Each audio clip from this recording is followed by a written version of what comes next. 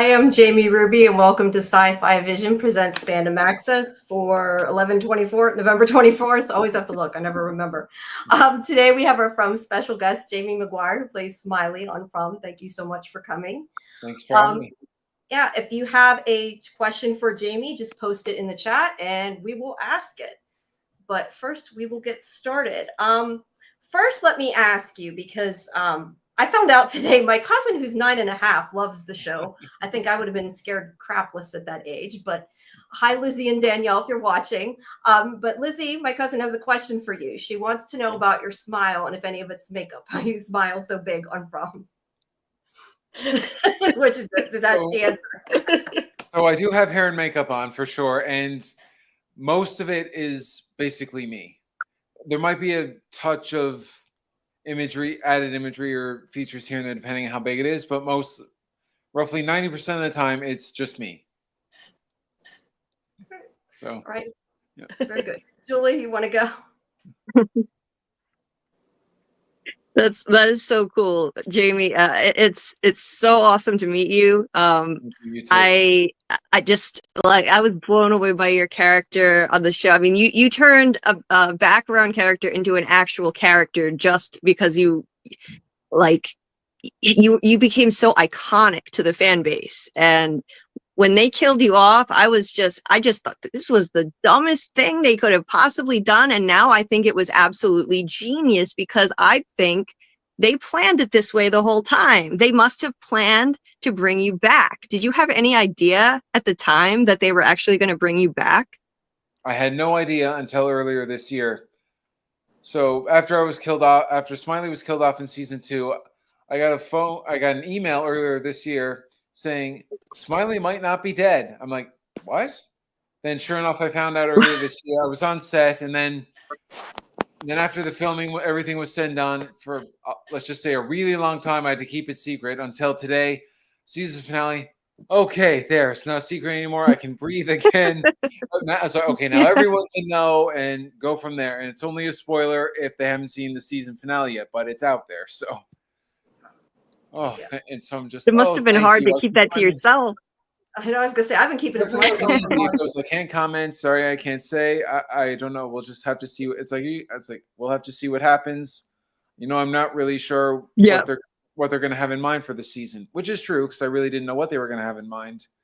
And then, sure enough, when I got there and started filming season 3, it's like I was coming back to a second home, really. So that's really cool. That's amazing. I'm so happy they brought you back. I remember you actually DM'd me because I started a channel of my own for the first time about 2 months ago, Julie B Deep Dives, and because I just became obsessed with From. I discovered it this year, so I'm a new fan, and I was so obsessed I had to start a channel. And when I reached 1,000 subscribers, my friend actually DM'd you and asked if you could reach out to me, and you did. That was so kind of you. So just wanted to say thank you for doing that. It was so sweet.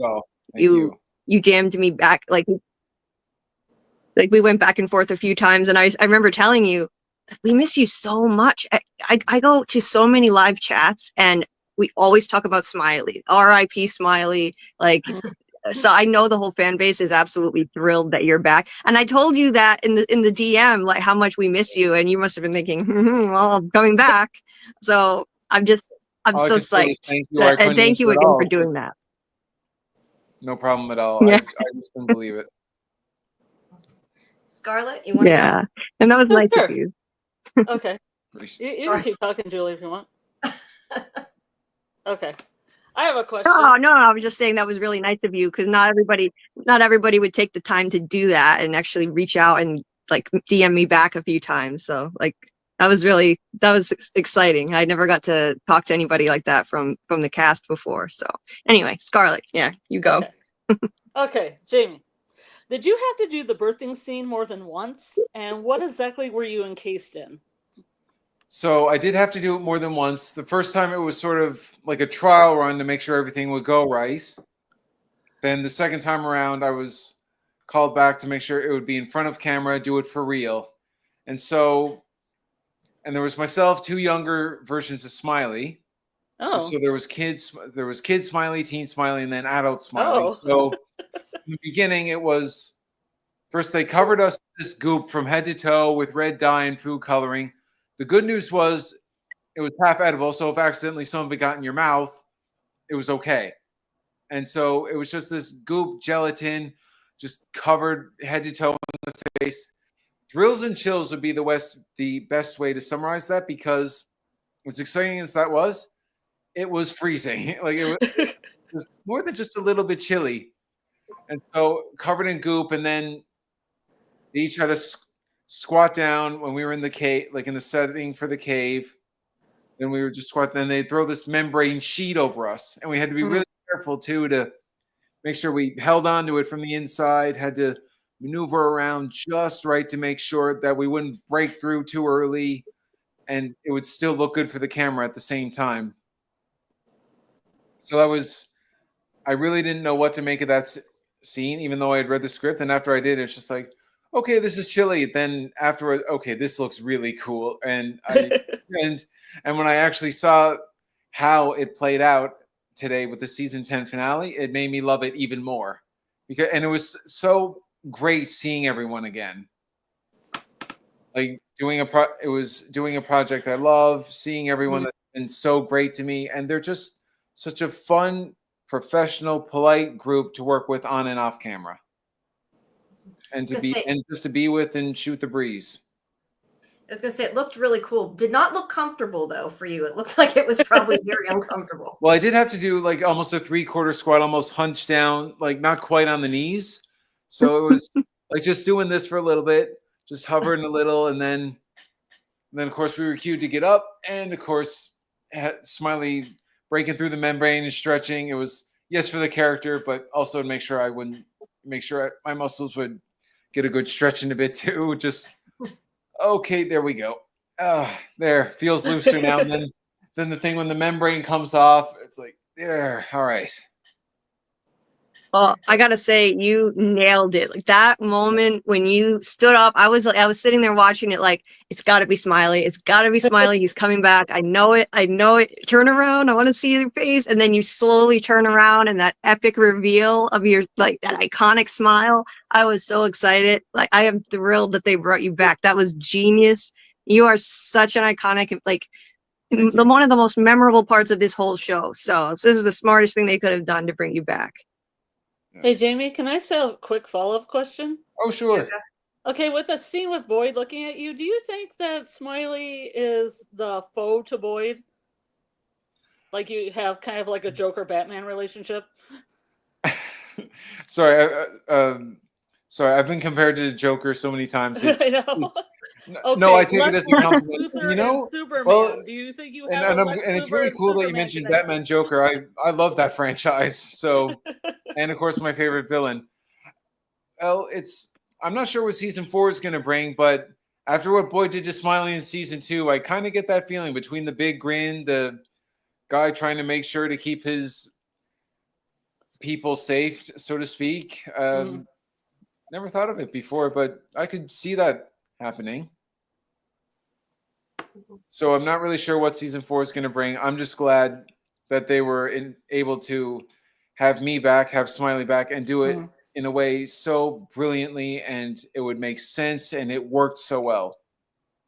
Well, I was pretty excited because I thought you were only going to be in episode 9 for 10 seconds. I was real excited when you showed up in the. We were even thrilled with that. We were thrilled with that. We thought we were just like, we never thought we'd get that. Like, oh my God, Smiley popped up. Even though it was a flashback, people were just saying, "Oh my God, Smiley's back! Smiley's back!" And yeah, it's like, okay, I'm pretty sure I didn't tell anyone this. So, and it's like this is a flashback, and I'm still trying to keep all this a secret. It's like one more week, just wait another week, and then, like in my head, I'm saying about this. Okay, I just gotta wait one more week. That's all, and then once the season finale airs, then it doesn't have to be a secret anymore. But I know, right? I've been waiting to tell them. I'm like, when I invited you to come on, nobody knew, and I was the only one. I'm like, I'm thinking, just wait. You'll see the final episode because they didn't know it yet. So let me ask you. I know you don't know this yet, but I just posted an interview with Cordian. Do you think that they're going to come after him because he's saying that that Elsa's going to lead a revolution against you after what? I'm sorry. A revolution against what? Sorry. Against Smiley. He says that Wouldn't Ellis su- is going to come after you. It That's what wouldn't he thinks. surprise me. I've seen a few memes on that where Ellis just wants to go bats on Smiley. There was one Maury Povich one that was just almost self-explanatory. It's just like, Ellis, you are not the. I was like, oh, dear. And Okay. I could honestly, I've seen that many memes. I just find it so funny, and I really don't know what to expect season 4. They're just such a great group to work with. However, the direction they're going to take it, I trust them. I really hope Smiley can continue as long as it fits in well with the writing, because they're great characters on the show. They're great actors off camera to hang out and be with. They're great people to be with. So I'm not really sure what direction it's going to take. I just trust them because of the work they've done. I'm not really sure what's going to happen. I'm just looking forward to season 4. I think we're all looking forward to it. So I have a question from Karen. She wants you to talk about the autopsy scene, how they did that. Like, was it Right. partially you? Was it all a fake? I mean, obviously the body was fake, but Oh how no! did they- When they When they actually open- cut in, it's me. yeah. No, sorry. When they cut in, it's fake. No, they don't Yes. cut into me. Well, otherwise I probably wouldn't be here right now. But the autopsy scene, because that's one of my favorite ones I've done. Well, apart from the rebirthing, the balcony, bus, and autopsy are some of my favorites, and I love doing it. I love being full on makeup, prosthetics, fake nails, teeth, the whole works. I'm lying down there, and I'm not sure if they cued the other cast or they let in the other cast members know when Smiley was going to do the finger twitch, but they would cue me either. I forget how they did it. It was either action or 1, 2, 3 twitch or something and go. But every time I did that, it genuinely freaked out one of the cast members so much that they actually said that's their favorite jump scare every time they watch or rewatch an episode because it gets them every time. Mhm. And It's one of my favorites. And I always love the whole, I guess, atmosphere you can call it on set, because it goes from, oh my god, it's like, because it goes from Boyd trying to kill Smiley to cut. It's like, oh man, hey man, how you doing? You good? Yeah, I'm all right, thanks. Give me a drink of water, I'm all set. And then offset, you got Christy freaking out over the autopsy and finger twitch scene, and cut Chloe and Jamie hanging out. It's like, hey, can I get my picture with you in this full gear? Yeah, sure, no problem. And it's on Instagram. So no, I just love that how it transitions so well. It goes from being worst enemies to such great colleagues, and I consider them to be great colleagues. And one day, should I be lucky enough to be considered their friends, I mean, everyone to me, they're cast, crew, fans, viewers. You're all friendly. They're all friendly to me. So I'm glad I've gotten to know them, and as nicely and as well as I've gotten to know them. So to answer the autopsy scene, it was really cool to do. And one other funny bit was I had to make sure I didn't breathe too heavy, because I didn't want. It's like, okay, you're a corpse doing an autopsy. You don't want, and it's like, and cut and out. Okay, there we go. It's like, okay, why is his stomach moving during this? And what was worried was, and another thing that was worrying me was, okay, I really hope my stomach doesn't growl during this. It's like, okay, just think. It's like, okay, try not to think about food. Just remember, when you get home, you can have the steak the size of your head later. It's like, and cut. Okay, there we go. It's like, and then I couldn't really see or do much. So, how you doing, Jamie? Thumbs up. There you go. So that's funny. Yeah, it'd be hard not to move, I'm sure. Let's take a couple questions from the chat, and then we'll go around again. Nikisha wants to know how it feels to be so important to the From community. He's a bad guy, but we grieved his death. So how does it feel to know that we all love you so much? I really appreciate that. Had someone asked me how From season 1 was going to go, or rather how Smiley was going to be with From season 1, I wouldn't know how to answer it. I'm shocked and happy that Smiley, and the entire series for that matter, has gotten the reviews and reception that they have. I had no idea that Smiley would become such a well-known, let alone a well-liked character. But I really appreciate all the support people have given myself, the entire From team, and the series. And I just can't. I really appreciate it. I can't thank everyone enough for that. Yeah, I think you did a good job when it's a villain and everybody likes him because I've actually had a few people say, "Okay, you're the bad guy. Is it weird that we're sad that you're dead?" Or it's like, "You scare us so bad, we love it. Thank you for haunting our nightmares again." And this isn't sarcasm.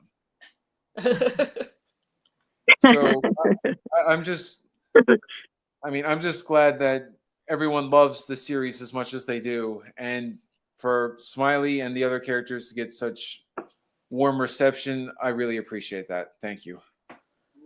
I know I'll never forget it. So, Julie, you want to go ahead?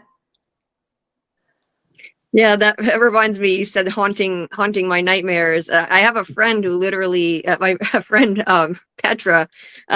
She literally had a nightmare that you were hunting her down, chasing her, trying to kill her, and she had to like go undercover and pretend to be one of the monsters so that you wouldn't kill her. Like that's how iconic you are. You are literally in people's nightmares, and in the best way though. Like that's how great you are now. You're back in this part. It does say a lot about you that you're a villain, and yet we all love your character so much. I mean, every single stream I've been in, people talk about it. People talk like, why did they pick you of all monsters to kill off? Well, for this, I think this was the end game for you to be reborn because of this genius story where the monsters used to be human. They sacrificed their children, and then they were cursed. They wanted immortality, and they were cursed to be like this. I mean, it's genius. It's absolutely genius. So I'm just so glad that you're back.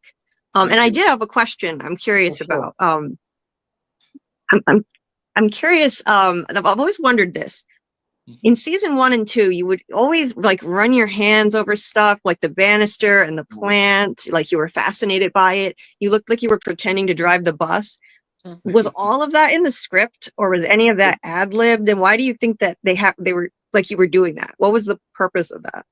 No, all that was in the script, and I can't really say I can't comment for sure why that was, but I found every time I did that inside Colony House on the bus, it always gave it a lighter, sort of more playful, amusing atmosphere to it. And I found that especially with the bus scene, I remember he does that right before he starts noticing the old couple is in the back. So it goes from, okay, he's playing with the bus, he does this. And then as soon as he hears the thing, you picked a bad spot. Okay, there's the next 2 victims. Wrong place, wrong time. So I think that added a bit of playfulness to the atmosphere. And I also found it could have added a bit more suspension too, because it went from sort of a lighter, more curious part of that scene. But as soon as he hears the old couple, the intensity is going to build up and stuff's going to go down. Makes sense. Yeah, because it's like a game. It's like cat and mouse. It's like it's a game to these monsters. So yeah. And I loved finding out that you actually like you're the one that ad-libbed the smile. Like I watched other interviews with that is the coolest thing. Like that it was your idea. Like you tried this you researched how to look villainous, and it was just brilliant. That was all you. You put that into the character. You made Smiley what he is. So kudos to you. Yeah, thank you. Because I remember with season 1, the direction we were given to myself and a bunch of other nightmare creatures was to walk slow and be creepy. So the creepiest thing I could think of doing was just, try put on this big grin, give a bit of a menacing glare, see how it would pan out. Because in the past, when I've watched iconic villains or major horror movies, I find that a lot of them, they had this winning combination of charisma, intimidation, spookiness, creepiness, and even a little bit of humor too. So I'm wondering, I don't know how well I'm going to do. Probably not nearly as well as them, But I'll try it, see if it works. All comes to all, they just give me another direction. So I tried that, and I guess sure enough, it worked. Well, you wouldn't That's even awesome. be smiling. That's so without cool. smiling. And because of that, like and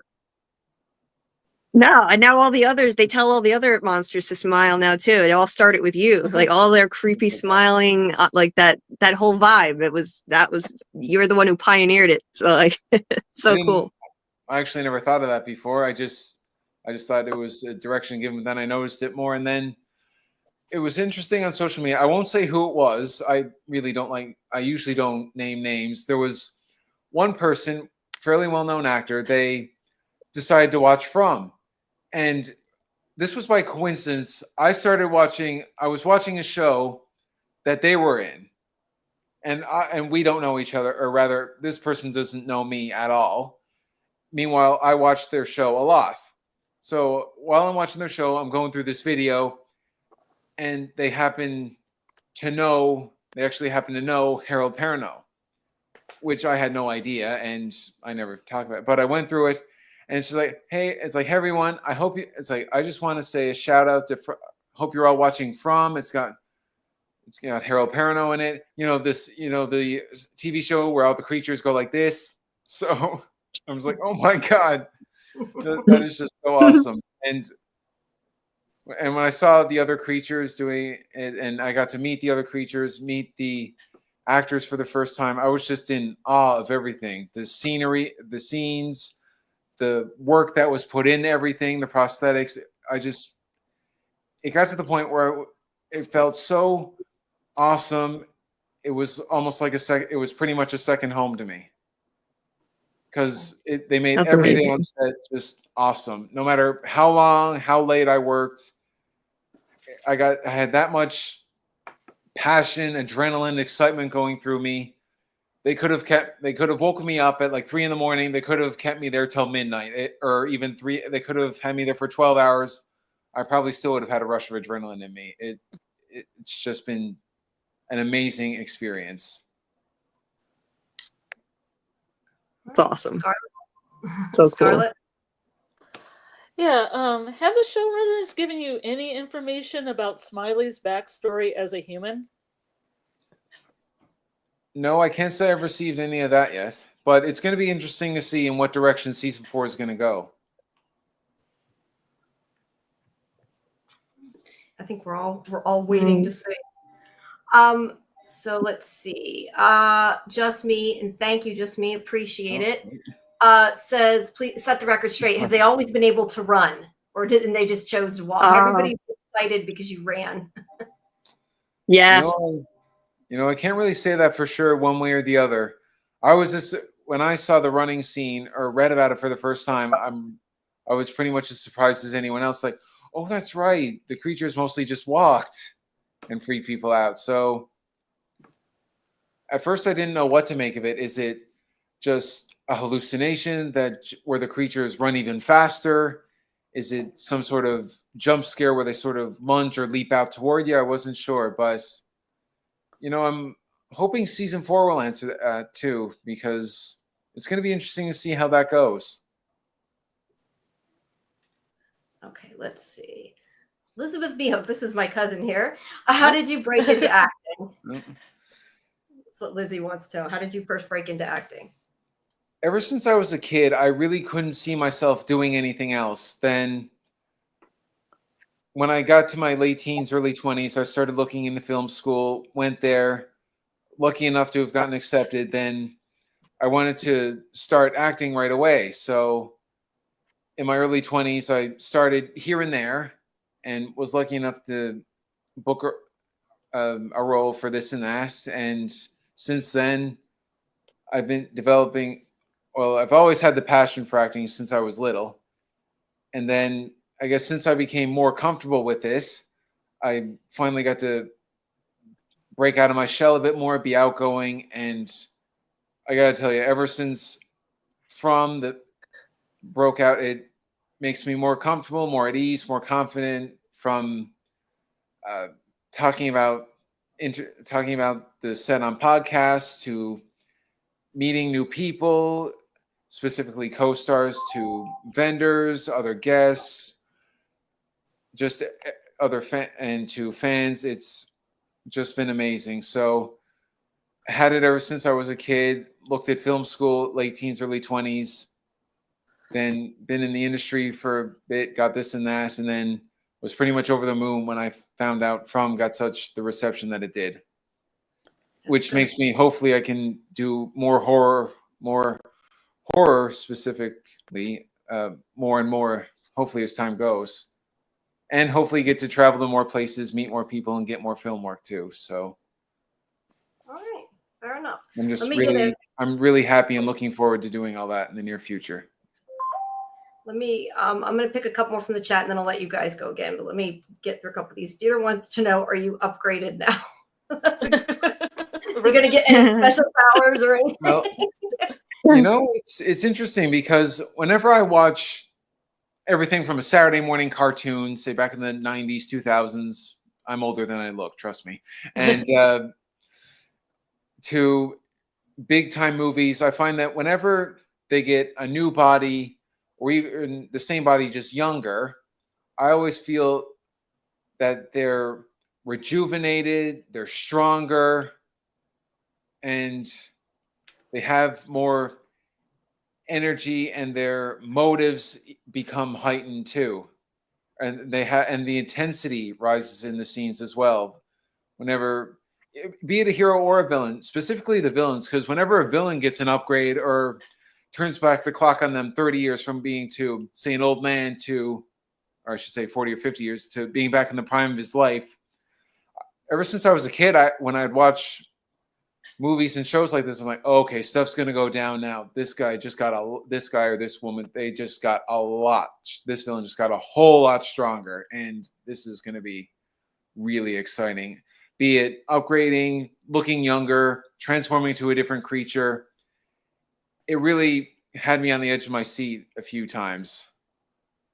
So I'm not sure how. I'm hoping Smiley's upgraded because, well, I just think it would be really cool. And well, considering the condition that they left the previous body in, throat cut, blood infected, autopsy, cut open, cremated. He said everything happened. It's like, okay, it's like your old body's ashes now. So how would that really work? So I'm not sure how it's going to go, but I'm really excited that it's so far gone the way it has. Let's see. What was I lost the one I was going to ask.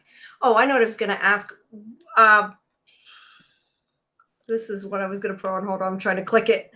Also, he says, is Smiley going to call Boyd Grandpa now? That's funny. And I've often seen memes or photos on the internet. We're on the sonogram. It's like a kid, and then or like a baby, and then it's just like my face on it, and just like Smiley's face on it. Yeah. Although that'd be kind of weird. He walks in Yes. like Grampy, or even funny, walks in or like just breaks down the door at Colony House and either goes like, "Mommy, I'm home," or just like "Hey, Tana." So, that's funny. So I'm not really sure. It's like, but or if Boyd tries to kill him again, it's like, it's like, Pop, please don't tell me you're going to do this again. So do you read a lot of the stuff that's online about the show? A fair bit here and there. I'm on a From fan Facebook group here too, and I'm always, after season 1 finished, I decided to join a From Facebook group to see what other people thought of the show, because I thought it was really cool to be a part of it, see how it would go. And I'm always interested to see how it would go and what people's thoughts are on it, from theories to what characters they like or not like as much. And I mean, I've had so many mixed reviews going from I hate you, you haunt my nightmares, I love you, you scare the heck out of me, yet I enjoy it, I thought you were dead. And it just comes with, it's like, I thought you were, it's like, why are you back? It's like, you do know I'm going to lose sleep over about this again now. It's like, okay, I thought I could rest after season 2, but come on, man. Yeah, but that's the best part. Oh no, I often take those as compliments. It's like, you're so scary. Thank you. let me ask you, I was going to ask you if you've seen any theories, but is there something like you really want to know? What do you want to know personally about the town or about the monsters? I usually don't like to come up with too many theories or speculate because I just like every episode, every script that I see, every scene. I think of it as a nice surprise.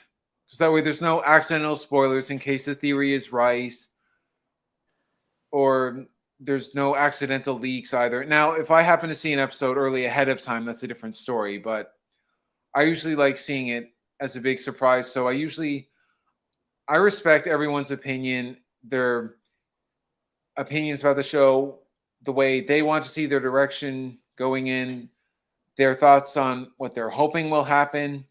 I just like seeing the episodes as they come, unless I get it early, of course. And for me, every time I see a new episode, I like that because I'm seeing it for the first time. There's no accidental spoilers. There's no like, okay, yeah, I saw this happening. Even scenes I was in, I'm like, okay, this is even cool. It's like, I know I did this. This is really cool all the same. It's like, yes, I did this. Yes, I remember doing it. But this is the first time I've seen the full scene doing it because I went from acting it out and living it to actually seeing it on film or on TV. And I like that because it's a nice surprise. Very cool. Julie? Well, I am somebody that really goes down rabbit holes with theories. Speaking of theories, and that's why I started a channel, because I was spending hours in Discord groups just writing paragraphs and paragraphs of what I think is going on here in this show. And so I started a channel. I do really long videos and extremely long live streams. Like my longest one was 11 hours, which is kind of insane. But this is how crazy we are in the Fromily. We just we can't get enough of this stuff. And one thing though I did not see coming is what they did with your character. I gotta say, I actually did have a theory that Jade and Tabitha were reincarnated, which was right, but I never saw this one coming. I mean, I wanted them to bring you back, but I couldn't conceive of a way that they could make it work without kind of cheating, like just bringing you back because you were so popular and they realized they made a mistake. So just kind of make something up, like, oh, well, it would seem like cheating, but I really think the way that they did it was genius. Right. Because if you were supposed to be immortal, then you were always going to come back. And of course you would be. We were actually, my Scarlett here is my co-host in my live streams, and we were joking. I was joking. I think she was serious. I was joking that you were going to be. Yeah, yeah, Scarlett. You thought that he was. That's why Smiley would come back. Sorry, Julie. A dream is a wish your heart. And I was kidding. I would joke about it, like, oh yeah, it's gonna be baby Smiley on the sonogram. I saw those memes. I never thought it would actually happen, but I thought it was brilliant. How hard is it to play a character that like you don't even know what it is? You don't know if you're a zombie. Like when you first started in the role, like they're kind of like vampires because they only come out at night, but they're also sort of like the undead. Like what? I mean, how hard is that to do? Like as an actor? I just do what I can and try and get in the mindset. And I really got to give credit to the direction I was given to make that happen too. Because that's really what does it. I mean, I just do everything I can to make sure I bring out the character. And I would say it's their direction that takes this all the further, that steers me the right way, helps bring out Smiley more and more, helps all the characters, all the nightmare creatures, everybody just bring out their character more and more, make them more intense, make them more intense, more likable, so that the scenes go so well together. And the direction I was given, I really got to give credit to that. So I think being an actor, yes, it's not the easiest thing in the world for certain actors to do certain characters, but the direction I was given, I'm glad it was, because it was so well, and I'm glad I was able to do what they asked of me. Oh, you're so humble about it. I love how humble you are, but I Believe really me, think giving credit where you credit is just, due, and that's where I believe where the credit is yeah. due. So, I mean, I Well, was given the that's direction, watch, awesome. go, and be creepy, so I just thought of that, and sure enough, so.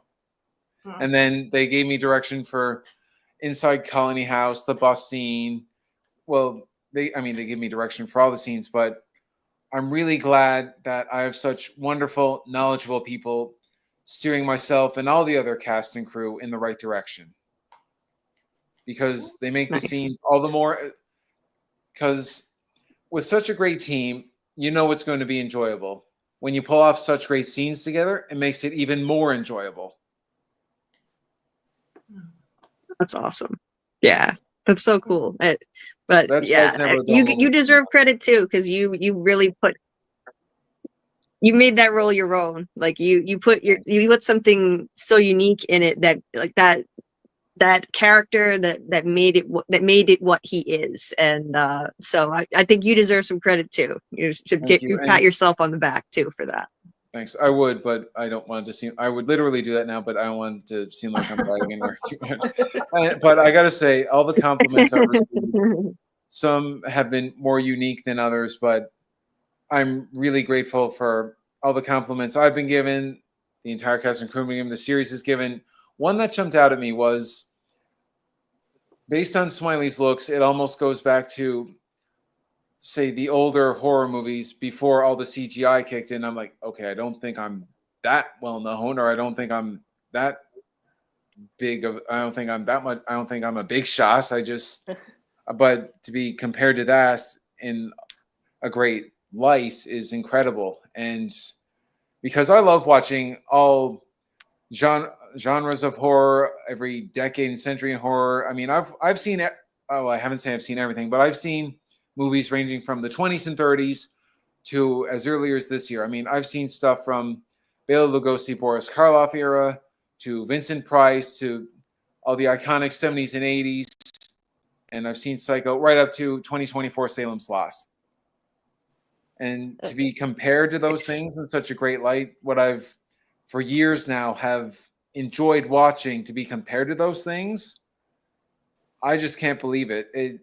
My jaw almost hits the floor every single time, or I got to make sure that I just like I got to hold all the excitement, and it's just like, okay, it's like, thank you, I really appreciate that, because I didn't think this would happen in 1,000 years. I mean, I never started watching horror till late teens, early 20s. I mean, the scariest thing I watched when I was a kid was probably Disney or Peanuts or like Scooby-Doo on Zombie Island. That was pretty much it. But since then, when I got to adulthood, I'm just like, okay, worst case scenario, I watch this, I get a couple of nightmares, I learned my lesson the hard way. But over time, just learned to appreciate it more and more. And I'm so happy that the horror genre has become more well-liked, more well-reviewed over time, because it really is a fun genre to do. And I just love the entire atmosphere of it. It's like, yes, it's creepy, but there's also humor to it. There's charisma to it. And the group of people that like it too, they're just so outgoing. They're positive. It's just been amazing. And when I went to a convention recently, saw all these people, from guests to vendors to fans. I had nothing but nice things to say about everyone. And to get such a warm reception, and I almost didn't want to leave. I just didn't want to leave Texas pretty much after I was there. It's just, and I'm not just saying that because I love heat. So yeah. You need to audition, because I don't remember. Somebody told me, they asked why you weren't in that. You need to audition for one of the Smile movies when they make another one. I appreciate that. I've heard that a bit too. Yeah. When Smile first got released, the first one person actually commented on a social media group saying, well, they done our boy Smiley wrong. They left him out. Yeah. And then when I saw Smile 2, it's like, okay, why is he not in this? But then when I looked at it, I was like, okay, you got Jack Nicholson's real life son, and like in my head, I'm going, okay, you got Jack Nicholson's real life son in it. You got the son of the Joker in it. So he's an accomplished actor who's also the son of a well-accomplished actor. So let's see, him, a guy who's known for freaking people out with and without makeup. So got it. So who wore it better? My vote will always go to Jack Nicholson. Ray Nicholson is no exception to that. I'm pretty sure I haven't seen Smile 2 fully yet, but I know if he's anything like his father, he pulled that off perfectly. So I'm sure. Scarlett, do you have a question? Yes. Yeah, I have 2 questions. Have you seen any movies with Lon Chaney in them? I did see Wolfman, yes. Okay. Yeah, I did see Wolfman, and I know this one's not horror, but I did see. Well, this one's not horror. I think it was him and Burgess Meredith of Mice and Men, but Oh yeah. but I am familiar with Lon Chaney, and I mean Vincent Price will always be number 1 in my book, but Yeah. But I do like. But Boris Karloff is amazing too, as is Lon Chaney, Bela Lugosi, Sir Christopher Lee. May all those guys rest in peace. And Yeah. I mean, I love pretty much all the horror franchises, and I think I actually have a shirt that actually has like the words Horror Squad written on it. Then it has everyone from Ghostface to Chucky, Michael Myers, Jason Voorhees, Freddy Krueger, Pennywise. If I'm leaving anyone out, I certainly don't mean to. I mean, I got the shirt. I'm still trying to remember everything. And I love I love certain horror movies more than I do others. But the direction they take it all in, even originals versus remakes. And in my book, it's almost most times you just can't beat a classic. But I always like seeing the remakes to see their take on it, like their newer takes on different movies. Sure, it may not be as good, or sometimes it'll be as good, sometimes in people's opinions better, but I love how it's not just a complete rewrite scene for scene instead of here we go again. It's like, oh, okay, that's a different way to go, and they do it nicely. Okay, I have a follow-up question that has nothing to do with the original question. Sure. Is Smiley the monster's leader? And do the monsters have a hierarchy? I'm not sure if they have a hierarchy. And I'm not sure if Smiley would be, say, the top monster. It wouldn't surprise me if he was, say, one of the top monsters. Because with season 2, he was certainly one of the most well-known and scariest. So how that's going to go in season 4, I can't really say 100%. But I would really hope that if Smiley's not number 1, he'd definitely be one of the top for sure. Because upper management. Smiley certainly, thankfully, and I'm grateful for this, more of the well-known, more well-known creatures. So how high up Smiley will go in the ranks, so to speak, I'm not really sure. I can't comment on that one way or another, but it's going to be interesting to see how it goes. Let's get a couple more from the chat. Now, I think there's more monsters than children, so they may not even all have children. But do you know if Smiley has a kid, if one of them is? Or you probably can't tell us anyway, but do you have I can't say for sure one way or the other. I haven't seen any of the kids smile yet, so. Yeah, that's true. If we see them smile, then we know that they're yours, big right? Grin, and if they're if their hair goes from gray or black to say like a reddish blonde, then it's like wait a minute. It's like, how do we know? Enough said. All kidding aside, though, I couldn't comment on that one way or another. But it's going to be interesting to find out come the next season, should the writers take it in that direction. Can't wait. I had asked you before about Ellis. Do you think Smiley's going to take revenge on Boyd? That's what Bigfoot wants to know. So it's the other way around. Is he going to go after them? Well, it's going to be interesting because, well, in all fairness, Boyd did did torture and kill Smiley in more ways than one. He went from slitting his throat, infecting his blood, doing an autopsy by cutting him open, and then eventually cremating him.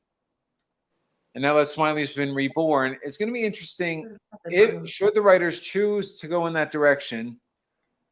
I find the creatures are getting craftier now. They're not just these almost unbeatable creatures that just walk slow and look really freaky and can transform and kill you in about 3 seconds right after looking at you.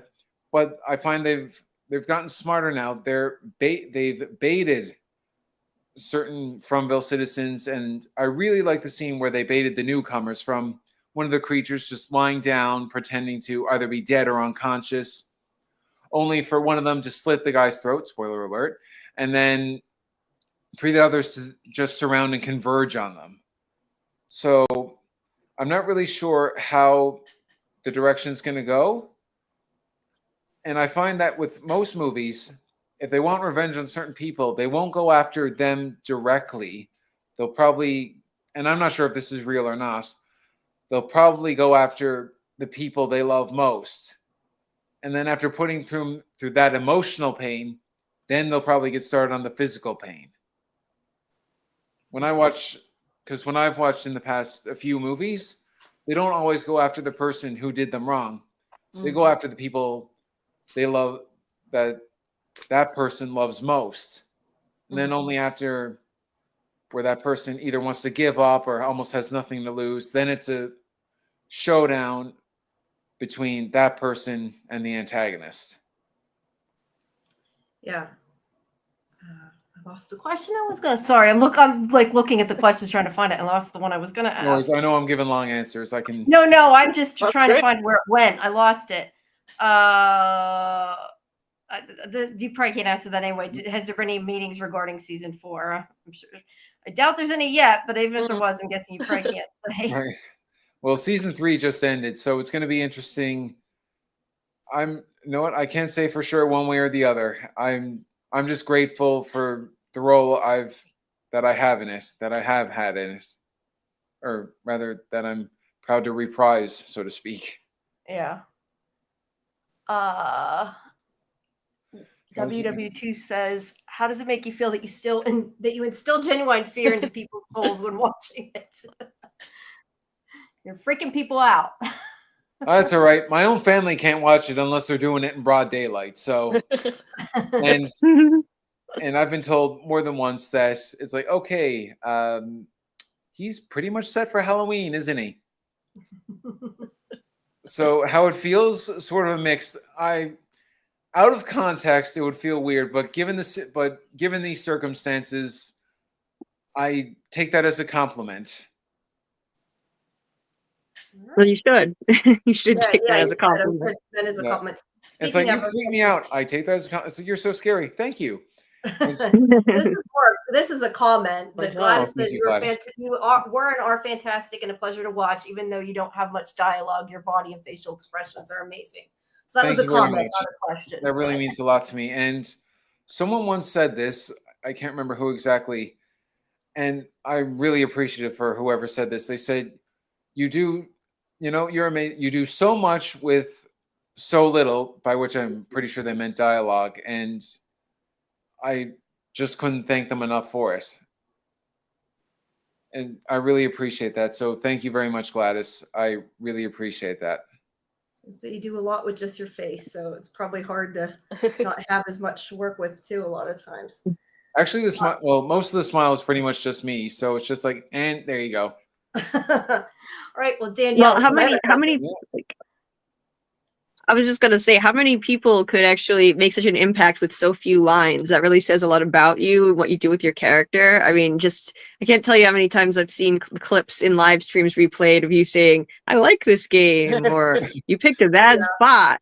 I mean, I've seen so many memes with "You picked a bad spot." My favorite one's got to be where it's Smiley looking down on Sheldon Cooper from The Big Bang Theory, and then meanwhile Sheldon Cooper's like, "No, excuse me, this is my spot." I haven't seen that This one. is so funny. Any other projects? None that I can't comment on that just yet. But I'm really hoping, please God, in the near future, be it in Canada, the US, other parts of the world, that I'll hopefully have great acting gigs, especially in horror, in different parts of the world, because it just feels honored. And I just feel so grateful that people from different parts of the world, not only do they watch the show, but they love the character, and that should I be lucky enough to go there one day, they'd welcome me there. And if not all, a lot of these countries are on my bucket list too. So, hey, I'm looking, be it a vacation, film work, conventions. Hey, first flight there, I'll be there with bells on. So we'll have to look forward to look for you in other roles, and maybe it'll take you to a clear across the globe, hopefully. Well, here's hoping. Go ahead, Julie. Sorry. But it seems like you were just made for the horror genre. It's just you're such a natural. It's like it seems like it's what you're meant to be doing. So I could totally see you in all kinds of horror roles like this. Although I hope you stay on until the very end of From, like however long it goes. Oh, I really hope that's the case. But you know what? If someone before From, if anyone had come up to me or anyone who knows me and said, he might be well known in horror one day. And it's like, oh yeah, right. Have you seen his House of Christmas? It's like, sure. It's like, but he's got such a big, okay, the guy's got a big grin. And your point is, but after seeing From, like, okay, I know what you mean. So you need to send out Christmas pictures to people, like with your big tree. Actually, there was a Christmas photo. There was a photo of me. Like I dressed to the nines for the holidays, and there was one where I'm in a suit. There was one where I'm in a suit, and there was one that's like, okay, I'm not sure if we should be more or less terrified of him now. It's like and I found that funny because at least with Halloween, it's like, okay, we know what we're getting. It's like, okay, this guy is freaky and he's dressed up for Christmas. And he's not even saying Merry Creepmas. And he's not even looking, and he's not dressed as the Grinch or Krampus either. Although, but it's a very Smiley Christmas. Yeah. Oh, yeah. Go ahead, Carla. Yeah. Do you have a favorite From character? It's really hard to say that because I've met so many of them, and I find that every character in the show, Fromville citizen or creature, they have their own strengths and values. They bring their own unique persona and attributes to the series. It would be really hard for me to pinpoint what one is my favorite. Because after seeing the show, after seeing the series, after seeing the seasons, the show, every episode, meeting so many people, I'm just glad I got to meet everyone, see all these different characters. I just think it all goes so well together. I don't think I could pick a favorite. That's fair. Thank you, Dieter. We see that. I got another question here. Right. Just Me says, during the Colony House massacre, what was the substance used for the fake blood dripping out of your mouth, and was it gross? It definitely wasn't gross. If anything, it was pretty cool. Because I love the industry so much. I always like seeing what they use and how they apply it. And so yes, don't worry, it was fake blood. And yes, it was, and it wasn't me bleeding either. So I'm pretty sure it was mostly food coloring. So the only concern I had, being diabetic, the only concern I had was, okay, this might raise my blood sugar a little bit. Worth it. I get to look really freaky and doing a scene I love on a project I love doing. So just like put this in the mouth, have it drip down a little on the clouds. Just as long as you don't pass I out. I know. Sorry, you could only see my hair there. I'm pretty sure there was a big orange light going up there. It's just, but no, it was just awesome. And when I did prosthetics for the first time, I had never done that before, so it was pretty cool to see how and what they used and how it was going to work. And I just loved everything from the fake blood to the prosthetics, the mask. The end results have been fantastic to look at in the mirror and to see on camera. Yeah, how long does that take to apply, the prosthetics you used? Okay, so the prosthetics, so the full-on Smiley creature mode gear, I would say takes roughly 2.5 hours, give or take. As for the hair and makeup, depending how long I'm overdue for a haircut, maybe half hour to 45 minutes. And it's funny because when I was my very first day on set of From, going back season 1, I almost had a mop head going on. Like, it had been a long time since I had a haircut, and I was like, okay, don't cut it yet. And I just, leave it long, see what they want to work with. And then sure enough, after they had the haircut, the first thought was, yay, I can see again. And then it was, I wonder, well, the second thought after that was, I wonder how, filming this is going to go. But sure enough, after I was walking around a little bit, left the trailer, it was almost like it was an interesting, almost before and after thing. It's like, who's that guy? It's Jamie. No, really, who is that guy? Because my hair was that long, you could barely see my eyes. I could barely see him in front of my face. So it was just, since day one, it's just been an amazing project. And I'm glad that I consider myself lucky for my character to have gone in the direction that it has, and for the series to have gone in the direction that it has. Karen wants to know, and you sort of talked about being in Texas, but are you going to do that, of any conventions or anything, or do you hope to? I really hope to, because anyone who knows me knows that I love the industry, I love to travel, and I love meeting new and exciting people, especially ones that have similar and common interests with me. I can't comment on anything at this time, but I love traveling, be it across Canada, down to the US, down to other parts of countries that have been warm and welcoming, gracious enough to have informally invited me, and I can't thank them enough for doing that. And I also like learning new languages, and whenever I go to a new place, I always like looking up either official languages or highlights or sites or must-dos. Because when I went to Texas, I even looked up where the convention was being held, what it was going to be like, what the stores, how long it's been, how long the convention's been going at this, who's been there in the past. So I like to think I do my homework, be it traveling, deep dives, talk about almost anything. I just like doing it because, it opens my mind up to more things. I go in there with not knowing everything, but knowing a fair bit to, appreciate it.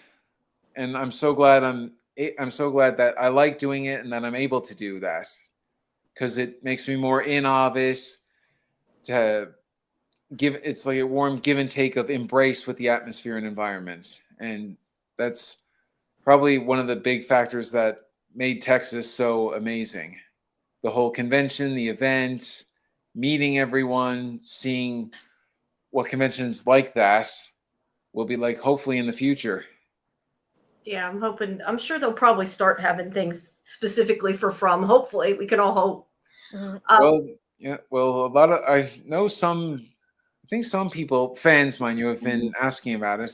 How that's going to go, I'm not sure. I'm just grateful to even be hopefully thought of for a category, be it for From, or any convention, or HorrorCon in Calgary or down in Florida, because I've not done Halloween Horror Nights yet. So that's that's fun.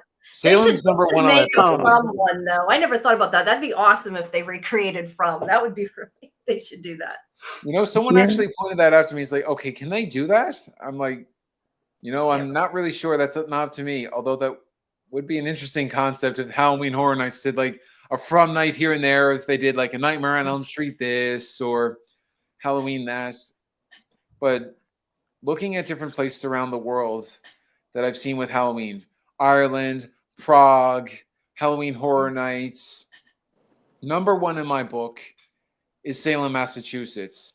Mm-hmm. Because when I looked at it actually only a few months ago, I started looking at it in October through social media. So I started following it out of curiosity, see what it was like. I couldn't believe they followed me back. I was so grateful for it, and just made me appreciate it more and more. Because every time I was like, okay, why am I not there right now? So, and because I've never been to Massachusetts before either. Oh, wow. That's just a short ride away from me. Boston, so. Yeah. Sorry, come again?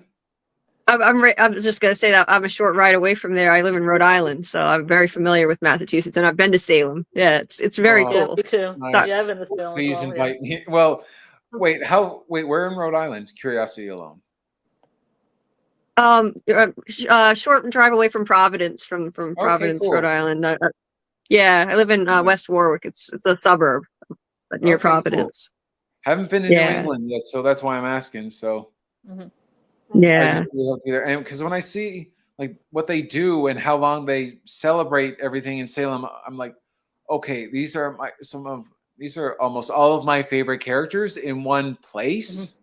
Why am I not? I mean, Yep. going there, I'd feel like roughly 20 plus years younger. Mhm. I'm pretty sure propped in there. Now, how well any cast of From will be recognized in Salem, knock on wood somewhere, that would be fantastic. But me, I'd be like a kid at an amusement park going, oh my God, can I get my picture taken with this character? Can I shake hands with that character? Can I go into this store, please? I promise not to buy out the entire store in one day, okay? I do have some impulse control. I was just gonna say, I know that you've been here a long time, and I know it's getting really late for you. Oh, no worries at all. Oh, it's all right. It's actually, it struck midnight a while back, but whenever I'm doing stuff like this, I get such adrenaline. It doesn't really make a difference to me what time of day it is. And I've lived in different parts too. So jet lag, give it a day or two, I'll be fine. But my biggest concern is as long as I'm not keeping you, I'm all right. So Okay, well, I was gonna say let's let Julie and Scarlett go again, ask another question, and then we'll. So I want you to get some sleep. Go ahead, Julie. oh no, I sleep very little anyway, so it makes no difference. It doesn't make much of a difference to me, and I don't have a lot on the go tomorrow morning either, per se. Well, maybe hopefully getting a bit more decorating for Christmas done, but aside from one last tree, it's mostly just odds and ends around the house. I was gonna say, be Nice. careful what you wish for because sometimes we go 11 hours. Yeah, no, I don't think he wants Yeah. to be with us. I remember there was one time I did an interview. I won't say what, or there was one time I was talking to someone, just having a natural conversation. I remember I don't think I got to sleep till 2:00 in the morning, and I was up at either 6 or 7 having breakfast. Oh. And you know what? And I remember one night. I'm pretty sure when I was luckily enough, a buddy of mine was kind enough to pick me when I was done on set with From one night. It's like 2 or 3:00 in the morning.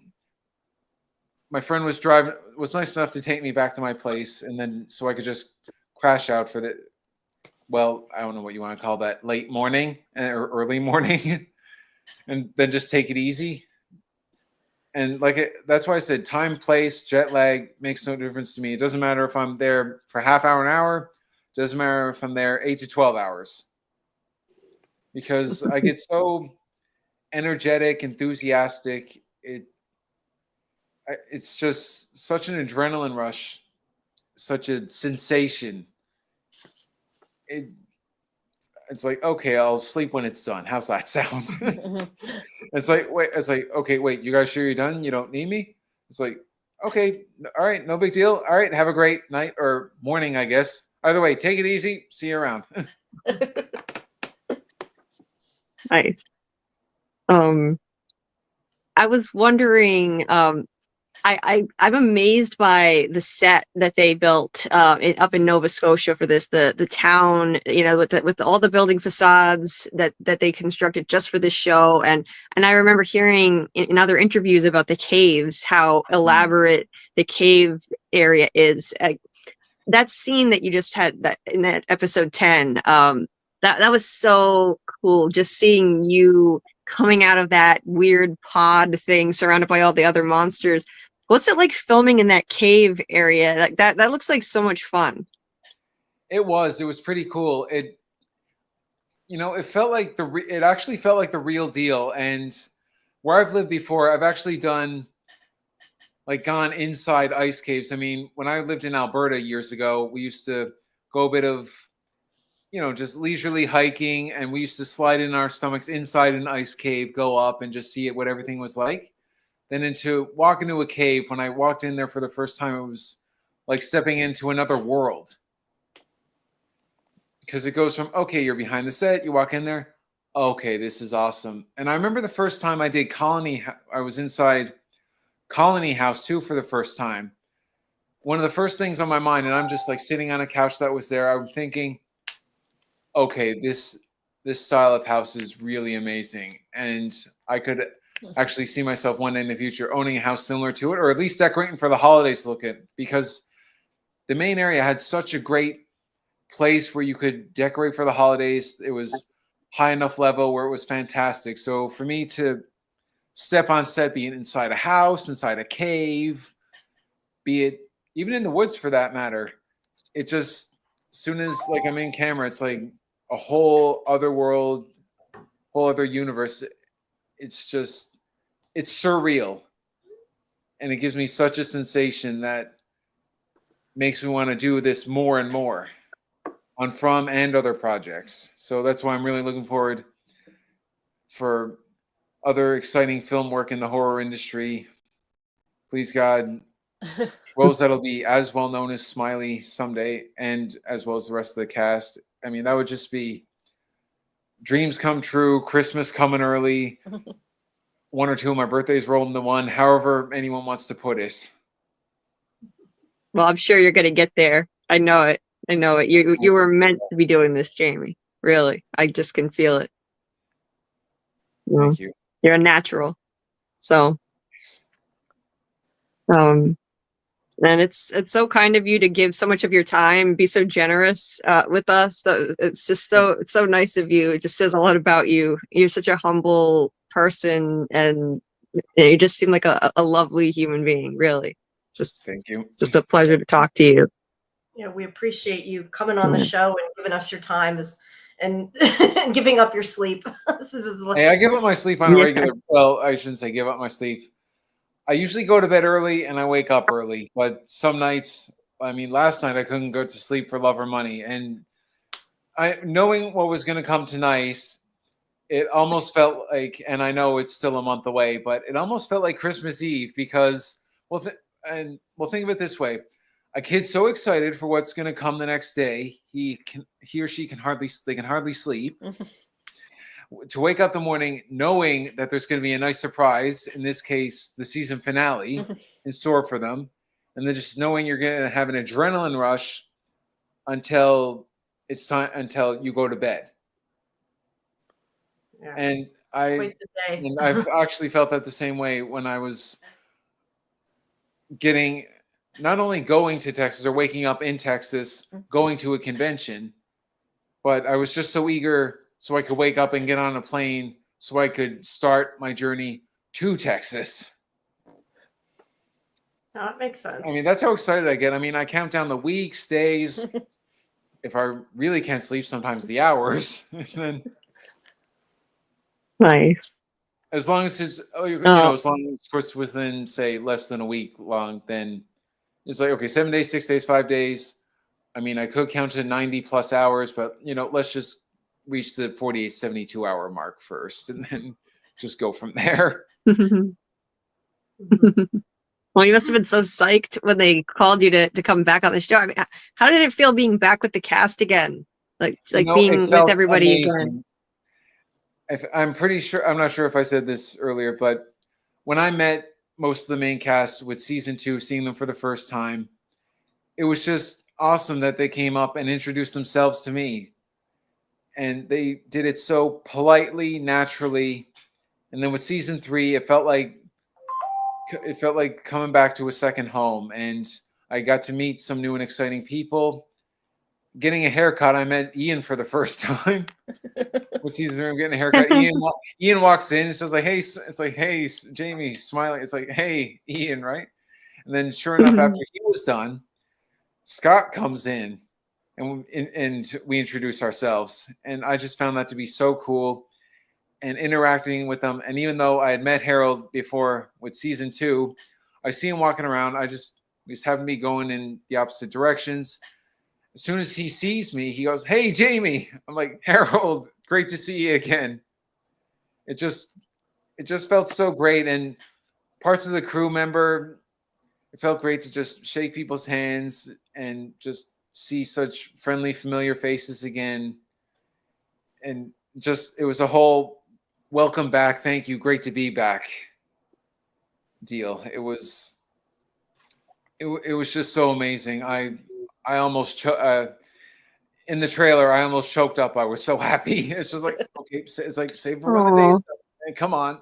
And then even, and at the risk of sounding corny, even this morning when I looked at the finale, what people were saying about myself in the show, it's just, all right, keep it together, come on. It's just like, because it just felt so amazing. It feels so amazing to be part of such a wonderful experience, to be part of such a sensational crew. And for having such great people like yourselves reaching out to me, to interviewing me, to thanking me for being on your show, when really I should be the one thanking you, which thank you again 50 times from 6 ways to, let's say, from Sunday, but today is, well, technically it's Monday here, so I can't thank you enough. So. We're glad that you came. We appreciate it. Always.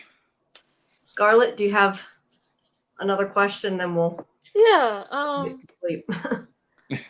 Would you want Smiley to get a different clothing in season 4 or still rock the cardigan look? I do like the outfit, but I mean, if they want to try a different look on him, I won't say no to that. I mean, you're looking at a guy who dresses up for the holidays in, well, quite a few ways, from dress to the nines to a couple of funny costumes. And I've done my fair share of things for Halloween too. And I don't mean just putting on a t-shirt, even though despite having dressed in actual Halloween costumes before, that seems to freak people out the most. Just put on a big grin and throw on a Halloween or horror t-shirt. And then it's like, okay, yep, he's fine. It's like, okay, fine. Well, maybe comb his hair a little bit. Okay, yeah, there you go. Or maybe Smiley could nick that Fame sweatshirt that's in Colony House. I'm sorry, the what? The Fame sweatshirt for the TV show Fame. It's about dancers. Oh, right. Oh, Fame. Sorry, I couldn't hear sorry. you at first. That'd be an interesting take. It'd be, oh, geez. I could see that as a meme being for almost every like parody music video. And so, like do an original thing, throw that in, or like one of those, what is it? Oh, yeah, Ghost. Oh, right. Right. That almost like similar to Ghostface dancing the Ghostbusters when Halloween's right around the corner. I'm just like, yeah. It's like, no, not Ghostface. I'm sorry. The guy wearing all black with the jack-o'-lantern for a head. I apologize for getting that wrong at first. So not really sure what direction that's going to take or what wardrobe that'll be. But I usually believe sticking with what works. But all kidding aside, they want to try a different wardrobe. I'm not going to say no to it. I think it's time for an upgrade, right? I mean, they've been dressed like body, right? I don't think, new upgrade, and I don't really think Smiley can go out and about in mass. Well, not comfortably anyway. I know. Well, I don't know about Smiley, but I'd freeze in a matter of minutes. It's got to be cold up there, right? But like they're all dressed like they're from the 50s and 60s. So it's like, when are these monsters going to update? They've probably been here for hundreds of years. We think this place has been here and they're still dressed. Like, that's the thing that we question a lot in the fandom. Why are they still dressed like they're from the 50s and 60s? Are they ever going to change? Like, they couldn't have always looked like this. So yeah, like we're wondering if Smiley's going to have a different wardrobe now. Maybe he updates. I don't know how this works. Goes from the current look to retro to vintage to, okay, it's been so long, it's back in style again. I don't know. All I know is if it works for them, and for, if not all, at least most of the creatures I've seen, it's like, you know what? It works for them. Pulls off really nice. It does work. Yeah. The cardigan's timeless. Yeah. And I got to say, it does feel comfy. Oh, yeah. Especially with chillier weather, when the good news is like, oh, what was the Sorry, go ahead. I didn't mean to cut you off. I was putting the question up waiting for you. No worries. No worries. I was almost going to lose my train of thought anyway. They basically had this big membrane-like sheet over us. And then I had to get down almost like a 3/4 squat stance, hold it from the inside, but I had to make sure I had to do it just right. Otherwise, I was worried it would break too fast or too soon for the camera. And then I'd have to struggle just right. So I was like, oh, well, tore the sheet. Let's get another one. It's like, oh my God. It's like, oh, no, it would look, it's like, okay, good. It was in one piece, maybe just one more take for the camera. And of course, and it was just so exciting to do that too. It's like, okay, let's pour some stuff on the membrane. Let's have that under control. The good news is the goop and the stuff that was poured on, if it accidentally got into my mouth, it was somewhat edible. Not that I was that hungry, but it was just really cool how everything was set up and done. And until I saw photos, and I was like, oh, that's right. Because until then, I just remember the goop part. I was like, oh, right, it was all red too, like applying all this stuff. And it's like, okay, I thought me having sunburn only gave me that look, but that was pretty cool. Just having excited to, because I had other people apply this stuff on me. And I also did it to myself too, where it was almost like putting a face cloth to my face, even though it was just this goop, like, like applying my own. It's like you missed a little bit behind your neck. All right, thank you. And okay, chili, there you go. Oh, All right, there we go. All right, I'm ready. I was going to say, I was trying to find the one in the chat. I lost it. It was there somewhere, but you were almost naked too. So you were like really cool. That was my actual body, but I was not naked. It was not. Okay, good. Oh, well, a lot of people have commented on my posterior. So it's like, dude, we saw your, it's like, don't really know what to say to that, but it's like, hey, nice. It's like, okay, fine. I know I can do some more squats, deadlifts, and lunges later. Fine. But not that anyone commented on that, mind you, but it's just, it's like, okay, there it is. Which, of course, I wasn't against at all. And, no, you actually happy giving his name. You don't have to cut off what you're saying. Finish what you're saying. All right. No, it just felt really, you know what? It was a cool scene to do. And a lot of people asked if it was a double or were you naked the entire time? No, it wasn't a double. No, I wasn't naked. I did have stuff on that did cover me up, and plus I was covered enough in goop anyway. So insulated. Yeah. So, I was definitely not naked. I can tell you that much. Well, that would have been so weird and awkward. Like I would never be able to do a scene I would have felt so weird, like if I had to do a scene like that. So you did have something covering you up because we couldn't tell. Yeah, well, I did have something cover up me, apart from the goop and red dye. But yes. So no. Not that, and no, it wasn't a bodysuit, but it was enough to say I wasn't naked. So. At least I was going to say, with the way people are screen capturing this, I don't think you want to be anyway. What? No, I mean, that didn't come out right. I mean, the way they screen capture the show all the time and take 20,000 pictures. I just meant you wouldn't want to take it on a show like that, or they'd be splashed all over the internet. Okay. No, I just said because I couldn't hear you. That's all. Oh, no, okay. No. I just said because I couldn't hear you. I mean, I've heard everything under the sun now, so. It makes no. I mean, I just said because I genuinely couldn't hear you. No, it's okay. I mean, I've heard everything too. Is that actually you? It's like, okay, please tell me you weren't naked the entire time. It's like I wasn't naked at all. Matt wants to know if Smiley's actually happy given his name. Existential. Yeah. I can't comment on that one way or the other, but I imagine if he's not constantly happy, he would definitely be up to something. Well, I mean, despite it being his name, or even though it's his name, smiles when he kills people. He smiles right before he dies. That's true. Yeah. And well, I mean, who wouldn't be smiling when you've been rejuvenated and reborn? So, so it is an interesting question, though. It'd be interesting to see how that goes. Yeah. Here's another one that's interesting. You probably can't say, did you hijack the pregnancy? Or, so in other words, were you originally there the whole time, I guess, is the question. Or did you hijack? That would have to be the definition of hijack a pregnancy. There were younger versions of Smiley in the membrane before then. And just grew so it was Kid Smiley, Teen Smiley, Adult Smiley during the rebirth scene. As for the pregnancy itself, I know I wasn't there for it, so I know I'm the end. I may have been the end result for it, but I'm not too sure if I hijacked the pregnancy. Although it would be interesting to see how that turns out as well. Yeah, I'd like to know how that happened. Let's see. CT5 says, does Fatima drinking blood confirm that the monsters survive off blood? What about the inside they rip out? Yeah, do they? Because we don't know if they actually eat people or drink their blood or anything, but obviously to grow they do, I guess. So. Yeah. You know, I can't answer that with certainty either way. That's fun. That's fair. Wait, the leader of Immortal. Sorry, as Reba says, says the leader of the Immortal Monster Gang. Yeah, there. Now you got a new nickname. There you go. I appreciate that. I'm not really sure if it'd be cool if it was the leader, if the writers decide to take it in that direction.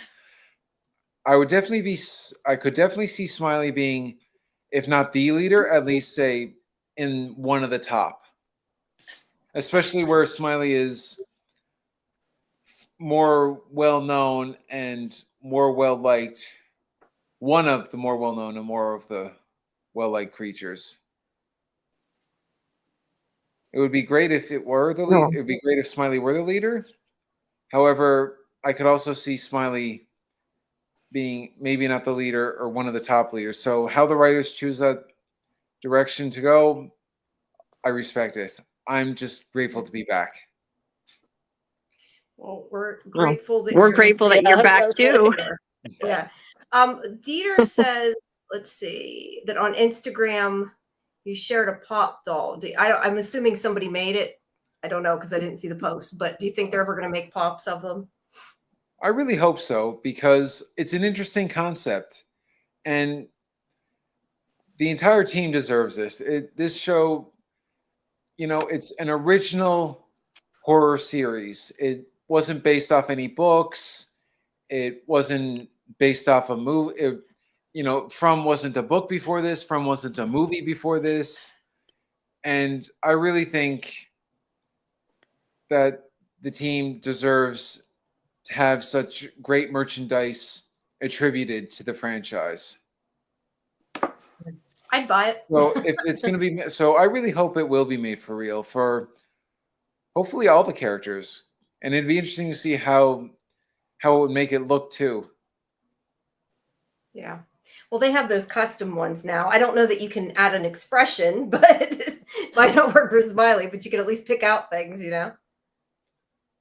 I'm not sure either, but it'd be interesting to see how it goes, and it would be really cool to, please God, if not in the next few months, at the very latest, this time next year, if they haven't fully done it yet, it's like this or that. Almost, I don't know if you want to do like a monthly release of the thing, like certain series of ornaments or collectibles. I just think it would be a really fun direction for them to take. Yeah. Let's see. Just Me wants to know if you have outtakes on set where you laugh through an entire scene. You know, as a joke with season 3, when they were applying this stuff to me, more than once there was often jokes saying, "Okay, this should be on a blooper reel. This is hilarious," because I have a low tolerance for cold environments and climates. Every time they slapped it on me, I was like, "Oh, okay, yep, there you go," or just like, and just thinking of like any warm song, I was like, this is okay, yep, there you go. Because like the entire time, it's like, okay, serious enough. You slap this guy hard enough so you can change. It's almost like a different track station. You can just play a different song or make a different noise. Like, okay, yeah, didn't see it coming. It's like, okay, if I wasn't awake before, I definitely am now. So, I mean, there was talks about certain blooper reels, and I've seen other behind the scenes footage where either they flub lines or they're just having fun doing it. And I just find things like that to be really cool too. Just how easygoing it is, how funny it is, even though you flub a line, it's just funny, and they take it in stride. It's like, it's like, it's okay, we'll do it again. It's like, no worries, all right, let's just try it again. All right, we're fine. It's like, all right, it's all good, man. Ray says, how hard is it for you and the cast to get into character? I can't speak to how easy or difficult it is for the others.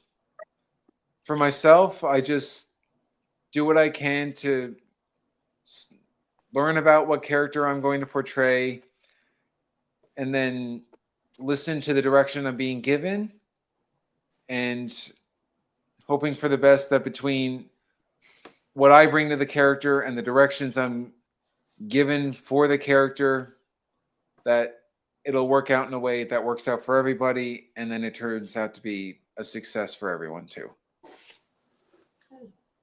All right. Well, why don't you guys ask another question, and then we'll. I was gonna say it's what 1 a.m. your time. I think we're getting really late. So 5-1, yeah, no biggie. if you guys have something else to ask, and then I think we'll let him go to sleep. I'll let you get some. Do you have something to else? go first? Julie, do you Go want to ahead. go first? Scarlett, Oh, Scarlett, you can go first. Okay. Do you have a favorite scene in From? It can be a scene you were in or not. The favorite scene in From that I wasn't in was where the creatures were clever enough to devise a way to bait and trap the newcomers. As for the ones I was in, really I like all the scenes I did. The bus scene's probably been talked about one of the most scenes, and has its fair share of memes. My favorite scene would have to be one of my favorite scenes would have to be the first scary fan favorite with Smiley overlooking the railing inside Colony House. Two other ones and apart from the rebirthing scene, another one I enjoyed was the autopsy scene. Just to lay there, take it easy, and just twitch my finger on cue. And then to do just with a slight finger twitch makes such a really cool impact and freak people out. And I really do like the bus scene. And and when I first did it, I had no idea "you picked a bad spot" would be such a repeatedly quoted line. Oh, I love the line for sure. I love the dialogue I was given for the killing scene as well. I like this game. I love all the scenes I did. I guess when someone sets foot on set for the first time, most of them just don't really know how it's going to go, how far it'll take it, how quoted a line will be, how rewatched a scene will be, how talked about the character was brought out, or how the chemistry was between certain co-stars. Because this whole thing has been, even though I've done some of the scenes, it's been an exciting adventure, and it's so cool every time I see a scene. I get to relive those wonderful memories I've created with such awesome people. Sounds like a really fun place to be. That's for sure. It was. I mean, I love being on set. It helps when you have such a great team to work with who are, they're polite, professional, positive, enthusiastic. And when you get to know them, they're so well down to earth. I mean, when I first appeared, I'm just like, I almost felt like a newcomer among big shots. And I had no idea how it was going to go. But after meeting them, working with them, it felt like another. It really did feel like a family, a second family. It just felt so incredible to meet them, be reunited with them. And it's moments like that that make me so happy that I got to meet these people, that I'm in an industry I love, and I don't know for sure what chemistry I'm going to have with other co-stars, crew, but I'm really excited for those opportunities to hopefully make wonderful memories with other people too, as well as the ones that I've made with the people on From. Julie? Well, they all seem like genuinely nice people, so I'm not surprised at all. That the cast and crew, like they were so welcoming to you. That's so cool. You know, it just seems like we're all part of the Fromily. It's like the cast and crew, the fans. Like it's the fandom is such a welcoming community. It welcomed me in from day one this year. It made me feel so welcome and accepted, and it's just the best fandom to be part of. And as far as scenes that are the most replayed, you mentioned that a few moments ago. I think the Smiley death scene. I like this game, and then the death. It might be the most replayed scene. And I've been in a lot of live streams. I've watched a lot of live streams for From. That's probably the scene that's replayed the most. That scene because it's that iconic. So it is, yeah. And now we have a new iconic scene where a monster is running for the first time, and it's you, and we all freaked out. And I was like, I didn't even notice it at first because I was too busy being stunned that Tabitha was remembering being Miranda. So I looked away from the screen and I missed you. And someone said, Smiley's there. Scarlett was like, me. Smiley was there. Me, and I'm like, Julie. what? Yes, it was you. And so I went back and watched it. I was so excited to see you there. What was it like to film that scene? Did you have to, like, you literally pounced on her, like you tackled Miranda to the ground? Well, I believe in giving credit where credit is due. So I was there for the walking out and charging, but they had a double for full-on creature mode do that. For that's not double. Tackling. Stunt double for that. Well, you did the most important part, which is show up with your iconic smile and make us all thrilled that you were back. I like to think all the parts were important. So every part I do appreciate the compliment. I was really grateful to meet everyone, and it was really cool it was myself, the double, and the person responsible for putting on the full-on makeup prosthetics, the three of us just shooting the breeze at one point before we got called on the set. Nice. So I was going to say, just me said, has anybody been injured? I can't comment on other scenes that people have done, but I'm thankful enough that no one has been. Apart from doubles doing their job, rather, apart from doubles doing their job well and professionally, I can't say for sure one way or another if anyone has actually been hurt. By which I mean, aside from one double tackling another double to the ground or like reenacting a falling or fighting scene, I'm happy to say that, to my knowledge, that no one has gotten hurt. Well, that's good. And no, because everyone there is pretty. I don't know if with it's the right choice of words, but they're concerned about everyone's health and safety, well-being, and they also want to make sure that the actors and crew, the entire team for that matter, they do it in a productive, safe environment. Yeah, that's important. All right. Well, it is. I know it's after 1, and I was going to say your time's a weird time compared to ours because it's a half an hour. We got our own time zone here. Yeah. I know that. There we go. Sorry. Oh, good. I held it in. All right. But thank you for coming and for staying so long. We appreciate it, and for answering all the questions. And thank you, everybody, for giving us all the good questions. I think I got almost everybody's. Some people more than one, but we got through most of them. So no worries at all. Thanks again for having me so much. Yeah, sure. Hopefully you'll be in next season, and we'll have you back again. Not a problem. And feel free to drop a message. And I know it's a few days early, but happy early Thanksgiving to all of you too. You too. Me too. You too, Jamie. So nice to meet you. Yeah. Nice to see you again. Bye-bye. All right. Bye. Take care. Good night. Night. Good night. All right. I was going to say, do you know how to log out? There he goes. He got it. All right. I am going to turn my camera off. I don't know if you guys are going to keep yours on or not. Yeah, I'm going to with that. I'm gonna turn mine off and just chill now. I need to get some water. I need to get some water too.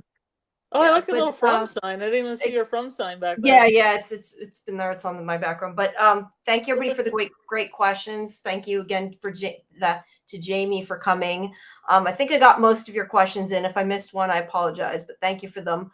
And I forgot to I'm bad at my advertising. You guys know that. I didn't say the stuff at the beginning.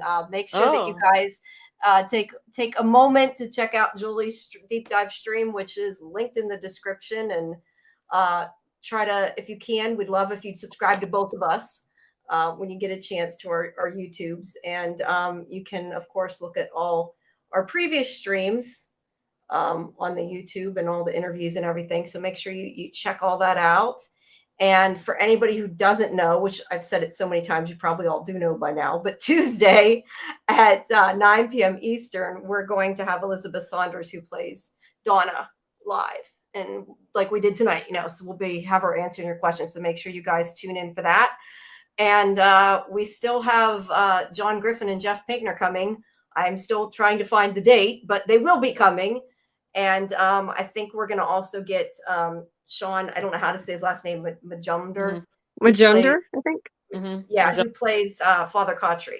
I have to get that interview up, and then but yeah, he seemed like he wanted to come, so hopefully he'll at some point we'll get him here too and talk to him. I had a good conversation with him the other day. So nice. All right. Yeah, how did you Matt said about your sign. Where did you get your sign from, Julie? Actually, it was made by an amazing fan in the Fromley, Nick L. He made a whole lot of really awesome from merch, some talismans, talisman keychains, coasters like this. Cool. Yeah, and a few other different designs too. This is just one of them. But he does beautiful, beautiful work.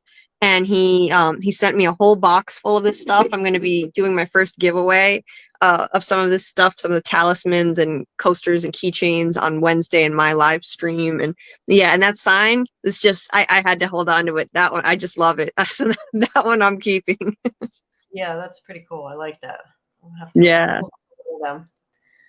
All righty. Well, we might as well get into our deep dive, I guess. We're going to be here a long time as it is. For any of you who don't know, who haven't been with us before, we now will talk about all the details to the episode and meaning behind everything and what we think, what you think. We want to know what you think. Make sure you put it in the chat and we'll put it on the screen. But yeah, we're going to talk about the season finale. And I think we're maybe going to maybe do another episode maybe next week. We haven't really discussed it, but we're not done quite yet. I know I would like to do an episode maybe talking about everybody's theories and kind of why they work or don't work, that kind of thing. I think would be fun. So we'll see. Oh yeah, definitely. But yeah, like I said, check out everything, and on the links in the description is, like I said, is Julie's deep dive channel. So make sure you check that out, and we would love if you would subscribe to both of us. That would be awesome. All right. Well, what did you guys think of the finale? I'm going to be trying to tweet that we're starting our deep dive now while you're talking. Oh, wow. I'm going to tweet and talk at the same time. You guys talk for a second, and I'll be typing. Where to start? Oh my God.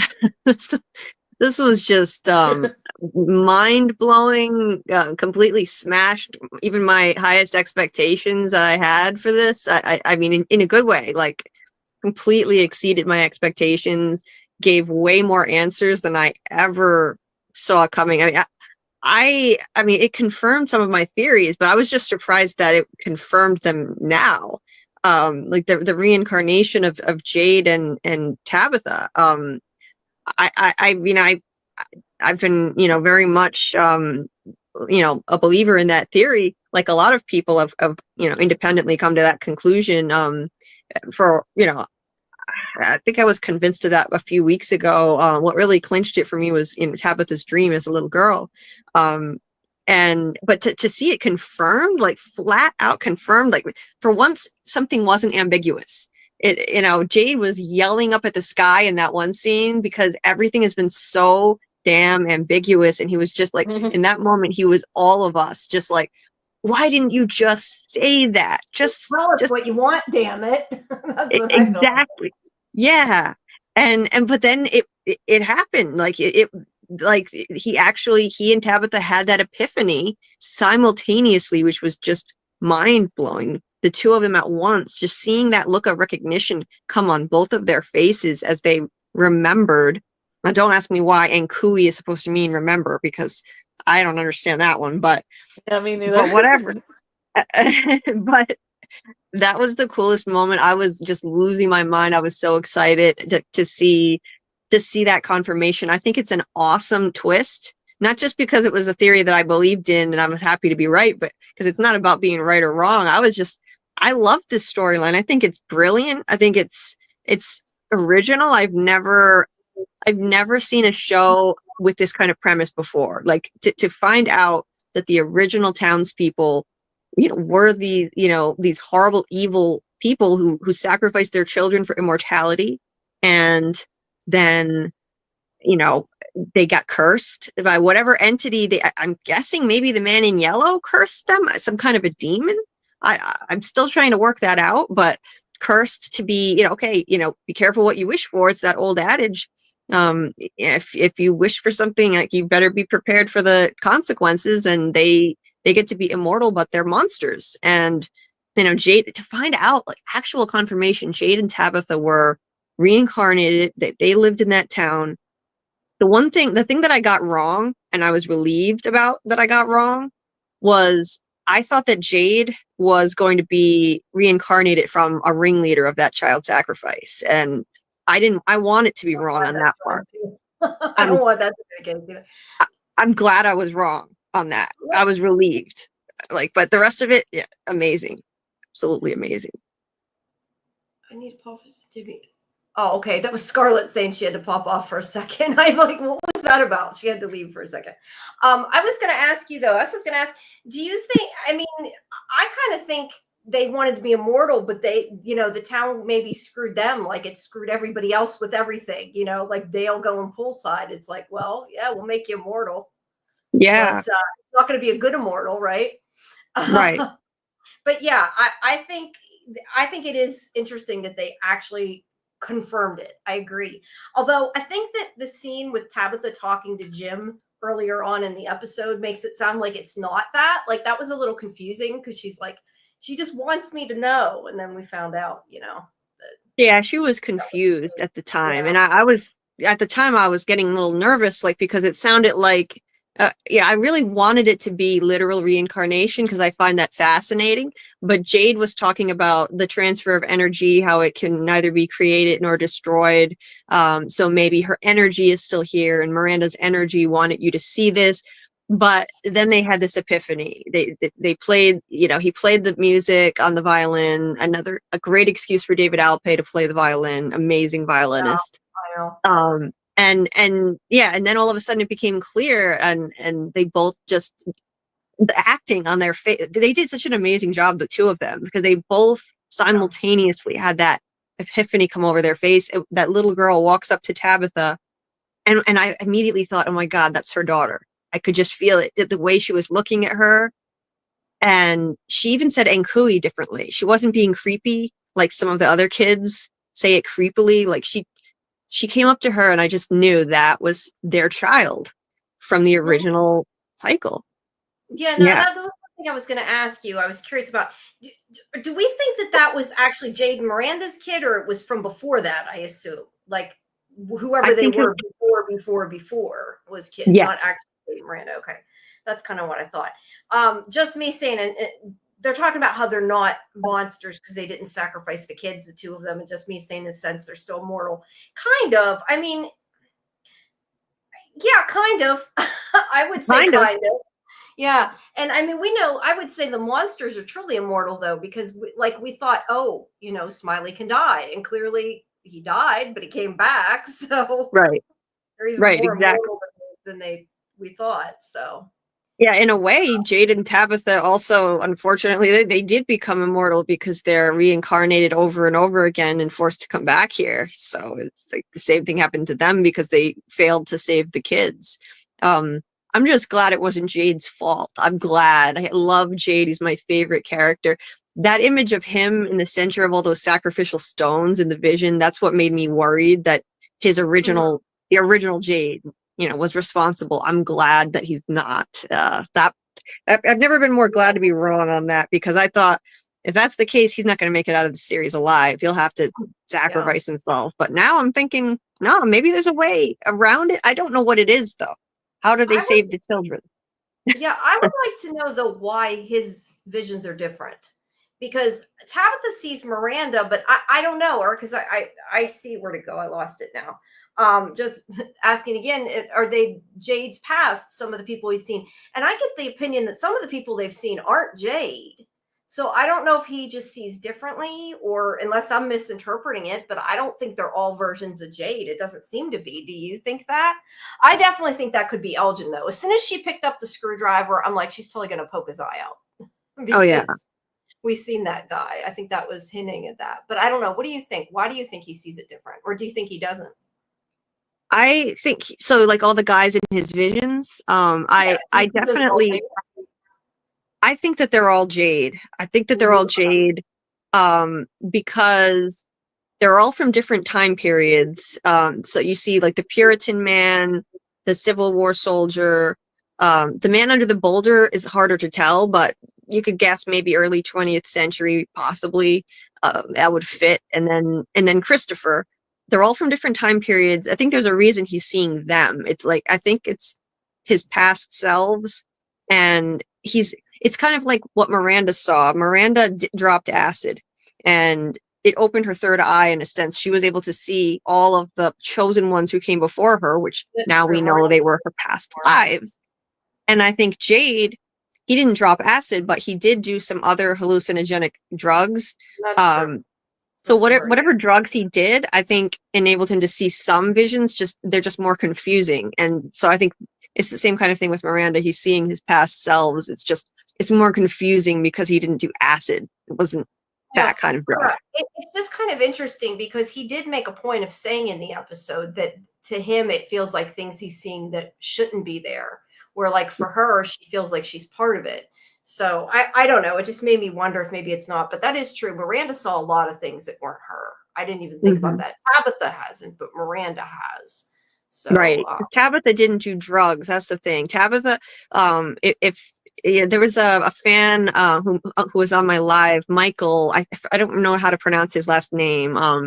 Began with a G, but he was saying that if Tabitha just did some drugs like some acid, if they were to find those mushrooms in the woods like Randall was looking for, and they, she actually did something like that, then she'd probably see the same kinds of things. She just never did that. That's why she's not able to see it. That's true. But Jade, to be fair, Jade isn't taking drugs now, though, and he's still seeing different things. But yeah, maybe once they take it, it opens their mind or something, and then. Right, because Miranda dropped acid just one last time, and then she stopped. But after that, she just saw all these visions and heard all these voices. All it took was that one time, I think, at the bottle tree. So I think it's the same kind of thing with Jade. Yeah. And I think it's kind of like his past selves. Like some of them are attacking him, and I think it's kind of trying to communicate, like like he's seeing how they failed and how it's like his past selves blaming him in a way for failing over and over again, failing to save the kids. And I think that's why the Puritan guy tried to choke him. It was like himself, blaming himself. The Civil War guy chased him, stabbed him with a bayonet, Yeah. Jade, if that's the case, Jade did not have good endings quite a few times. Let's be honest. Yeah, sorry, the guy under the boulder. The guy under the boulder. Right, the missing eye, the Civil War soldier. The Civil War soldier. He's a goner. He had a messed up face. I don't know what happened to the Civil War soldier, but he had like a disfigured face too. Yeah, sorry, I'm taking that. Speaking of which, that's why I normally do that. Let's see. Okay. Speaking of which, I'm gonna get some water. Just 1 sec. Okay. I think I'll just keep talking while you're gone. I think we sort of said that about Jade and Tabitha weren't immortal in the same way because they didn't want to sacrifice the kids.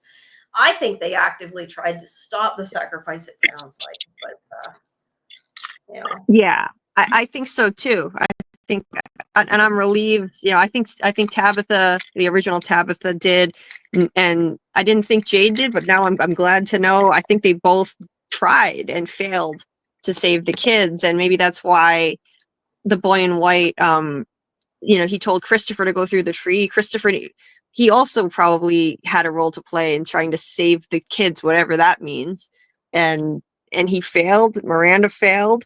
So they had to come back again, do it all over again. Yeah. Yeah. Let's see. I knew glue guns and roses. I knew Jade and Tabitha would be lovers. Yeah, you know, she has Jim. She's had Henry. She's had Jade. There's got to be some odd conversations that are going to go on, I hope, at some point. Yeah. Like, yeah. I think, though, that does open a door, though, for present tense Jade and Tabitha to be together. I mean, I kind of wondered before they were kind of pushing a little bit, trying to get shippers in there, and I think it makes sense now if he's gone, you know. Oh, absolutely. Anyway. Oh, yeah. Let's see. Was that Julie from a different timeline? I guess we'll just jump ahead and jump back and everything. Yeah, I mean, I think, and some people I think were a little confused about this. I mean, I just assumed she was from the future when her father was dead. I mean, how far into the future, I don't know, but I mean, that was his present. So she at some point tried to go back again. I question why she would wait, but I mean, she must have waited a certain period of time because her hair's shorter, unless maybe she couldn't go back to the ruins for whatever reason. Maybe something stopped her. Yeah. It was so confusing. I had to watch that scene back multiple times. And like, she looked so different. You know, she had the chopped off hair and the cut on her face. So yeah, it's apparently, it looks like future Julie, and she's trying to, she said, like, we need to, you know, I'm trying to change the story or something. Yeah, which is what she was trying to do before.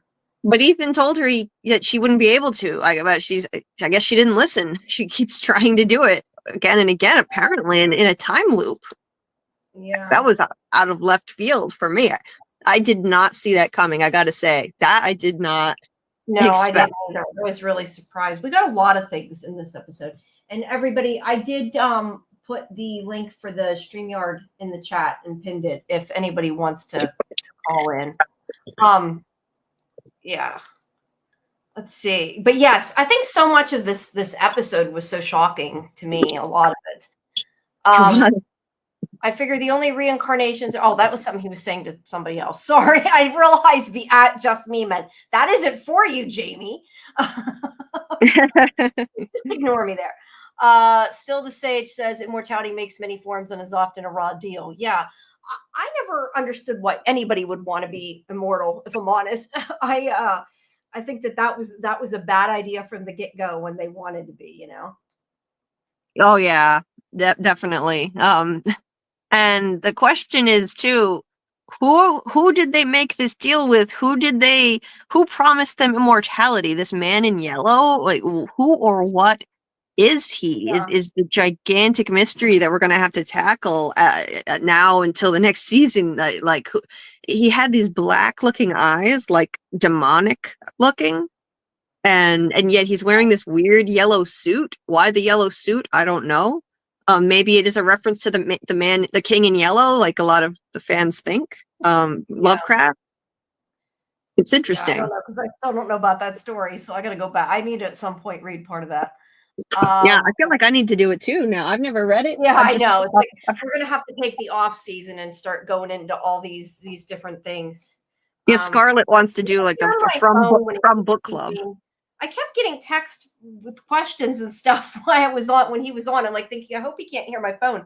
I don't understand why when you turn the volume down on the phone, if you have the screen on, it keeps beeping anyway. It's annoying. Oh yeah, that's I didn't hear I don't anything. mind. I just was worried everybody could hear it because it kept beeping. I didn't hear anything. Okay, good. Glue Guns Roses says they're talking about Monkey's paw wish. They got what they wished for in the worst way. Yeah, I mean, that's kind of what it is. I tend to think it might be the man in yellow that gave it to him. I mean, Fatima said it told them they could live forever. We don't know what it is. I mean, I kind of assume that the man in yellow is the top entity. I think that's what we've sort of discussed before, that maybe he is. I definitely think there's something that is controlling or maybe not controlling, but in charge of them all. Yep. Yeah.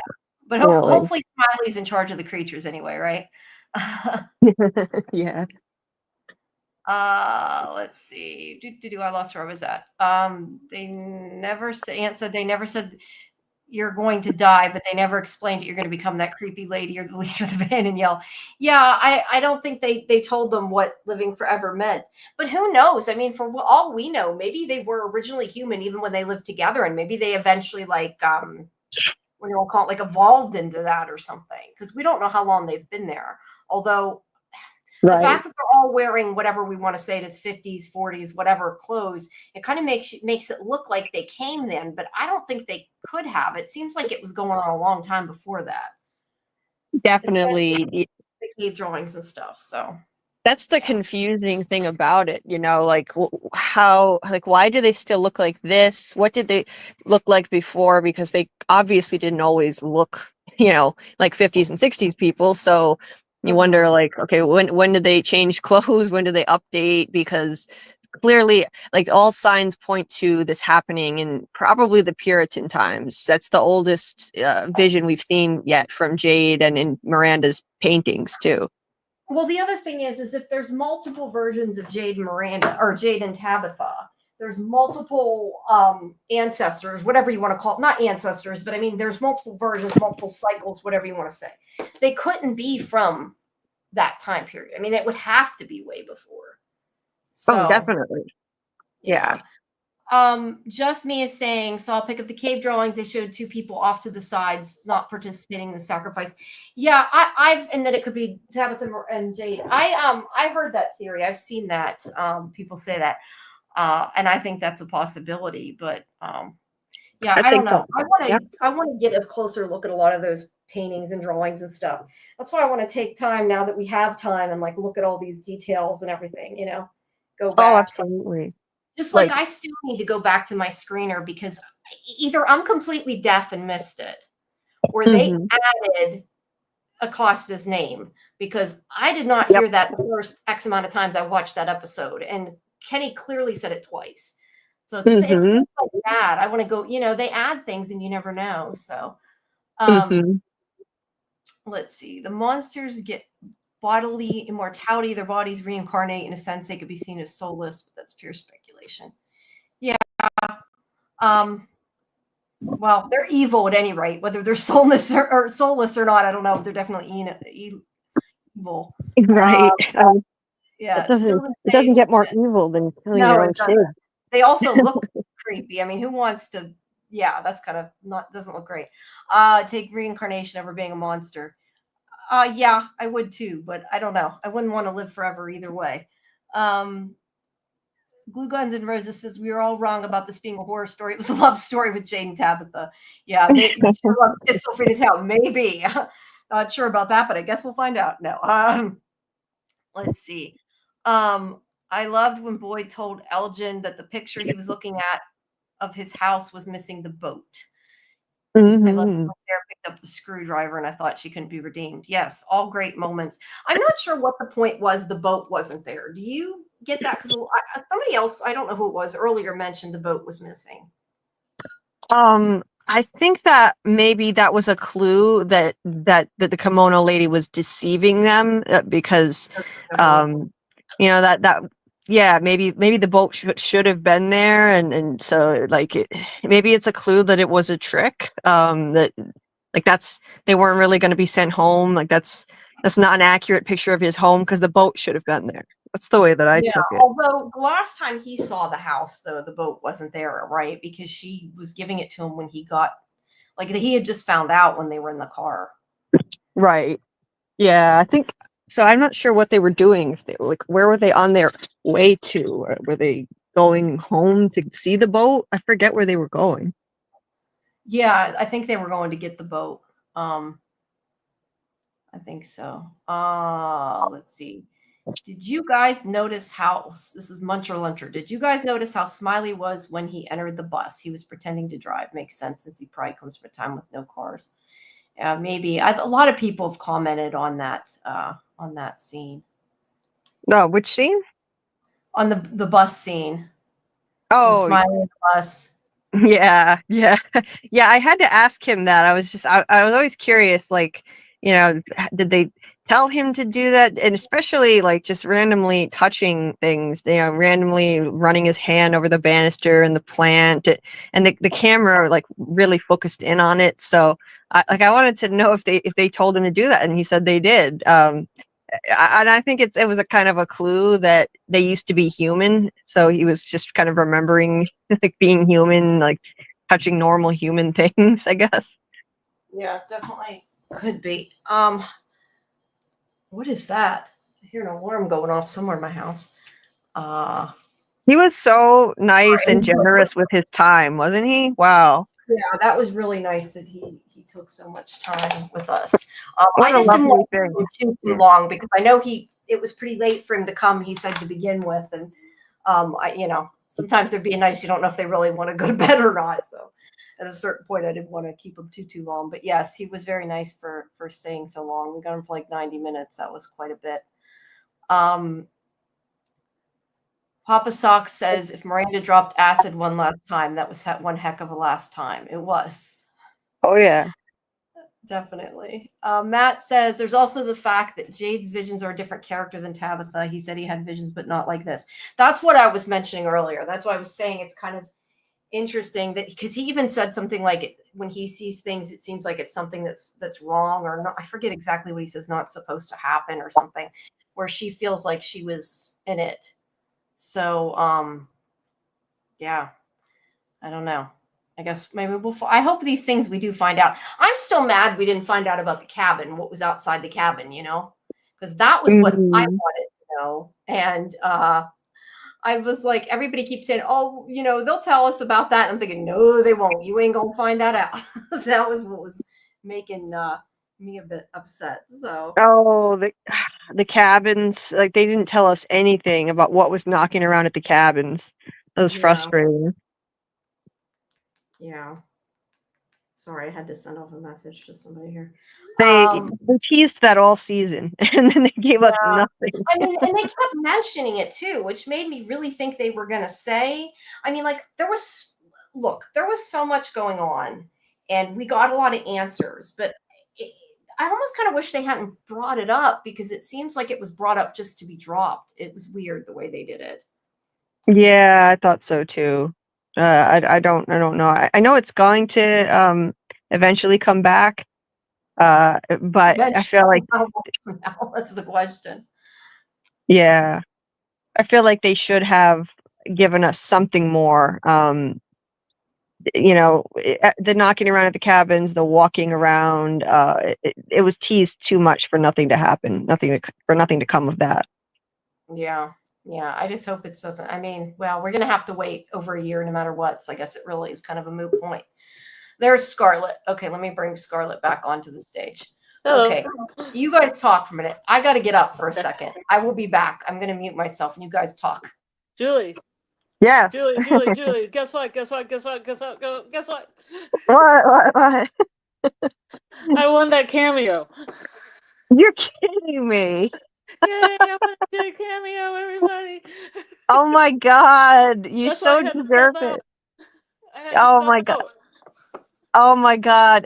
You deserve it like more than anybody I could think of with everything that you've contributed to the channel with my live streams, with our lives. It's the amount of dedication you put into it. Like I can't think of anybody more deserving. That's fantastic. And it's funny because you were out there promoting it, trying to tell people about it so they could win it. And get other people in. I thought, I'll get other people in and I won't have a chance, but that's cool because there'll be more people in there, right? So Yeah, that's amazing. That's amazing. But I'm it was really my happy for you. destiny. It was my destiny. Well, I'm really happy for you. I want to That's see if I can terrific. get. I want to see if I can get him as Jade playing the violin. Yeah. Oh my God. I That would don't be know if that's an crazy. option. That would be crazy. Maybe. You could try. You could put in a request. No. But yeah, And he a does. request for a cat shirt too, but I don't know if the actual cat shirt is copyrighted. But maybe this any shirt with a cat on it. Yeah. Well, yeah. I don't know. That. I mean, yeah. That's one of my favorite. I don't know. I don't even know what my favorite outfit of his is. I love all of them. Mhm. The I like the '70s disco fever shirt. I like that a lot. But the cat shirt is a favorite for sure. You saw my cameo from David Alpea. He Mhm. does amazing cameos, and like that's the thing about him is he does this so genuinely. There are people who do cameos who they literally just take whatever script that you give them and they read it. You can Mhm. see them Yeah. reading off of a piece of paper, and it's not genuine. It doesn't feel real. Like they're actually Yeah. like saying something from the heart to you. Like they're just reading off a script, but Yeah. he just actually like he was clearly speaking off the cuff and not just reading from a piece of paper, which was really cool. And like that's they don't have to do that, like you're just paying them to say something for a certain number of minutes, and but certain people go the extra mile. So I'm excited for you to do that, to get that. That's great. Yeah, it's been a good night. Yeah, right. Oh my God. It's a fantastic night.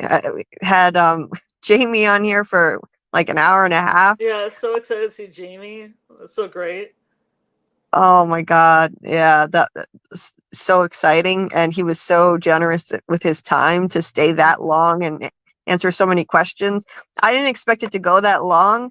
So I was kind of dying over here, sitting in a really uncomfortable position with like my pain getting Yeah. out of control, but it was worth it. It was worth it. I can't say I have any regrets because I normally do these lives leaning back in my Yeah. recliner, and That's what I you couldn't said. do that.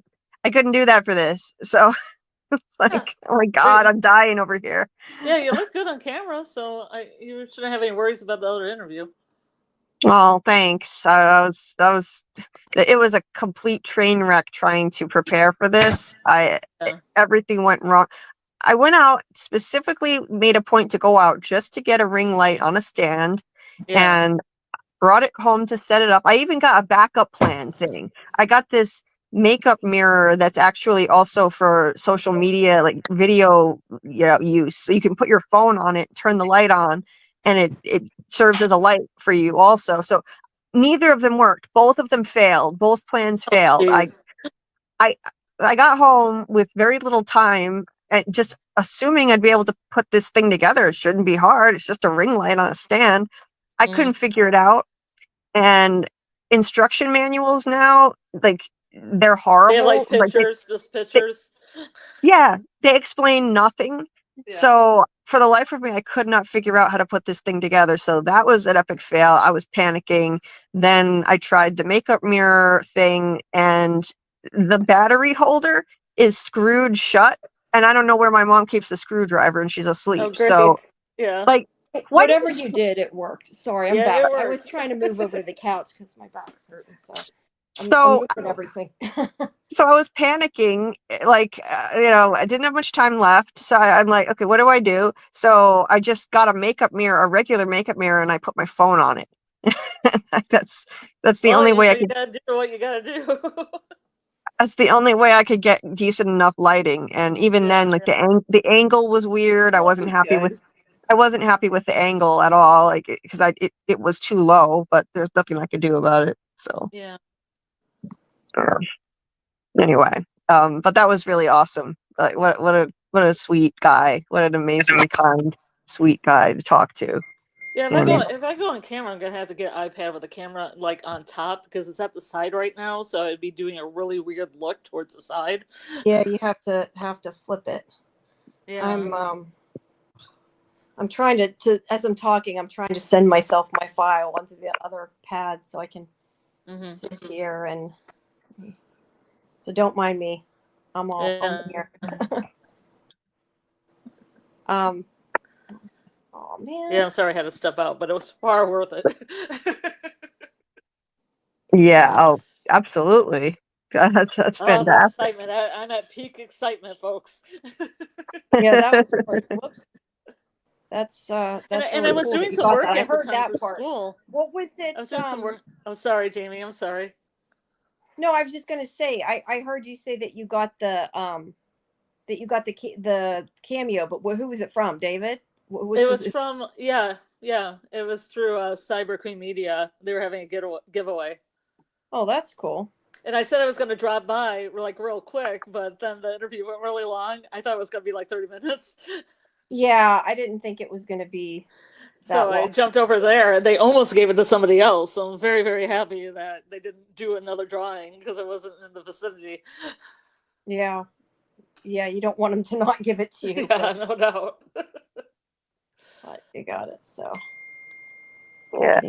here, I'm trying to send myself my files. I'm getting there. And the thing is, I was doing work for school, but then I was also drawing a picture, but I didn't draw one of Smiley. I drew one of Ellis. So that's that. Oh, okay. Okay. All right. Well, I let's. started a face. It ended up like Ellis. That's how I work, I guess. Let's see. I'm trying to see where we have another. Did he? Anise is asking. They missed part of the chat. You can restream it if you go to the live YouTube page. But no, he was saying that was him, but he was not completely naked. It was pretty much the answer, right? Sorry, ladies. Yeah, sorry. Elgin or has anybody a who good tried wardrobe. to amplify Some of these that are like or random. bigger. Elgin has a good wardrobe, but only one eye. Yes, only one good eye. That is true. Is it wrong to like Sarah? She was cold-blooded. I like Sarah, so I don't think so. She's altruistic. She gave her she wanted to save Boyd's soul, and she did. Yeah. By the way, if you guys want to put up any of the questions from the chat, since I switched to the iPad, I can't scroll back very far, so you might have to do that. I can't. I forgot it deletes everybody's chat, so I don't want to get hours behind. But yeah, I can't sit on the. Oh, I'm knocking shit down now. I just can't sit at the computer desk for that long. My back is killing me, and I hurt my neck the other day doing something. So, sorry to hear that. That's okay. I know you're hurting too. I can't get the rest of the chat. I don't know why it disappeared. It's not just like since I joined, it only goes back so far, which really stinks. Yeah. I was dying during that like my pain was getting so out of control, but I couldn't move. I had to stay sitting in that position. I can't sit like that normally. Like I have a legit disability, and but I was like, no, I'm gonna tough it out. I'm gonna tough it out, and I did. It's not easy though. Well, See, this is why I don't go on camera. Well, no, but I mean, it was good. You came on at least for a little bit, and you got to see him. He got to see you. But anyway, if you see I wanted to actually anybody any quotes or whatever, you can put it up. Feel free to jump in. I don't have the technology. Oh, are we able to do that? I didn't know we could do that. I can't do it. I keep trying it. I can't do it. You can't do what? I can't put things on stage and take things off stage. No. I meant no. You can't do that. But I meant if you want to tap the things in the chat. That's what I'm meaning. That's what I mean. They say to put things from the chat on stage, and I can't do it, and I can't take it off either. Oh, can't you do that, Julie? I thought you've done it before. Not on your stream. No, not on your. I think I'd have to be some kind of a moderator to do that, like in your settings. Or didn't it Biggerford say add us to Teams or something like that? I don't know. I thought if you tapped on the chat or hit the chat, I thought it automatically went. It gives the option, but it doesn't work when I hit on it. That's weird. I thought it did because you're in StreamYard. I don't know. Well, if anybody said something in the chat before like 12 o'clock, before like 15 minutes ago, and it was really important, I apologize. Just type it again. We'll get to it. Yeah. Glue Guns and Roses doesn't care about the cabin. See, I don't know. To me, I really cared about the cabin. Well, I want to know about the cabins. I think had left when we were talking about that. Scarlett, you wanted to know about what was at the cabins too, right? Yeah. I mean, it set up so much of a premise with the skull guy drinking out of the skull and the totems. And it kind of set up that there might be a way to trap a spirit into that rune shape that the totems made. And I was really interested in that. And I thought Boyd was going to use that and they were going to trap monsters in it or a spirit in it. And it just went nowhere. Yeah. I hope that that they go back to a lot of that stuff, but we've got so long to wait at this point. I don't know that it, necessarily matters, but it would be nice. I just don't know that I don't like that it's not going to be back till 2026. We got a while to wait. Let's see. Her and Victor are going to have a weird relationship. I get he means Tabitha. Especially Henry. She's like, you get 3 lovers on and Jerry Springer episode. Yeah, that's kind of weird joking about. She's got Jade. She had Jim. Now she doesn't. Henry. Yeah, that's going to be really odd conversations. I kind of wonder though if the show will go like kind of bring that up or just sort of like gloss over it and move on.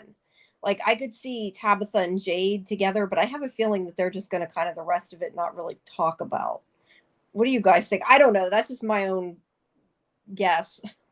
I think there might be a little weirdness. She does remember now that she was Miranda, so I think that they'll address it in some way in the script. I don't think that she'll suddenly. I mean, she might. I don't know. She might feel some fondness for Henry. I don't think that she's gonna like suddenly. No. Have romantic interest, but I think it's going to be a weird feeling. Because she knows now, like these were her past lives, and so she might feel she doesn't something. necessarily feel like Miranda. She has some of Miranda's memories, but she's not Right. Miranda. So I guess that's the thing we have to remember.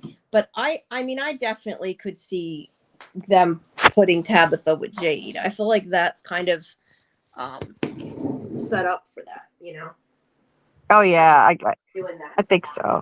And I don't ship people on this show. I never have. I don't think the show needs that.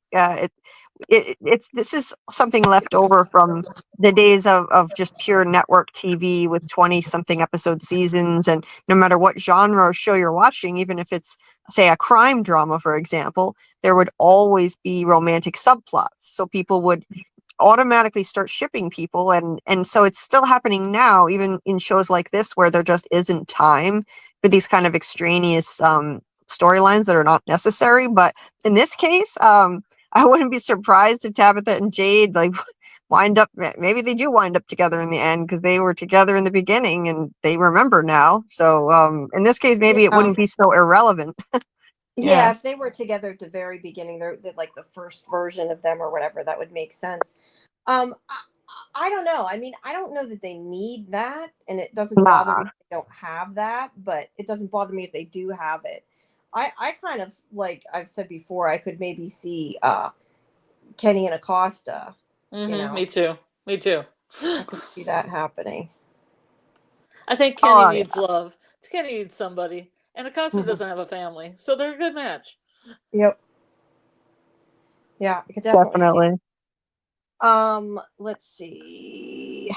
They did give Golden Child says they did give an official clue that Eloise wasn't dead by what Victor said. Yeah, I don't think Eloise is dead. I think the fact that he said, that he didn't wasn't sure it was her body. He thought it was her body. I think that's a big clue that it wasn't her body. You know what I mean? I think that was pretty much that. I'm gonna, Jamie, if you don't mind, I'm gonna go out and come back in so I can switch to my Chromebook. It'll be easier. Yeah, I'll add you. Just when you come back, I'll put you back in. Okay, I'm gonna. Yeah, I'll go click the link and I'll be right back in. Okay. Muncher Luncher said, "Is Boyd going to start torturing people to protect Smiley Stevens now he goes hard for his family?" Yeah, that's a good question. That's the other thing is I know Cordian was saying that Ellis is going to go after Smiley, and I'm thinking, but Smiley's like the kid. Why are you mad He's at like him? the grandkid, grandbaby. He's not the one that did it. He's just the one that is. Yeah, Smiley Stevens is great. the new Never thought of that grandbaby. name. Yeah, That's fantastic.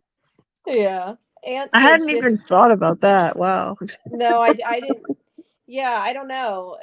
Because it's funny, they're like wanting to go after him and everything, but I mean, he technically is the baby. It didn't. I mean, he still did it, but I don't know. It's just weird. It's like, will they be mad at him? I don't know. Right. Aunt says Tabitha has a kid with Henry and with Jade. Her last baby's father just died. God knows who else is a mother of. It is like an episode of Maury. Then, if Sarah happens to be Eloise, that's weird. Then you got Ethan and Storywalker, as kids. Yeah, exactly. Just Me says still thinks Jasper is going to talk. He also looks like one of the monsters in the cave during the birthing scene. I didn't notice any of the monsters looked like Jasper, but I know we all kind of want to hear Jasper at some point. Mm-hmm. That birthing scene, I loved hearing Jamie describe how that worked. That was so fascinating. There was a child, like a little kid version of Smiley and a teen version of Smiley. The thing is it's so weird that they did that because you couldn't really see the different versions of him. I didn't see it. It just showed him like getting bigger. So I'm not sure why that's what I thought was going to originally happen. I thought that he would probably be a Smiley baby and then grow really fast.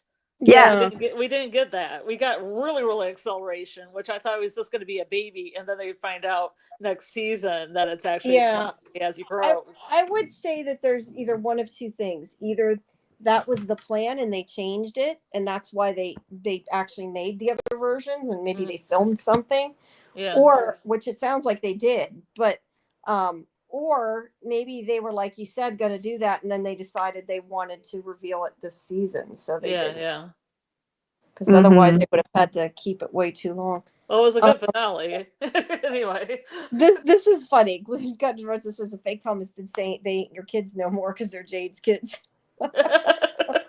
Yep. Oh, yeah. Aunt thinks she was Abby at one time too.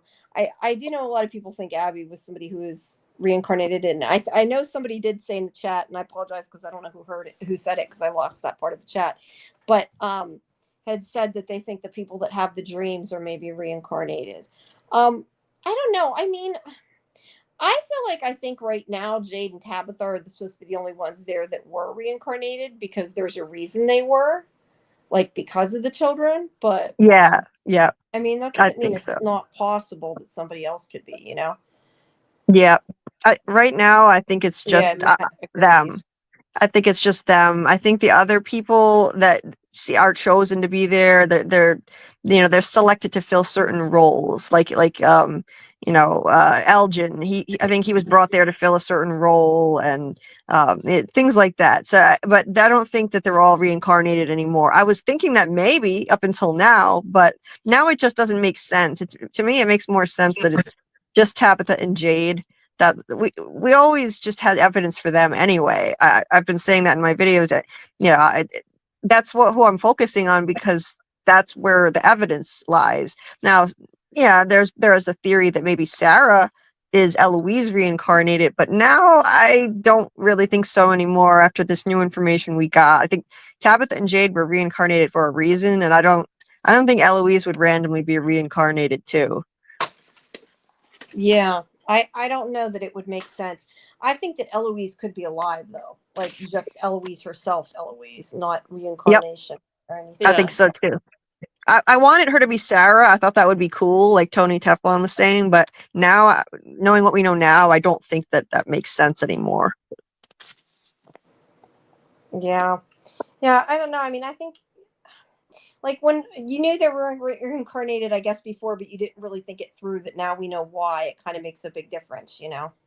Exactly. Yep. And it was those two. If you look at the cave drawings, we were kind of, it was hinted at that cave drawing basically tells the whole story. And now that when we look at it again, there are a bunch of people around the sacrificial stones. Those are the ones that sacrificed to the kids. And then there's two little stick figures up by themselves, which I think are Tabitha and Jade. And then you see them again on the other side of the red blob thing. That again, there are two stick figures. And now we know what the red blob thing is. It's got to be Smiley hatching out of that pod. It was all red and gooey. So maybe I hadn't I thought think about that. It could be. I think that's what it was. That's what it was. It looks like it. Yeah. No. At least now I get to 100% theorize, because I'm like with you guys level now, yeah, because I don't know shit no more. Yeah. For lack of a better way to say it, I don't know anything now. So it's kind of nuts to know. See, that's why I'm glad we waited. We also waited to have Cyber Queen Media on Wednesday, because they also had screeners. So now we're on the even field. Mm-hmm. Yeah, that was. Oh, I didn't know that they had screeners. Well, Oh, they even did a good job of not revealing anything. Yeah. right.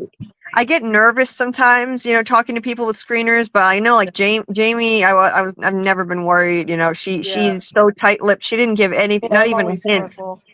not even a hint, which is I great. probably though shouldn't even tell people I watch them, but sometimes it's hard not to do that. Like it's like I want people to understand it. I'm excited. It's hard not to be excited. Let me bring you in the other add to stage. Okay, let me remove this one from stage. There, can you hear us? Okay. Yeah, can you hear me? Yeah, you're good. I switched you, so I finally figured out you can disconnect the other people from the stage without screwing things up, because that's what I've been doing to myself when I move. Yeah. Now there are two of me that way. Yeah. From future you, which is the past. No, it was future Julie. Yeah, exactly. That's funny. Future Julie's here. Yep. And yes, Matt, he stayed for 90 minutes, which was really nice of him. That's incredible. I just was worried, wanted to make sure he wanted to stay, because I know some people, like, they don't want to say they want to leave when they do, because they want to, you know what I mean? Because they want to be nice to the fans, but I think he generous, wanted to stay. Yeah. I just didn't want to keep him too long, because I know that it was pretty late for him, because he was already coming in at like 11:30 and had thought it was pretty late. So yeah, and he already had done what is from cast before that.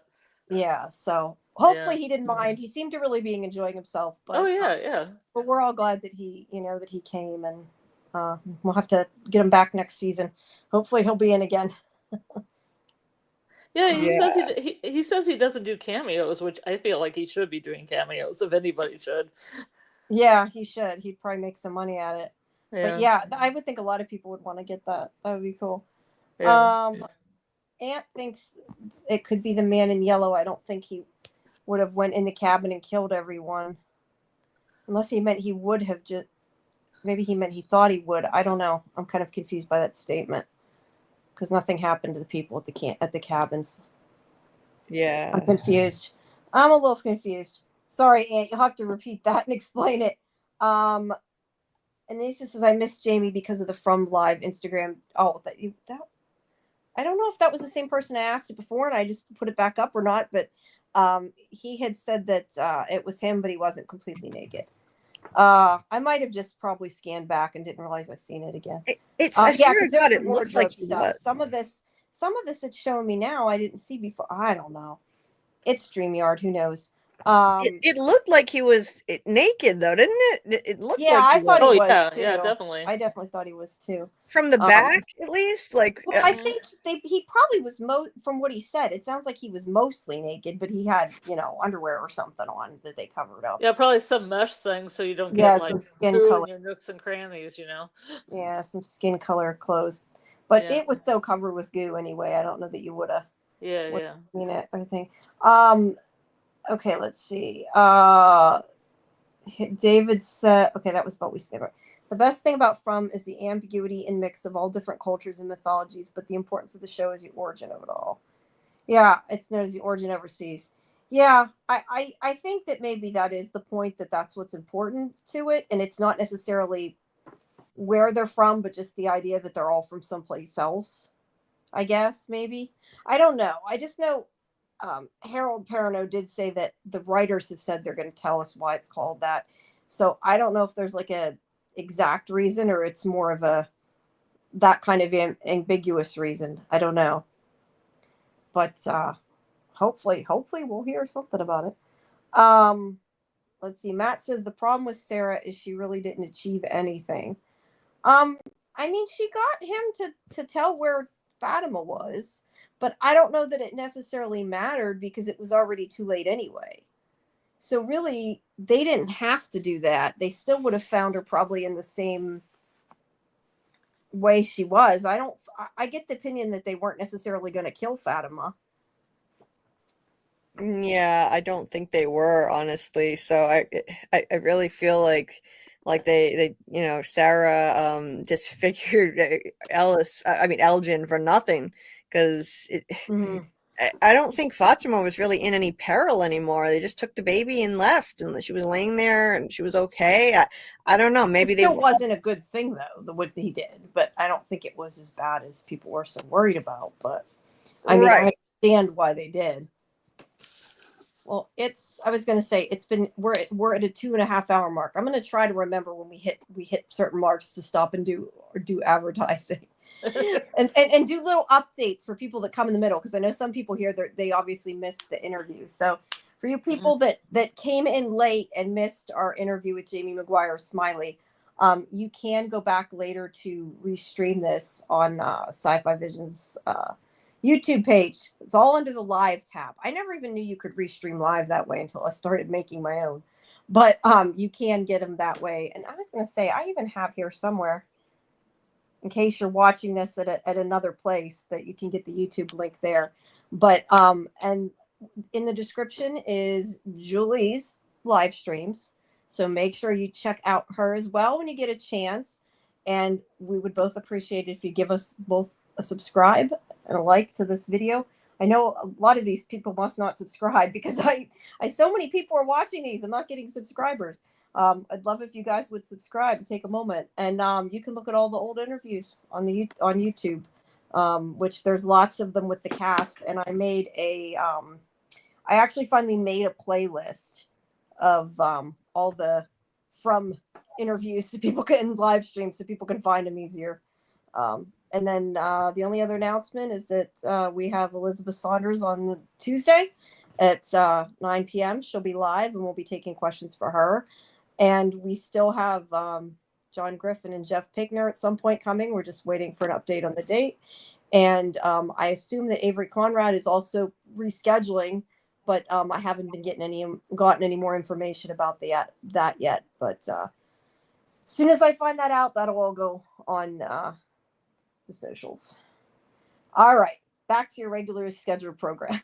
Sorry. I know people jump in the middle and they miss a lot of what was going on. So yeah.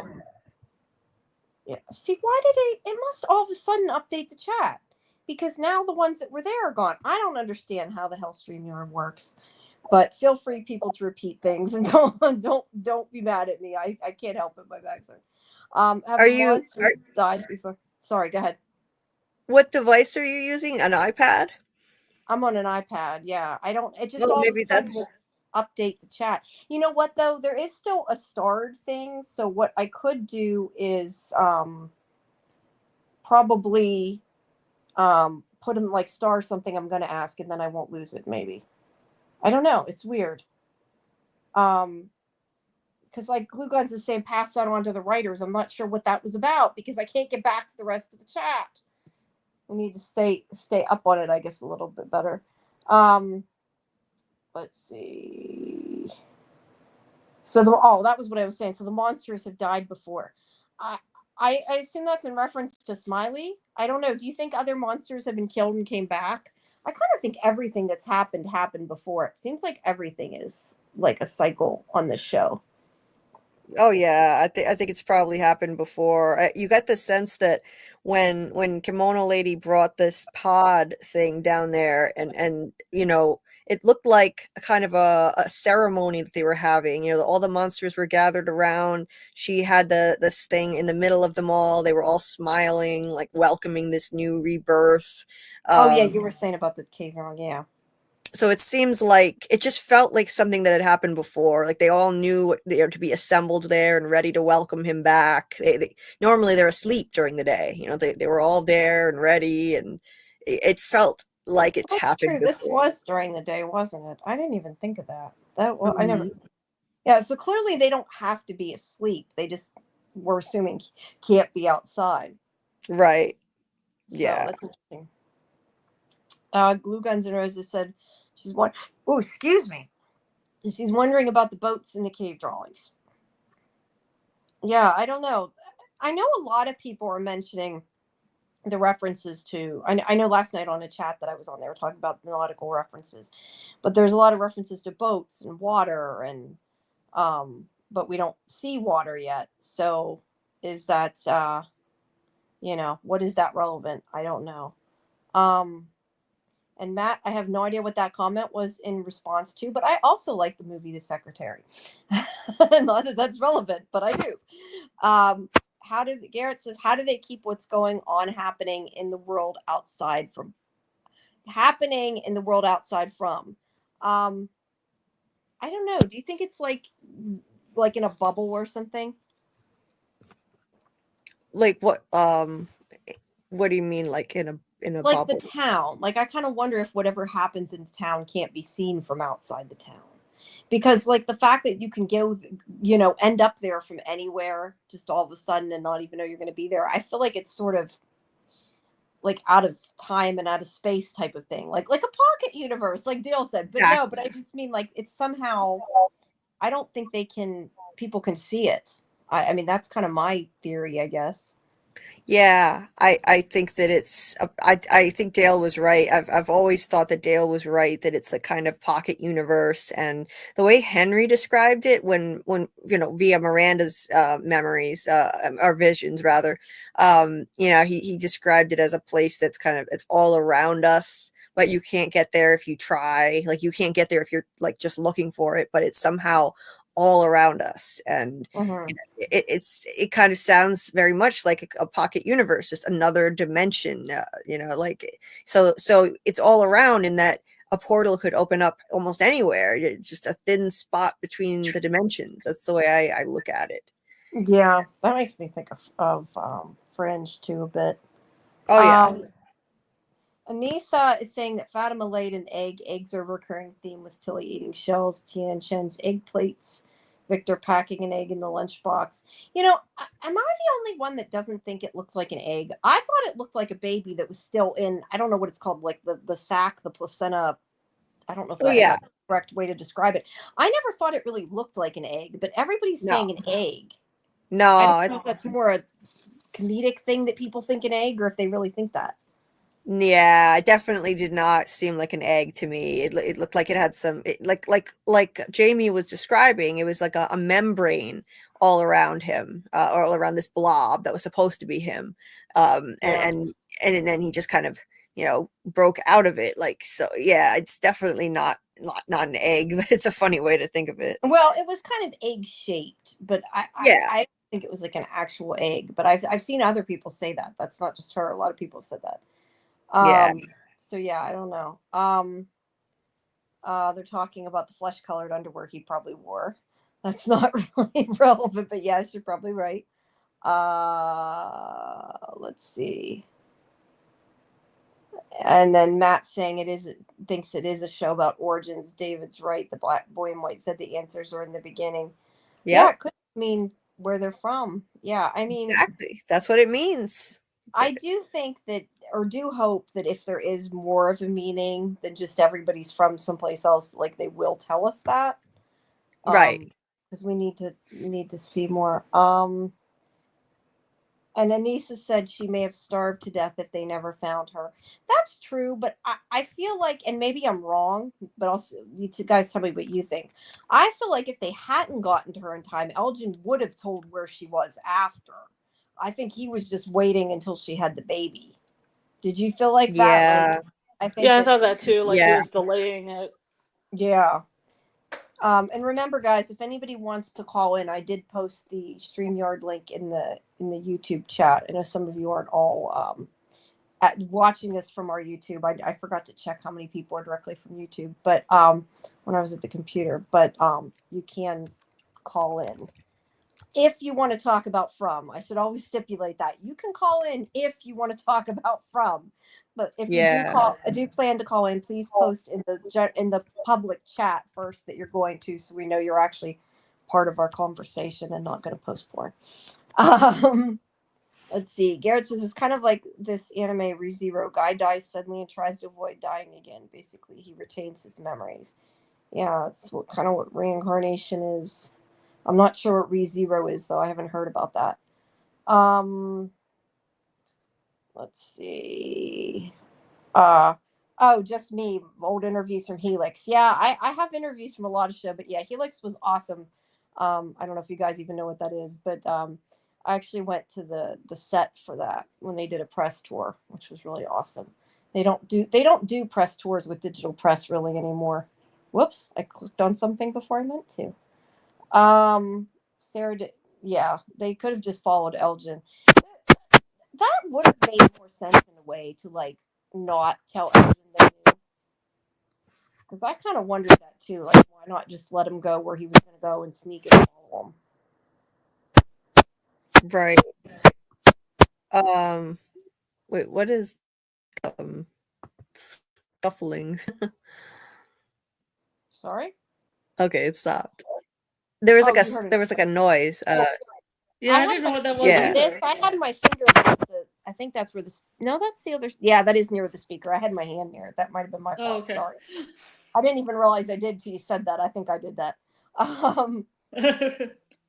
Let's see. We don't know when the spirit transfers. Does it happen at birth or does it happen at midlife to a random person? The question is, why is that person, are they in the same way connected to the bloodline wise? I assume they're reincarnated at birth and they have to die first, but I guess it could be anything. That makes me think of Agatha All Along, like when his spirit like took over the one kid's body, just like when like they could find somebody. So that would be weird if they could in the middle of somebody's life. It isn't usually like that, but that's how it was in that show. New Era is saying something.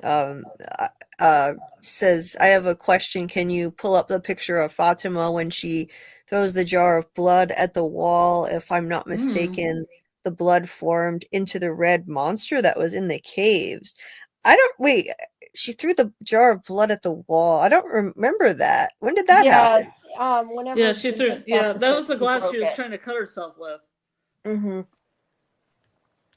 And she threw the blood glass against the wall. Yeah, and I do not have pictures. I can't get the stream. I don't know how to do it from here. Sorry. Otherwise, I would put it up. But yeah, I'll get the still of it, and I'll CT5V. I think you're in my Discord. I'll get the still of it, and I'll put it in the Discord. But I don't remember her throwing the jar of blood. There was so much that happened in that episode. It was before she tried to cut herself. Was basically okay. I'll That's find where the glass came from. That's where the glass came from. That's why I kept saying broken glass, but I guess you were onto something else. Yeah. I don't know if you're in my Discord, CT5V, but I'll throw a picture in there of that so you can take a look. That's an interesting point. I definitely think that Smiley busting out of that pod like thing, that to me, I think that's the red blob. I think that it really resembled it, and I think it represents the fact that they're immortal, and if they get killed, then this is how they're reborn over and over. That's why it's painted on the cave wall. That's definitely what I think that means, which is really fascinating. I never thought that we were literally going to get a Red Cthulhu monster. It's not the right kind of show for that. I always knew it had to be symbolic of something, or it means something else. And it's just I just love it. I think it fits perfectly. Yeah. Yeah, I just keep thinking like these things we're not going to get answers to for a while. That's what I keep thinking. I Sorry. know, right? Oh, God. Okay, wait. Okay, they're talking. Okay, Matt says, I assume they're just reincarnated literally. That's just an assumption, not a Buddhist type reincarnation. It's more literal than that.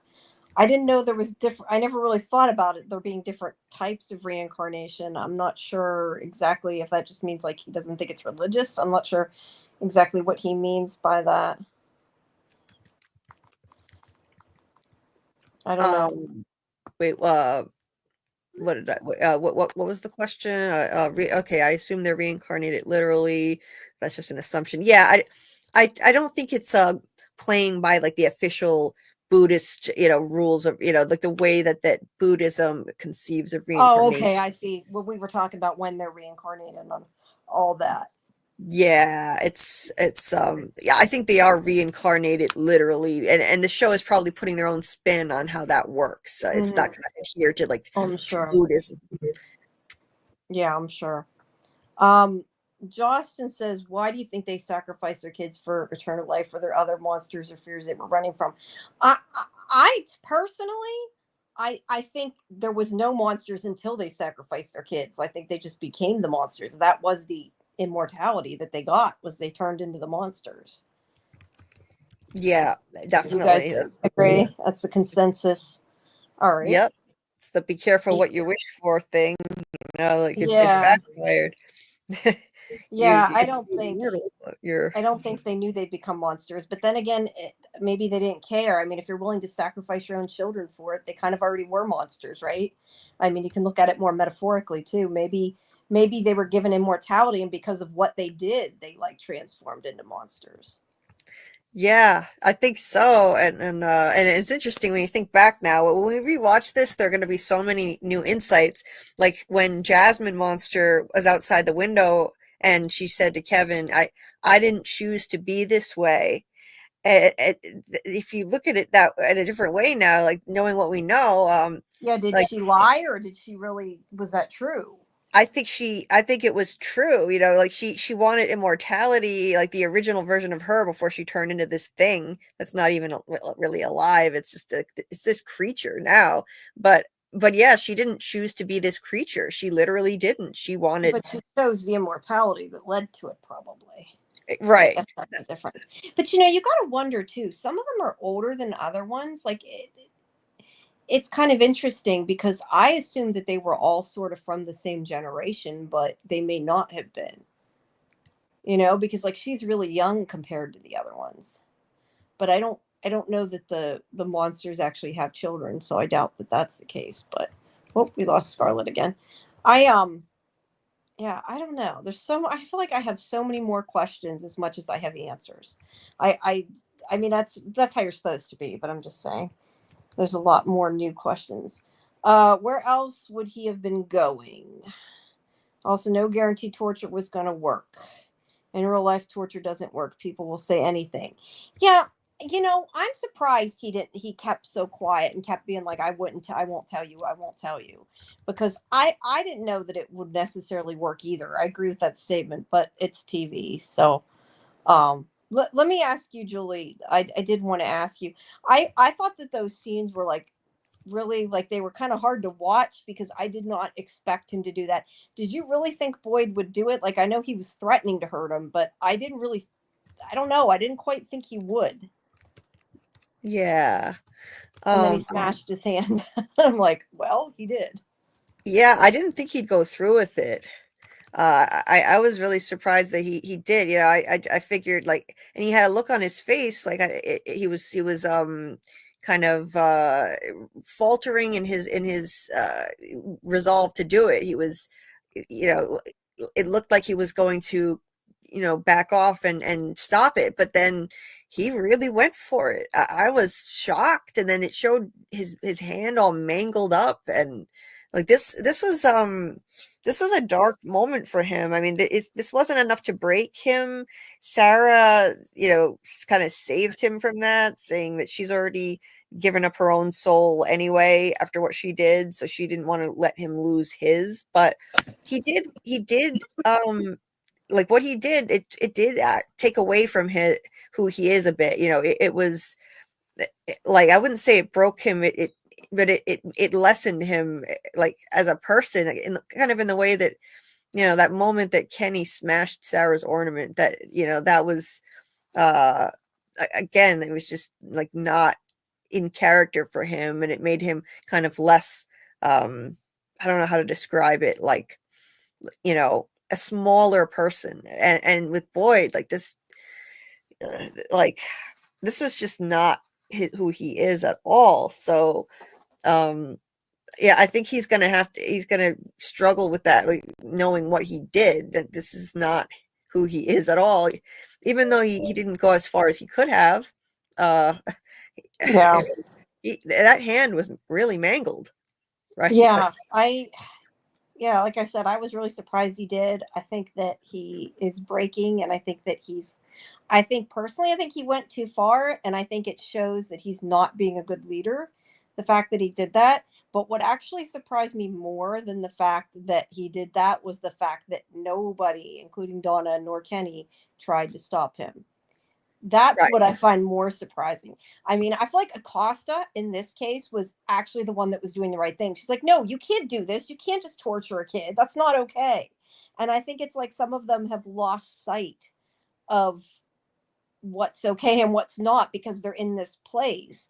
Because yeah, you want to find her, but I mean, that doesn't make what he did okay.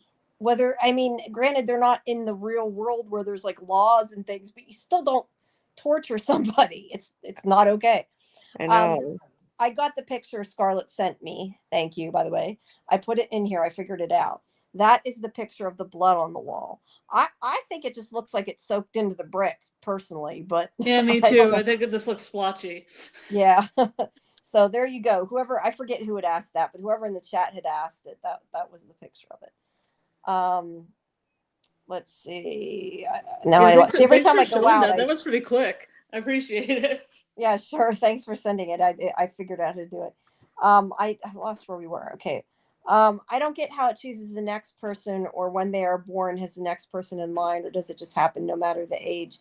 I don't know. I don't even know the normal rules of reincarnation, and I know the from rules of reincarnation even less. Mm-hmm. Right. I know. So yeah, I don't have an answer to that, Aunt. I don't know. Fictional reincarnation ? Shrug. I mean, I always assume when they talk about reincarnation, it's when they're reborn, like literally. Mm-hmm. I mean, usually reincarnation is at birth, but is that the case? I have no idea. Yeah. Matt's like right. Going through a cycle. So in real life, rules don't apply. Mm-hmm. I assume that when Miranda and Christopher died, they were reborn as Jade and Tabitha. You know, that's kind of what I was thinking, but that would make sense, because if you think about it, how long ago did Victor's mother die? She died 1978. Yeah. So, well, that I don't think Tabitha's definitely not that old. So I don't know. No, she's about the right age. She's about the right age. Well, that would make her like, what, 46? Yeah. I don't think she's supposed to be quite that old, but I mean, the actress is around that age. Is she? I thought she was 30. So I don't know. Oh, not that it necessarily matters. I don't know. I thought she was younger than I was. Maybe she's not. I don't know. Because I'm not even that old, so I don't know. I think she's 43 or 44. Okay, then maybe she's 43. Yeah. Okay, well then she's almost my age. I was wrong. Well, there, she looks younger. I guess that was a compliment, though. Well, I was gonna say, hopefully the actress listens to this. Yeah. I don't know. I'm awful at ages, no matter what. Hey, I said I didn't. I thought Elgin was like 16 or something and supposed to be in the show. So there you go. Maybe. Josh was saying about Fatima laying an egg. Yeah, we had that conversation. I don't know why they keep calling to me, it looked more like a kidney, but to each their own. Yeah. I'll use text to Google. That's okay. Just sometimes we're so far behind it, it's hard to even know what it was, to remember what you were talking about. They let us know that from his origins and bloodline, Tabitha and Jade relive in constant cycles, and matter is never destroyed. Characters repeat. Yes. Yeah, I think it's interesting that it's called Origins in another country. But I mean, Yes. technically that is what from means. I mean, if you look at it that way. Yeah, and it makes perfect sense now. Like we What is that finally know banging what it noise? I don't means. hear banging. Yeah, do you hear banging now? I don't hear banging now, so I don't know. No. Glue Guns and Roses asked what the banging was. Although, you know what? That was 13 minutes ago. That was probably when I covered the speaker. Yeah, that was earlier. Yeah. Yeah, Um, yeah. yeah, and okay, see, it must keep jumping back because now that's about the blood. That was CT5 that asked that, and I had lost it before. I don't know how it works. That happens sometimes with StreamYard. The chat will jump on you and you lose your Uh-huh. place. Yeah. I think it's also whenever I went, like, I go out to tap the other tab, like when I went to put the picture in and stuff, I probably lost it. So, hi, Misha, I'm not sure how to say that. Kimono, okay, right before water broke. Let's see. The cycle of life and death to reach enlightenment. Yep. Reincarnation happens at birth. So far, that's what makes sense. Yeah, that's kind of what we were saying, but it's from Vil, right? Who knows? I like how they changed Dreamwalker into Storywalker. I kind of assumed that Storywalker was a thing too, rather than made up by them. I mean, Dreamwalker's something different, right? Although I don't know. I don't know. I haven't heard of Storywalker before. No, I haven't either, but I kind of assumed that Plum either. didn't make it up, but I don't know. I'd have to, again, it's like one of those things we really got to look up and research and see. But Yep. I mean, I definitely think that they're implying that what happened, and that they can't change it. I mean, they're saying that. I mean, is that accurate? I don't know, but Julie, I mean, you could say that Julie proves she's not the exception, or at least she doesn't seem to be. That's not to say that they couldn't later on find out that there is a way to change it.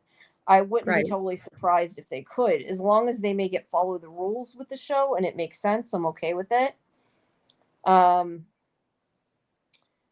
He just says, I think the town trap has always been there and the people chose infanticide to avoid something worse. I guess that's possible. I mean, I took it that it wasn't with what Fatima said.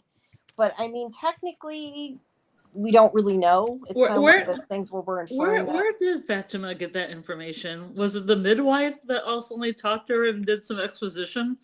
Yeah, I wish they would have told us. I don't know if it's something she became aware of because of the baby in her, or if it's something that she actually told her. That's something that I wish they would have told us. And I wish also, I want to know why she looks like a skeleton like she does. Like why is she different than the other monsters? I think she is always the mother. I mean, like the dead mother. Yeah, no, but I mean, I kind of wondered if she's supposed to, I don't know, represent the mothers or something. And yeah, Guy Sensei is saying that's kind of what I said before. If you're willing to sacrifice your own child, you're already a monster. So like, maybe they were really actually given immortality, but it's like, that's what they were. That's what they became. I mean, we think about the fact, I know a lot of times in my other podcasts, we talked about how there seems to be a lot of, they say things and it comes true, or they are afraid of things and it comes true. So maybe it's more that case that they became what they were, you know, like the town, just like how the town sent in poolside. That's what I said. The town is like, this is what you really are inside. So this is what we're going to bring out and show, you know, it's an interesting thought. Yeah, it's kind of poetic justice, really. Yeah, you know, because they were monsters to do this to their children. So, you know, you want immortality? Okay, you're immortal monsters now. Real, literal monsters. Yeah. I still want to know, though, if they do, like, I don't know, like, people talk about cannibalism. I didn't think the monsters were supposed to eat people. They just ripped them up. But it is interesting that the baby needed blood. It makes you kind of wonder if there's something that they're doing that we're not, you know, aware of or not seeing. Anissa says, the reason it seems like an egg to me is because Fatima's water broke and they showed her feet get wet, yet the child was completely encased in a membrane and continued to develop maturity. That's a good point. I guess see, I don't know. I've never had a baby, so I don't. I mean, I know they generally don't come out in a sack like that. I'm not that. Well, they don't stupid. come out in an egg. But Or a yeah, they don't come shell. out in an egg. I But think I mean, eggs have shells, right? yeah, I know. I didn't. I get what she's saying. It was egg shaped, and it definitely normally a baby does not come out in like that. But I mean, I don't know. I don't know enough Well, it about does babies, if it's but in it the didn't. placenta. That's Because the what I mean. placenta. Like it. But can it come out? Can it still be in the placenta when it's born? I mean, I don't know if that's like a thing Well, that if can you're actually happen. if a woman passes a baby in the placenta at the same time, maybe, and they would have to open it. So I don't then know. it I could haven't had a actually baby be that. myself. It's just what I hear from my friends. Yeah, that's what I'm saying. I have no idea, but to me, it didn't seem exactly egg-like. It to me, it looked like the shape of a baby that was like still curled up, like it is, you know. Yeah. But I don't know. I have no clue. I guess it's whatever the. I mean, if it would have been an actual egg, it'd been kind of cool. Like it Yeah, it would have kind kind of been of cool if it chicken, was an egg. like an ostrich-sized egg. No, yeah, I know it would have been cool. And the monsters don't need to be the same age, do they? No, they don't. I was just thinking of the fact that if they, I guess they all wanted immortality, they would have all, I assume, been of childbearing age if it was their own children. Yeah. But that's the other question I have. They clearly didn't all sacrifice their own children because there's way more than 7 monsters or 6 monsters, whatever. So was it just that they were like, to get this, you have to sacrifice X amount of kids, and they just took the ones that were there? Well, you'd have to couple them up, like, so there were couples. Oh, that's true. That's true. So So that'd be it like maybe would be 14. double. Maybe Yeah, like that's a good 14 running point. around. Yeah, maybe. And the other question is, who is the boy in white? Like, is he one of them, or was he the one that wasn't sacrificed because he looks different? Like, why is he clean? So Yeah. many freaking questions. I don't know. I Yeah. think he might be the one that got away. That's what I think, that he would have Yeah. been the 8th. But then, that of course that opens up a lot more questions. What happened to him then? Like, Yeah. Yeah. And Anne said they got tricked, like Sarah and Elgin. I think that's definitely a possibility. Elgin could not say anything. The voices were in control. However, Sarah knew what it would take to loosen their hold on him. I don't know if it's that he couldn't say anything. I think it's that I mean, how do you guys feel about that? I thought that he chose to protect her because he believed so strongly in it. I don't know that I felt like he couldn't. I think that I felt personally like he made the choice not to tell them. That's why I was saying I think he had misinformation. Would have. Yeah, I think he was just wrong. I think he had misinformation, and the whole theme of the episode is with knowledge, is sacrifice. And I think it took Sarah digging out his eye with a screwdriver in order for him to see that the monsters are bad. It was that extreme. I don't know. If Like an Odin was thing. bad. Like It Odin made gaining him knowledge. He stop. gained the knowledge of these monsters are not telling me the right thing. And that's why I had to do it. The extreme. Do you think then he changed his point of view? I kind of figured it was more just he did it to stop her from torturing him, but maybe I'm wrong. No, he just got the right information. He had to give sacrifice up, like the man in yellow said. For knowledge you have to give up something. I can't remember the quote. I could go find it. Yeah, that makes sense. I like that. He said something like knowledge has a price or something like that. I can't remember. Yeah, that makes sense. Yeah, knowledge has a price. It's along that way. Yeah. Yeah. Max thought it was an amniotic sac. That's more what we meant. I said I don't know what it's amniotic called, sac, but that's what I. Oh yeah. Yeah, knowledge. He says knowledge comes with a cost, and Elgin's cost was his eyeball to get him back on track. Yeah, well, I still question if he's alive or not, because you can't. I mean, yes, she could have just poked his eye out, but like at the same time, if she poked hard enough, it could go into his brain, and he might not be alive. It's hard to tell. Well, she's a genius with, I think she's done this before she even came to Fernville, so she's probably a murderous genius. I would tend to say he's alive, but I think he's alive. Either way. Oh, Jim's still alive too, Julie, because he hasn't died yet. Yeah. They cut the black before that happened. That's a good point. Garrett's saying that they have Boyd now. He's a villain. I do think, and I said that, I think that he went too far. I think he went too far, but I don't. I think Sarah stopped him before he went the last step. Yes, definitely, but I still think he kind of went past the point of no Yeah, return. yeah, but you know what you're gonna do? Omelet break a few eggs. and Glue Guns and Roses is saying they're all just responsible. I agree, and that's what I was saying. I was surprised what Boyd did. I was more surprised they didn't stop him. I at least expected Donna or Kenny to stop them. They kept doing that comical run down the stairs, run up the stairs like they were in a sitcom, which was really weird. It's like everybody go downstairs, everybody go upstairs. Yeah. Like, is this supposed to be dark comedy or what? Yeah, it kind of was. I don't know. I will say, if people watch the interviews that I posted today, because I posted like 4 out of the 5 interviews. I still have to finish Sean Majumder's yet, but the 4 interviews, that's why I saved them for the finale, because a lot of them, I asked them, how is this going to affect them? The fact that they let this happen, because I think it's a big thing they didn't stop it. So yeah, I thought Donna was pretty underused in the finale.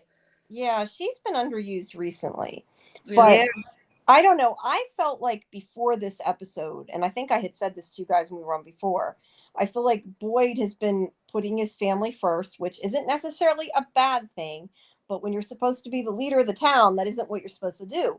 And I think that maybe right now she would make better choices, but I don't know. I mean, after this, I kind of feel like, well, maybe she shouldn't be leader right now either, because she let him do it. I don't know. I'm kind of not sure how I feel about that. And Dieter's saying you did the video good. You did get it to work. I'm surprised that was with the cell phone. It looked good.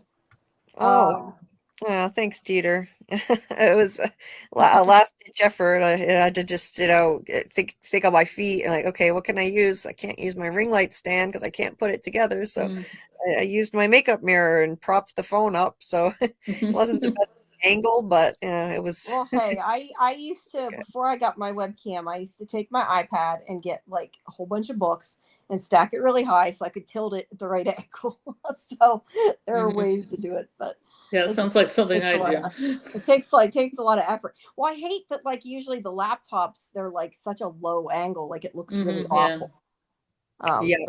That's why my camera is attached to my monitor. I don't got to do anything. And Infinite Umbra is saying he went as far as he needed to go, 100%. So I guess I'm assuming that's meaning they think Boyd didn't go too far. I don't know. Yeah. I'm curious if I feel like what he did, though, even though he didn't go all the way, I still think that he's going to be a different person next season, because I don't see how you could do that and not be changed. Well, I'm surprised they are all different people, but the amount of trauma that I know, but I mean fundamentally, and yeah, you're right, they should all be changed from being there, but I just mean fundamentally, I feel like you cross that point, he's a completely different person. I wouldn't trust Boyd now. I don't think I think he came up to the finish line, but he didn't cross it. Well, smashing his hand with the hammer to me is still not good. Yeah, he could have gone further. He could have gone further. His hand will be fine. But Jim you could will be also fine. say Elgin's hand will be fine. But you could also say Sarah could have killed him too, and if she didn't go that, you could still go further. It doesn't mean it's easily. Yeah, it diminished torture people is what monsters do. Yeah, I definitely. I mean, I think Boyd's past breaking at this point.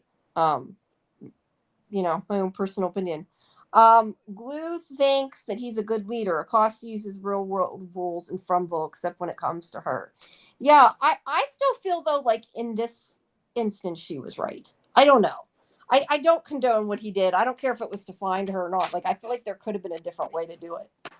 But I mean, that's my own personal opinion. I know a lot of people probably don't feel that way, but I just think that there could have been something they could have done different other than torturing him. But I understand why they did it.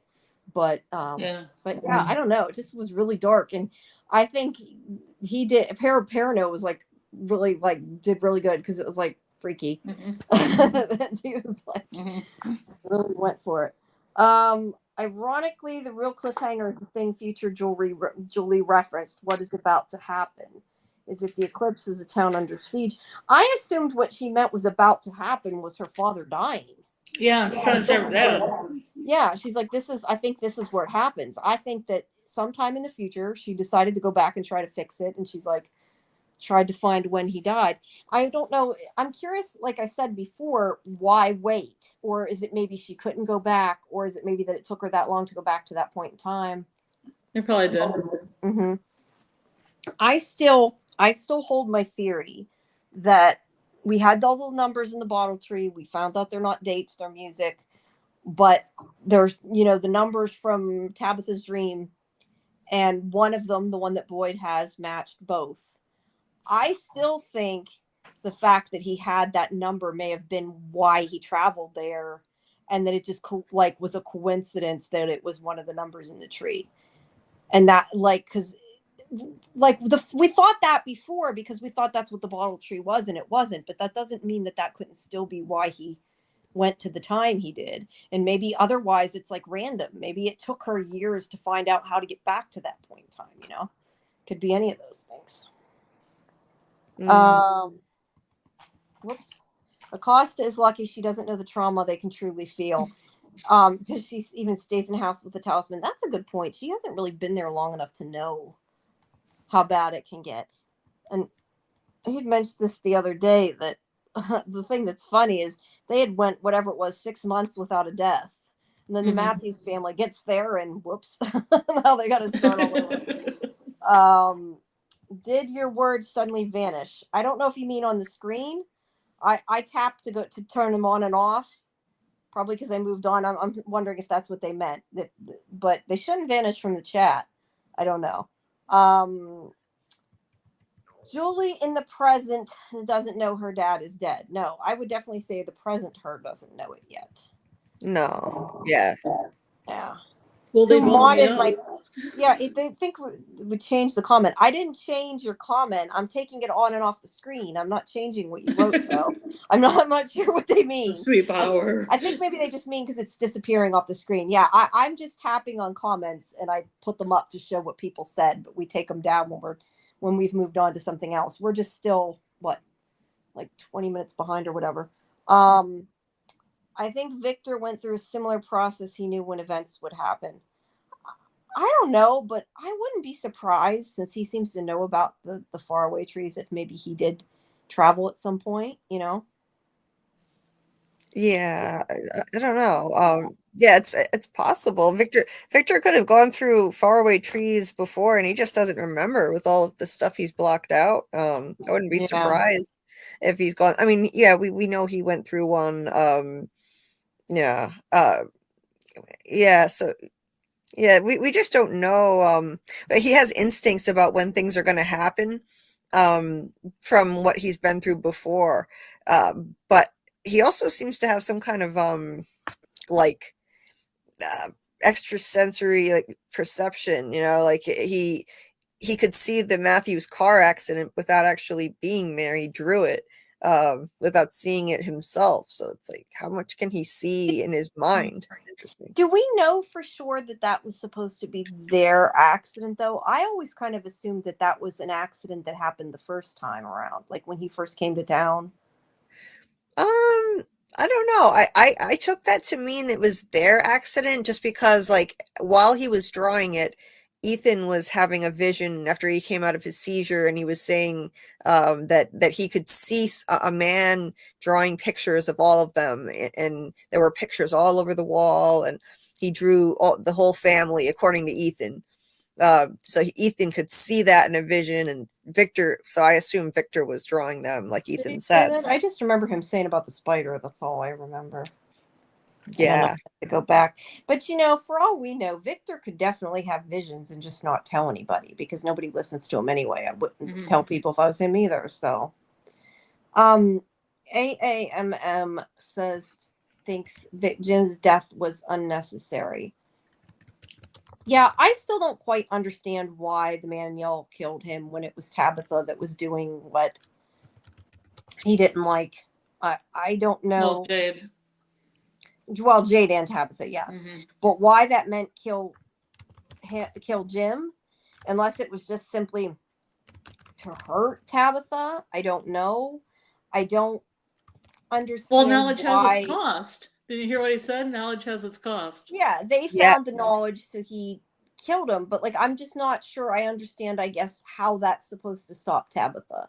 Like I said, the only thing I can think of is maybe because he knows if he kills Tabitha, she'll just be reincarnated anyway. That it worked better to, like how they're trying to break Boyd. We thought it would work better to hurt her. Maybe, I don't know.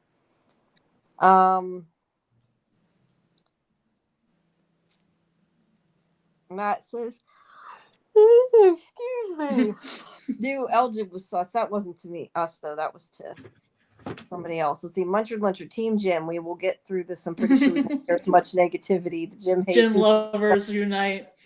Yeah, for how implanted sentiment 90% of viewers, he was a good dude. I mean, I think they definitely gave him a redemption arc. I think he became better in the last episode. But no, I didn't mind him the last episode. It was like he started to turn around, but that's why he died, because he redeemed himself, or sort of redeemed himself.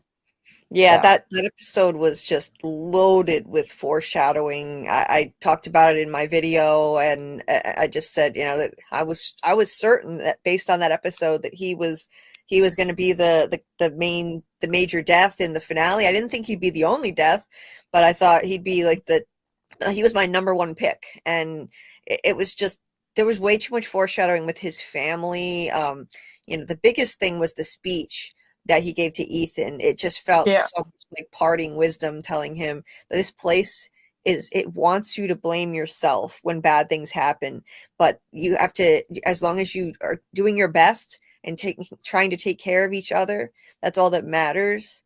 It's not, none of this is your fault. And he's like, you understand? And he says, I love you. They hug. Like, it just felt like a parting speech to him. And that's what clinched it for me. I was sure of it, that he was going to go. Yeah, no, I agree. He's fine. Christy will stitch him up in the next episode. Right. And he's good. And then he has a thirst for him. And even like what Julie said, the conversation between Julie and her mom, how she was so scared she was going to be alone and forever in that dream state in the cave. And her mother said, no, you're not alone. You'll never be alone. See, that's a kiss of death, Julie. Remember when I was saying that's a kiss of death? Yeah. So, Julie when Christy said it to Kenny, she got in the bear trap. When Tilly said it to Fatima, she got stabbed in the chest. And now this happens to Jim. Yeah, so because Julie will not be alone. She'll have her mother and her brother, but she doesn't have her father. It was just more foreshadowing for me. Yeah, it definitely could have been. I'm sorry. I can't quit yawning. Anissa, did Julie or Boyd, at least we're not on video, because then you guys would start yawning. Because I discovered that yawns travel on Zoom as much as they do in real life. Because when we're doing, sometimes when we're in like the waiting room for interviews, I've seen that happen. Like one person yawns and then everybody starts yawning. It's funny. Did Julie or Boyd ever find out about the rope? Do you think that's the proof Julie can change the story? No, they didn't find out about it. And I believe, as I've said this before, I don't think it means that. I think it just means she was always meant to do it. And it wasn't, I mean, that's like one theory of kind of time travel, that what happened, and that she was always going to drop that rope. So it wasn't something she changed. But that is kind of a way you can explain it away too. So it's sort of a little bit of a cheat, but that's what I personally think. I think that she was always going to throw that rope, and therefore it wasn't something that she changed. Because we already knew it happened. Right. So it's kind of like I've said before, it's like with Harry Potter, with Prisoner of I put Harry Potter in everything. It's like with Prisoner of Azkaban, that like he was able to do it because he knew he did it, because he saw it. And it's kind of the same idea that we knew it was going to happen, so it was always going to happen. It's the classic closed loop time travel bootstrap paradox. There's no beginning or ending point. She didn't actually change anything. Like, she was always meant to do that. That was just, that she did it because she was always meant to do it. And so it, like, nothing was changed. Nobody was wiped from existence. Nothing about the present was changed. she did that. So that's I kind of would like them to be able to change the past, though. If I'm totally honest, like I would like it. Maybe it would depend how they did it. If it makes sense, I would like that they could change things. I don't know, because I still question that if these people have been reincarnated over and over and over again and they couldn't save the children before, why would they be able to save the children this time? Like, are we just going to watch another cycle repeat with no good ending to it? They got to do something different. that's the thing. Like like if you look at it right now, it seems kind of hopeless. Like that. How can they possibly change anything? It seems like they're trapped in an endless loop. Like now this has happened again and again, apparently with future Julie showing up, and it just opens up a whole other can of worms. And I don't think they can go back and just stop the stop the sacrifice from happening through time travel. I don't think they can do that because like Ethan said to Julie that how did he put it? You can't change a story, you can't change a story that's already been written. Yeah. So you can't go back, and he said it doesn't work that way. So I don't think you can go back and just stop the sacrifice from happening. If you did that, this is what I was saying in one of my videos recently. If you went and did that, then all of these people like Tabitha and Jade who've been reincarnated all these times, they would be wiped out of existence. All of their subsequent lives and the children that they had in those lives would be wiped out of existence. And that's a messy form of time travel. It's been done. It's the grandfather paradox, that kind of thing, but it's messy. It's not the closed loop, paradox. It would involve wiping people out of existence in order for that to happen. So. Yeah, maybe. I still think that when they say about saving the children, it doesn't mean literally saving them from being sacrificed. I think it means saving their souls or something to that effect. Yes, I think so too. That makes a difference too. I don't know. I think so too. Guy Sensei said something that makes sense. Maybe Fatima heard the monsters from the base. Yeah, I mean, maybe she could hear them from the tunnels. Although why they'd be disgusting being immortal, I don't know. But I don't know. She could probably hear something from down there. I hadn't even thought about that. They're like, it kind of sucks to be immortal. Yeah, I didn't ask to be this way. Yeah, I know. Guess we'll go out and kill something. Okay. Muncher makes a point, though, that there was a granny and a teenage one. And that's kind of why I was saying, like, that you would think that they would have all been childbearing age when they sacrificed the children. So the teenage monster could have had a kid. He was old enough. The teenage monster could have had a kid that they sacrificed, but I don't know about that old woman. She would have been too old to have another child, probably. I don't know. Maybe she's the overseer of the ritual. Yeah, maybe. Priestess. Yeah. There was only 7 kids. It's possible they condensed the whole town to agree and do it. The boy and white, man white, and man yellow. Yeah, they're all the kids of the town. That's kind of what I wondered, and it was like Jade and Tabitha, or not Jade and Tabitha, Miranda, their original selves, whatever they were, that they didn't agree with it. Yeah.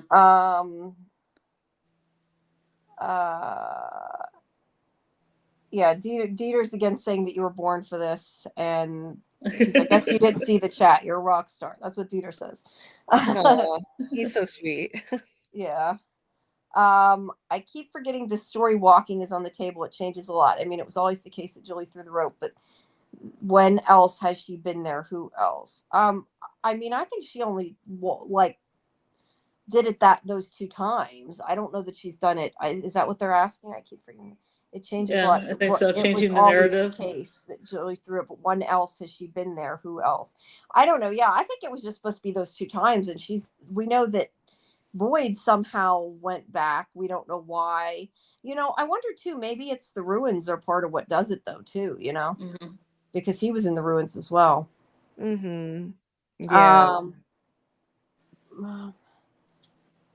Maybe Sarah was removing the part that controlled him. The voices could be behind the eye. That's interesting thought.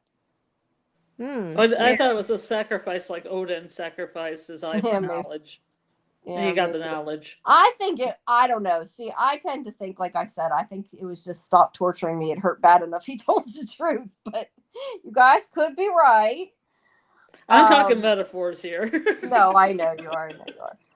Any thoughts on her Danny Acosta. I would like to know why the hell, if that's her name, it was so Yeah. important that they not tell us. Was it just a red what does that herring? mean? Yeah, I don't know. Unless they didn't know what they were going to do and they changed it, because that's why I really want to go back to the screeners, the original ones, and see if it's in there, because I would be surprised that I missed it that many times. And then Right. like tonight, and then when I was watching it last night, I'm like, wait, what? And I'm like, where did that come from? But what does Yeah. Danny mean? What's the I- connection of the word Danny to from? I don't know, Yeah. but it definitely could have been ADR'd in after. I mean, there's sometimes effects and things missing. So, Oh, did they mention it tonight? Did they mention it in the episode? well, Kenny called her Danny twice. Oh, okay. I missed Oh, that. Yeah. you missed it. Well, then maybe I did miss it the first few times I saw it. I don't know. I thought I like, as soon as I heard it, I was like, how did I miss that? And then like he repeated it. I'm like, where the hell did that come from? So I don't know. I might have to guys- take a little waylay and look at that up on the television. Yeah. Guy Sensei says Acosta is naive. Boyd and Sarah had to do it. Now we know that Smiley and the monsters are immortal. Yeah, I don't know. I still think they could have found another way. I'm going down with that ship. I'm gonna keep saying they could have found another way. Do you think Julie will try to go back before Thomas died to prevent his death? I wouldn't be surprised if she tried. I don't think she will do it, but I wouldn't be surprised she tries to go back. But I don't know. Yeah. Maybe they can only. Do you think they can only go back to play things that happened in the town, though? I would question she could go back that far. Yeah, I think that it would be confined to the Fromville dimension, if you will. I don't think she can go back to like the real world or outside of there and change things. I doubt it. She might try to go back to Tian Chen though. Like, you know what I would like to see, and we might have seen, and the way From puts little breadcrumbs throughout things, and we find out things later. I wouldn't be surprised if we find out later that she went back to some time we've seen, and like if we go back to the episode, like we'll see like a flash of Julie, and she'll have been there all along, and we never noticed. That would be cool. I could see that happening. Especially that night that Tian Chen died, because there were so many people running around in circles, you wouldn't have even noticed it. Mm-hmm. True. That's true. That'll be interesting to go back. I'm really looking forward to going back and getting new insights. And I thought of something just off the top of my head last night, that maybe like we've all been kind of speculating like all along, when Ethan tells his stories, the Chromonocle thing is a little more clear. It's to me, like I know a lot of people think, Tabitha represents the Chromonocle, and I agree. I think Jade is the other Chromonocle. I think there's a male and a female in his story, but then who is Norman? And I'm thinking maybe it's Jim, because if you think back to the conversation, Norman died, yeah, in the RV, Ethan said, "Mom, Julie killed Norman," and it was basically Julie pretending to be a monster killing Norman. And Julie said, "Sorry, kid, and when you're dead, you're dead." Life. That's a good point. Yeah, because maybe it's kind of like she had, foresaw it or whatever, and it really meant. I hadn't even thought of that. Well, they do say the answers are in the first episode. I just kind of hope it doesn't end up that this is all part of his story and not real. I don't want it to be something where it's not real. No, I think that this is just like giving us insight into what's going on. I don't think it's a part of his story. Like she tells him, sorry, when you're dead, you're dead. Sorry, kid, life is tough. And then Tabitha foreshadowing it. Tabitha comes over and says, no, Norman is okay. The fairies came from the Lake of Tears and saved him. So maybe that's a clue that it's possible to somehow change this and save Jim. I don't know, but it's just interesting, because Ethan also said to Julie, bring him back. And this is literally what Julie is trying to do now, trying to bring her father back, trying to, prevent his death. And it's ironic because Julie's the one who told Ethan, sorry, when you're dead, you're dead. Can't bring him back. So I think that that's That could be unless what's going on. the fact that like Tabitha was telling him a story, oh no, the fairies saved him or whatever, it's kind of like Julie trying to do that, like maybe she represents that in the story and it's just not possible, but they told Ethan that, so because they didn't want him to have the bad story or whatever. Mhm. Brian makes a good point that Elgin should have just told everybody about the photos and showed it to them. Although it clearly didn't convince Boyd. But I have another question. Why did she even use photos? Because she talked, like she spoke. I know she spoke to Fatima, and I'm pretty sure she spoke to Elgin at some point too, didn't she? Like not a lot, but she said something to him at some point, I think. Who said something to him? The kimono lady. Kimono woman. Didn't she say something to him at some point? Yeah, Because she she said, said Elgin. I remember her Help saying me. Elgin. she said, Yeah. help me, please. So And then what the was next, the reason of the Polaroids other than it was like a creepy trope? it was Like, just a why? creepy trope. Okay, that's what I thought. They Because watched Endless. she also said, I can save you. I can save all of you. I can help you get home. So she could have just told him, but That's what I mean. Like that would have been a lot easier. Visually more stunning through Polaroids. but you know what though? I think that it was maybe a way of persuading him, by showing him like this kind of magic trick, like she you've got this picture here that like pictures of things that shouldn't be there, picture of a root cellar, then we saw that picture of Boyd's house. Like this is kind of showing him like oh, this is legit, like this is real, you can believe me, rather than her just telling him. So I think they did kind of serve a purpose in that way. Yeah, that's true. I just quite kind of wondered why, like because it wasn't necessary to do it as much as she did, I guess. But it's it made visually it seem more pretty. creepy. Yeah. AA said a lot of people have done worse, or have people done worse than had their eye poked out. I don't get why people think she redeemed himself. To me, most of the town will seem like she can still snap at any time. I don't know if I think that I don't know if I necessarily think she redeemed herself. I like how they did it, but I mean, she still was wrong with what she did. Yeah, But Clautry's right. That he is kind of a hypocrite with like. She got results. I don't think. See, I don't take it to mean that she redeemed herself at all. It's like she herself said that she already lost her soul. So this was just another unspeakably awful thing that she was doing, and like she'd already lost her soul. So what else does she have to lose? She'll do this for Boyd so that he doesn't. She's going to protect him. She's yeah. protecting Boyd. So this isn't redeeming herself at all.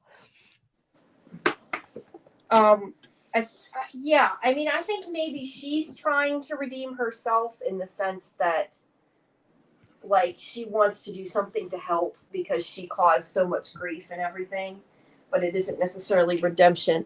I will be right back, guys. I don't know where the quote is to take it off the screen, but I will be back in a second. I'm going to mute this. Okay. Yeah, I don't. What were we talking about? Sarah's redemption. Yeah. I mean, she's on a kind of a redemption arc. She saved Ethan and Julie and whatnot. But I think that what she said kind of hinted at the fact that, and this is something I've been saying all along, that what she did, she can never truly be redeemed for taking a life. Like you can't bring this person back from the dead. You can't fully be redeemed for something like that. And she was acknowledging. But she can save Boyd from doing the same thing. Exactly. So she can help him. She's doing what she can to help, but she can't redeem herself fully. She's got that piece missing, Julie. That piece missing. She's got that one piece missing. Exactly. She'll always be a broken person. That little piece of the snowman missing, where the heart should be, it represents her. Yeah. And she knows that she'll always be a broken person who can't be fully redeemed. And I liked that they put this in the story, because it's always bothered me that people are saying like she can redeem herself. She's on a redemption arc. Once you take a human life, I don't care what reason you do it for, you can't be fully redeemed. You just can't.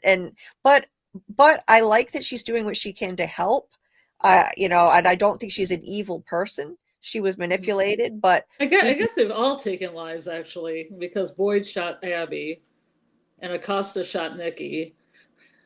Yeah. Are they redeemable? They've killed people. Yeah, I mean, that's true. But I mean, but with Boyd, it was like it was a necessity, to save everyone else because she was literally on a rampage killing people. So like, I feel But like it then was, Sarah thought it was going to save everybody too. yeah, but like when she did that though, she killed somebody who wasn't hurting anyone. Abby was in the act of killing people. Yeah. Boyd had to stop her. It's completely different. Sarah killed an innocent guy laying in a bed injured. Mhm. And left the door open and got an old man killed as a result, Mhm. and tried to kill a little boy. Like, Yeah, it's but she was also possessed by voices. yeah, it's just that it It doesn't gets matter. Like, messy. but You she know, like what she did with Ethan was premeditated. She wasn't possessed then. She was walking around all day with a scalpel in her pocket. Well, she was Like, possessed. She got the well, thing on she her arm was to kill the listening boy. to, yeah, she was listening to the voices just like Elgin was. but I don't think she was Excuse me. possessed the entire time. She was walking around. She was No, I thinking don't think about she it. was She, possessed. she was talking to Christy, debating it all night whether she should do this. This was premeditated, Yeah. And so see, that's my point. She questioned it. Elgin didn't. Why? Yeah. yeah. Well, because Elgin was convinced the kimono lady was an angel. Kind of like Midnight I Mass. guess. Have you ever seen Midnight Mass? It's kind of like the same Most of it. I never feel. saw the end. Yeah. Mood. Let me ask you guys a question now. Do you think, like, I was trying to remember, I wrote it down in my notes, but I can't remember exactly when it happened, but like I'm kind of curious if originally Boyd was going to do what he did, or if he did it because of the way Ellis reacted. Like if it was more he was pushed at that point, not literally, but like was that his plan all along, or was it only because he saw how upset he was? I don't know. Whoops. Well, line of protection, like Boyd trying to protect Ellis, and then Sarah trying to protect Boyd. Yeah, kind of. Could be, yeah. I don't know. I guess because I didn't swipe the chat for a while, some of it disappeared again. Oh. I think there might be some wiggle room in Frumville time travel, but Martin definitely helped make sure that interaction happened as it was supposed to. Maybe. Martin knows stuff. Yeah. I think Martin's important, and we all want to know about Martin if he's Fatima. And he's putting on an act. It seems like he's putting on an act. I'm kidding. Yeah, it does. Or did with Julie. It was a scene with Julie. Yeah. Brian P in the chat, I just noticed, said something that is so true. Like, the end beginning connections. It's very similar to Dark. Like I'm not going to say spoilers, Scarlett. I'm not going to say spoilers, but I just want to draw a parallel between a catchphrase between the two shows. Like on Dark. I'll just leave. Okay, I'm not gonna spoil anything. In Dark, like the phrase was the beginning is the end and the end is the beginning, and in From, like they're saying like the answers to the end are at the beginning. It's very similar, and they kind of rip off Dark at the end of episode 10 because Julie is showing up with, it's like basically a future version of her with, she literally has chopped hair and a scratch on her face, just like a character in Dark who comes back from a parallel world. And she literally has a chopped up haircut and a scar on her face. It's the same thing. So it's like, I feel like they kind of borrowed some inspiration from Dark there. I don't know. Feel like that's also a little bit of a trope though, because I think like the point is to make her look different.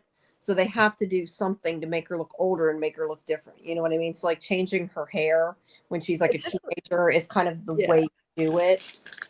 I agree with you, and I see what you're saying, but I don't know that there's that much put into it. I think it might just simply be they needed to do something to make her look different. It's just so weird that they gave her the same hairdo and a cut on her cheek, just like, oh, come on. just like Marta in Dark, because she's got the. Spoiler. You could just turn the volume down for a second, really. I can't turn you off, Julie. Even when I have it on completely almost mute, I can hear you across the room. Well, you need to go watch Dark Maybe then, it's because there are just a an lot of homage. parallels. I I like to didn't talk even about know that. it was about time travel. I tried to keep that to myself, and somebody else spoiled it for me. I don't think you could watch more than like 10 minutes of Dark and not know it's about time travel. Well, I Yes. want to do it on my own. But like we've been doing this for 2 months now. You got to go watch Dark so we can discuss the And you Alright, gotta cool. go watch Yellow Jackets. Dark is not Alright. long. It's very Challenge short. accepted. Yeah. Well, anyway, Brian, like there are definitely parallels between the 2 shows. I'm not saying like it's not like a copycat thing. I just think it's funny. I think it's a weird coincidence that they gave her the same look Probably. as that Like I character. said, maybe it's That an wig, homage. that Maybe wig they was did it on pretty purpose. like wiggy. Yeah. And we gotta do a rewatch, like Brian said, and look for all these details at the beginning, like because we're gonna find so many new insights, I think, by going back to the beginning. I I'm don't gonna know. start right When away. you say the beginning and the end and all that, just makes me think of my Ouroboros tattoo. Oh yeah. Um, Perfect. Jim kind of put them together. Right. I think Fatima said she saw it. I think she did say that, didn't she? So what? I saw what they are. I think she said or something. to Yeah. that effect. Maybe a vibe. Where do we think Julie came from? I assume she just came from the future of Fromville. Yeah, she did kind of run up Back to the Future style, I guess. Yeah. Yeah. Let's see. I'm surprised she didn't try to do more. She was kind of passive. Yeah. Well, to be fair, that scene was only like 2 minutes long. It was just to make a cliffhanger. And how many times has she done this? Yeah, that's true too. You're right. She may have done it more than once. Well, I don't know though, because even if she's done it, I think she hadn't gotten to that point before because she says, I think this is where it happens. So she clearly hadn't seen it happen before, or she would already know that. She was trying to find out when it happened or how it happened. Maybe this. So probably originally he died and they just found the body. Probably. Maybe this is the ultimate end game to even kill the entities for good. It's not just about children so that no one gets tricked. Maybe. Yeah. But you say that though about finding the body. You have to wonder, like, I want to see that because they're going to find a body in the middle of the day. Mm-hmm. Unless maybe they don't. The only thing I could think is maybe they don't find it right away. So they assume he like disappeared and died at night or something. But I want him to find the body in the day. Yeah, but he's not too far away from where Jade and Tabitha are. Yeah, I don't think he's supposed to be. Although why he went back to the RV is beyond me. I like the little bent tree by the RV too. That was a nice little touch. Yeah. Boyd was physically far away to the dungeon before he torched himself back. Brian, this is the conversation we've had on here before, and this is where I like that we all see things differently. We've had this conversation before because I personally thought that Boyd physically traveled to the past, where Julie traveled more like an astral projection or in her mind or something. Mm-hmm.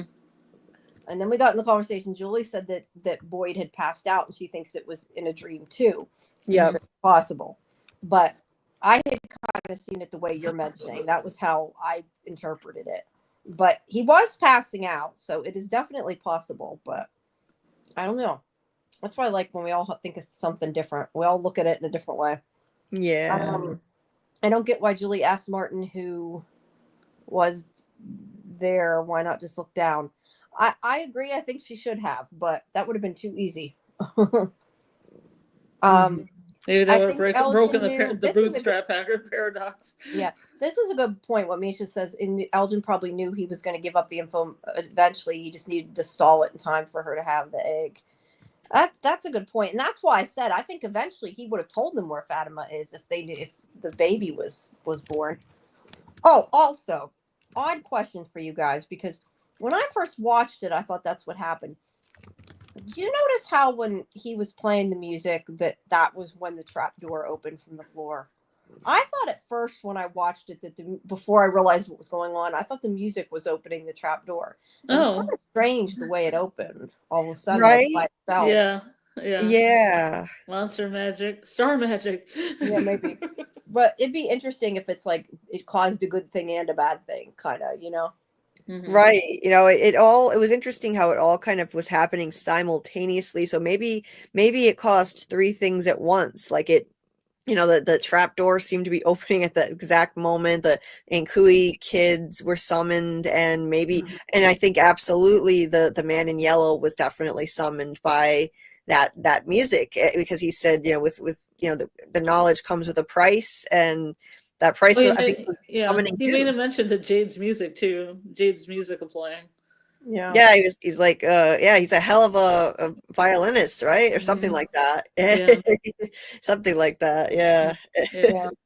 I don't know.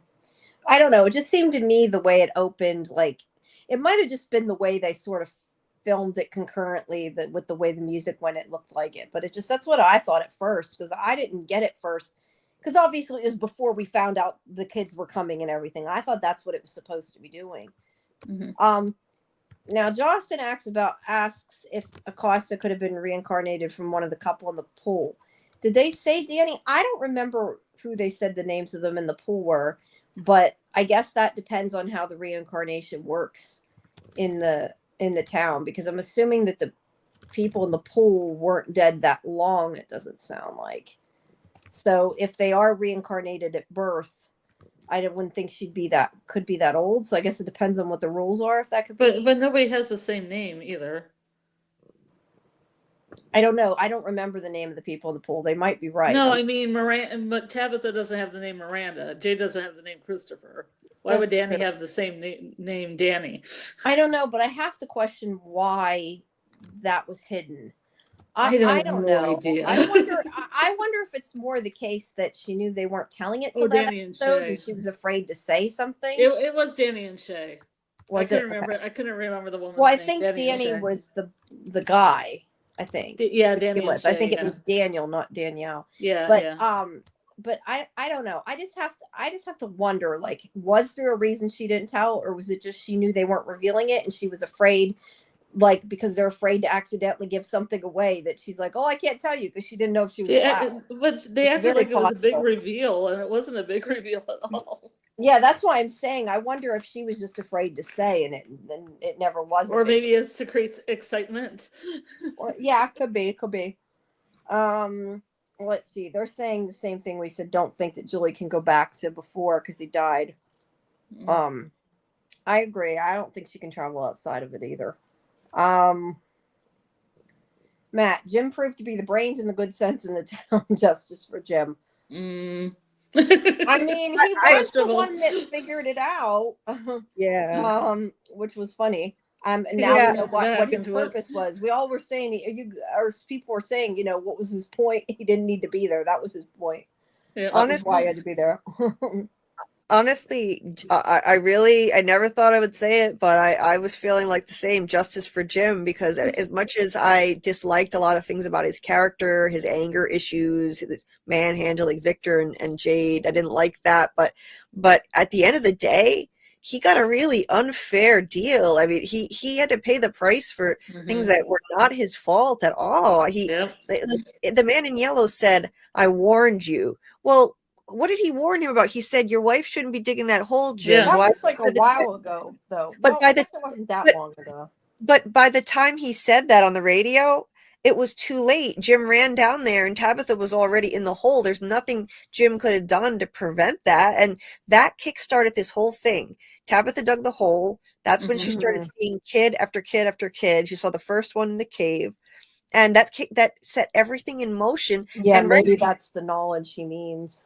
And then right up to the end, Jim like was trying to tell them, like, this, you don't think this is a little bit suspicious? Maybe you shouldn't be doing this with the music, because Jade was like figuring out the music way too easily. And Jim said, you don't think that's kind of convenient? He was trying to talk them out of doing it. They went ahead and did it anyway. And he stepped up. Actually, he grew as a character and listened to Henry, and he supported his wife. He didn't invalidate her ideas and her feelings, even though he went against his own better judgment, and he supported them with this. And what did he get for it? He got killed. He got unalived. It's messed up. It's messed up. I kind of wonder, though, and I don't know the answer, but I kind of, because of the fact that he said that, and it's like, why is he talking now about what she did back then? I get what you're saying, like it led to it, but I kind of almost feel like that line about, I told her not to go, I told you she shouldn't have went in the house, I think was more just to say, hey, that was me on the radio, like for us to realize that. I don't know that it had more meaning or not. Little shout out. Yeah, I don't know that there's necessarily more to it than that. I mean, there definitely could be, but well, the whole thing started with her digging the hole, though. Like that's if she hadn't done that, then like none of this would have happened. Maybe that was the knowledge he was talking about rather than the knowledge she just got. The man in yellow even said this didn't need to happen. Like, but Jim didn't do anything to cause it. He was innocent. I told you to stop it. Damn it! You didn't do a good enough job. That's oh no, Jim! No. That's why I kind of feel like it, like his death was a little bit Tabitha's fault. Yeah, because they kept going. Now let's see. Brian says Julie saved Norman after killing him was for shattering successful type travel loophole. Could be. Don't know. She used photos because someone in the writer's room likes Polaroid. That's why I said I think it was just a good trope. And they were direction to go places. I mean, I definitely think they were to tell him where to go, and they were helpful in that way. I just kind of questioned why she kept using them if she could talk to him. It seems like a waste of it, you know. And yeah, a lot of the Brian says there must have been a lot of spare cartridges of film. I think it was just like unlimited film.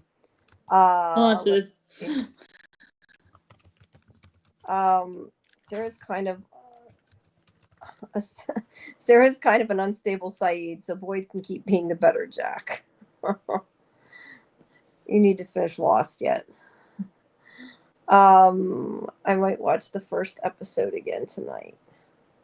I kind of want to go back and watch it too.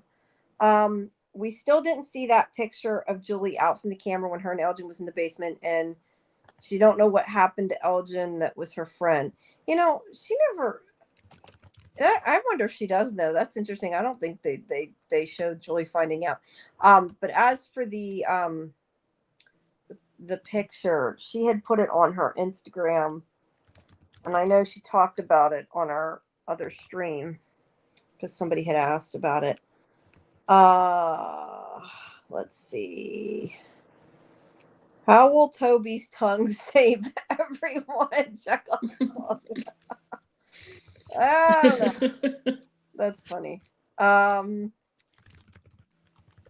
was looted and possessed. Boyd was totally rational and acting out of pure necessity. I don't know. I didn't see it that way. And I don't know that Sarah was necessarily acting any different than Boyd, other than she was willing to go further. I don't know. What do you guys think? Unless they mean before with what Sarah did. I don't know if they mean specifically this episode what Sarah did or not. Well, in this episode, she definitely seemed like completely present, you know, mentally present herself. When she, there was a moment, there was a scene with Toby where she seemed like she could have been possessed. She had a different kind of persona, but it wasn't like that the whole time, you know, like, and it definitely wasn't like that when she was planning on murdering Ethan. She was completely, you know, in her right mind, you know, pondering whether she should do it, the morality of it, and walking around with this premeditated murder plan with the scalpel in her pocket. So I don't think she was possessed. She was deluded, though. She was manipulated and tricked. That I will say. And she's not evil, just like Elgin wasn't evil. You know, I just think they were manipulated. But that doesn't excuse what they did. No, it doesn't. We got somebody in the, I didn't even notice we had somebody in the, that's waiting to go in. Let's see. Amanda, okay. Do you know, I'm not sure who Baby Clay is, but they were chatting with us, so. Yeah, Baby Clay's fine. He's been on my panel. He's got a channel. Okay, yeah. I brought you in. I'm sorry. I don't know how long you were there. I just now saw it, so I apologize. No problem. I just joined up. No big deal. Hey, everybody's hello, on. welcome. We're just careful about bringing people in because we had somebody post porn once, so we're just. I know. Believe me, I know. Yep. But yeah, no, Baby Clay is another From creator. He's got a channel too. Content creator. That's great. Well, welcome. Yeah. Thank you all for having me. Thank you all for having me. I wanted to touch up on some things I saw in the chat that was pretty interesting. I forgot about how Sarah took Toby's tongue out. Yeah, Like, I Right. did too. what is that used for? But you want to know, like, that just reminds me of Sarah taking Elgin's eye out. I don't think Elgin told Sarah where Fatima was. I think magically or, spiritually, she may have saw it with the eye that she took out. That's the reason why she took the eye out. That's interesting. I hadn't thought of that. Because, I mean, he's in there yelling, ah! Yeah, that's And- true. All we heard was him screaming. It's one of Yeah. those things again where they did not show us, so you can't know what exactly happened. So it's like, what, and maybe they cut it out. Maybe I didn't hear it. But correct me if I'm wrong. Did any one of y'all hear Elgin say she's in the root cellar when Boyd was on his way up the stairs? No, Yeah. we just heard him screaming, I think. Or that's No, all I heard. Yeah, I heard Sarah say she's in the root cellar. Yeah. No, Sarah did. He's saying did Sarah you hear did. Elgin say it? Oh no, Elgin. we never heard Elgin say it. No. Yeah, I just kind of assumed you couldn't hear him because when he talked because they were all the way downstairs, but I don't. Yeah, I just thought it was implied. Yeah, I I don't could know. be reaching. I could No, be reaching. you could be, but you could be right too. It's just another one of those little things they might never go back to. I mean, It still irritates me that they never showed if Fatima told her husband about drinking the blood. They never said one way or another. Nope. And it's irritating me. So Yeah, there's an interesting comment from Brian P that says that if you torture him, take his eye, will tell you where Fatima is. Sarah, like the voices would tell her. And that kind of makes sense to me. The ones that she heard in her head when she was crouching down in the room. yeah, that's actually a good maybe. point. Like maybe they're just trying to torture her even more. So they're like, yeah, you do something bad, we'll give you what you want. Because they knew she wasn't going to make it anyway. That it was too late. That's really interesting if that's the case. That could be the case. But again, since they didn't show it, I tend to think it's probably not. But it's an interesting idea. did y'all Oh, enjoy yeah. the episode last night? What y'all rated? Scale of 1 to 10. I would give it a 10 out of 10, easy. Absolutely. Yeah, I'd And say no 9.5, 10, close to that. Yeah, I think it was really great. I think it was crazy in the best way. Like it was totally unexpected. I definitely didn't guess most. The only thing I really guessed was that she was going to gouge his eye out, and that was because of what Jade saw. I think that was the only part I really saw coming. The rest of it, I was completely shocked. Which Yeah, makes I a good think finale. I would have given it about a 9 because my ratings have gone like 7, 9. Everything's been about an 8 so far through the whole seson. A solid 8. Yeah. You I give give it it a really 9. an 8? Wow. Yeah, solid 8. Yeah. And would The you only say? reason I give it a 9 is because the reincarnation thing seems a little bit off. Because from my understanding, in order for someone to be reincarnated, the other person has to be unalive, right? Yes. So my question is, was Tabitha even born when Miranda passed away? That's what we were discussing a little bit earlier. How old is she? Because she'd have to be like in her 40s, if that's the case. I mean, if she's the reincarnation of Miranda, she would be about Henry's age or close to, Henry's age. So Well, it's like, not yeah, if she was born when Miranda died, because Miranda died like something. I think 1978. Yeah, he said it because he was okay. because he had said Victor had said he was there for like 40 years or something like that. Or 30 So she would be in something. her late 40s. Yeah, Okay, that makes sense. Yeah, that's the only part I'm not sure like if she's that old or not, but I guess it's kind of doesn't necessarily matter, but I didn't think she was old enough. But I'm so bad with ages. I really don't. I'm bad too. You're not. I don't trust that. So I don't know. Yeah, I mean, oh my God, this episode has so much. Yeah, to talk I don't know how you guys already like have so many thoughts, because I feel like I've been thinking about it for so long, and I it's still like, what the hell? And I've seen it months ago. So I think because of Muncher Luncher, I'm forever calling Smiley Smiley Stevens. yeah, I like that. That's a good thing. Welcome to the family. Yep. My bouncing baby boy. Yeah. I like the chat just disappeared. Damn it. Where'd it come back? That where I don't know which one it is because it disappeared, but where he said Chekhov's tongue. That's gonna stick with me too. That made me laugh. I'm trying to find where we even were. The chat snapped back. One more thing about Jim that I don't think anybody noticed. You remember in season 1 when him and Tabitha was writing on the wall, Mm-hmm. trying to figure out, what's going on? Was that the 12 Mhm. thing? The Somebody 12. mentioned that. I don't Yeah. remember it, but I saw somebody mention that. Mhm. That he said the answer was Yeah. 12, and the answer was 12.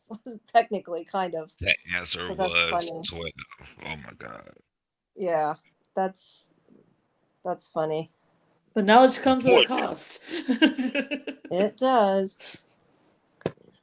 Poor Jim. Poor Jim. Yeah, I feel bad for Jim now. Yeah, I do too. You're all Honestly, Jim lovers now. I see it. I've been converted to a gym lover. Jim lovers. Oh, Well, Yep. Jim now it's lovers. like everybody's is saying it in hindsight, Mm-hmm. Mm. He'll probably come We'll get back. R.I.P. Jim T-shirt now.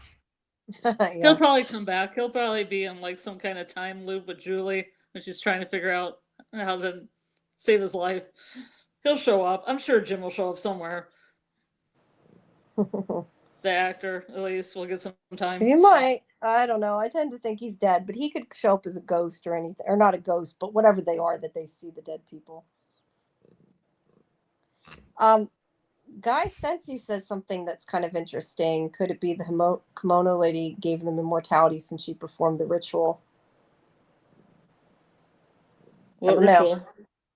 I assume they mean the baby. Oh, That isn't I don't exactly know if she's part of but- that. I don't know if she's on that bottom rung, like the lower management of monsters. She might be like mid-management. I don't know. Am I the only one? I kind of assumed that Kimono Lady was supposed to be like Smiley's mother. Like she was it because it was really her baby, not Fatima's. That's kind of how I took it. Because I'd forgotten I was thinking that earlier. I thought she was on the low, like the Elgin ballerina, like the ballerina or some other entity, like another level. I don't know, but Elgin did say you are pregnant. It's just not yours. I assumed it meant it was hers. Yeah, I just figured it's kind of like an immaculate conception. I didn't take it to mean it's hers. It's just like this place just implanted that thing in her. Now we know it was Smiley, so it didn't really, it was an immaculate conception. Because like whoever his original parents were, before he became a monster, they're long gone. Maybe, unless it's another paradox, the chicken and the egg. And then where were we talking about that on here on the chat when about it being, I can't remember who I was talking to it about, but that like maybe in the root cellars a different time. Was that you guys that were talking to me about that? Oh yeah, they have the two different root cellars that are supposedly looking different. Yeah. And we were wondering if maybe it actually was like transported into another. Well, yeah, but even inside the root cellar, the peach can is supposed to be there, but then not there. But I don't know. Those are just continuity errors. Yeah, I don't know. I think they might be continuity. Because the actress is truly throwing around that can, and the odds of it landing under something might be, pretty high. Yeah. D Strand is saying Elgin did question it because he was afraid of Kimono Lady until he talked to Julie at the table. Then he started to think it might be an angel asking for help. Then he found the Polaroid camera.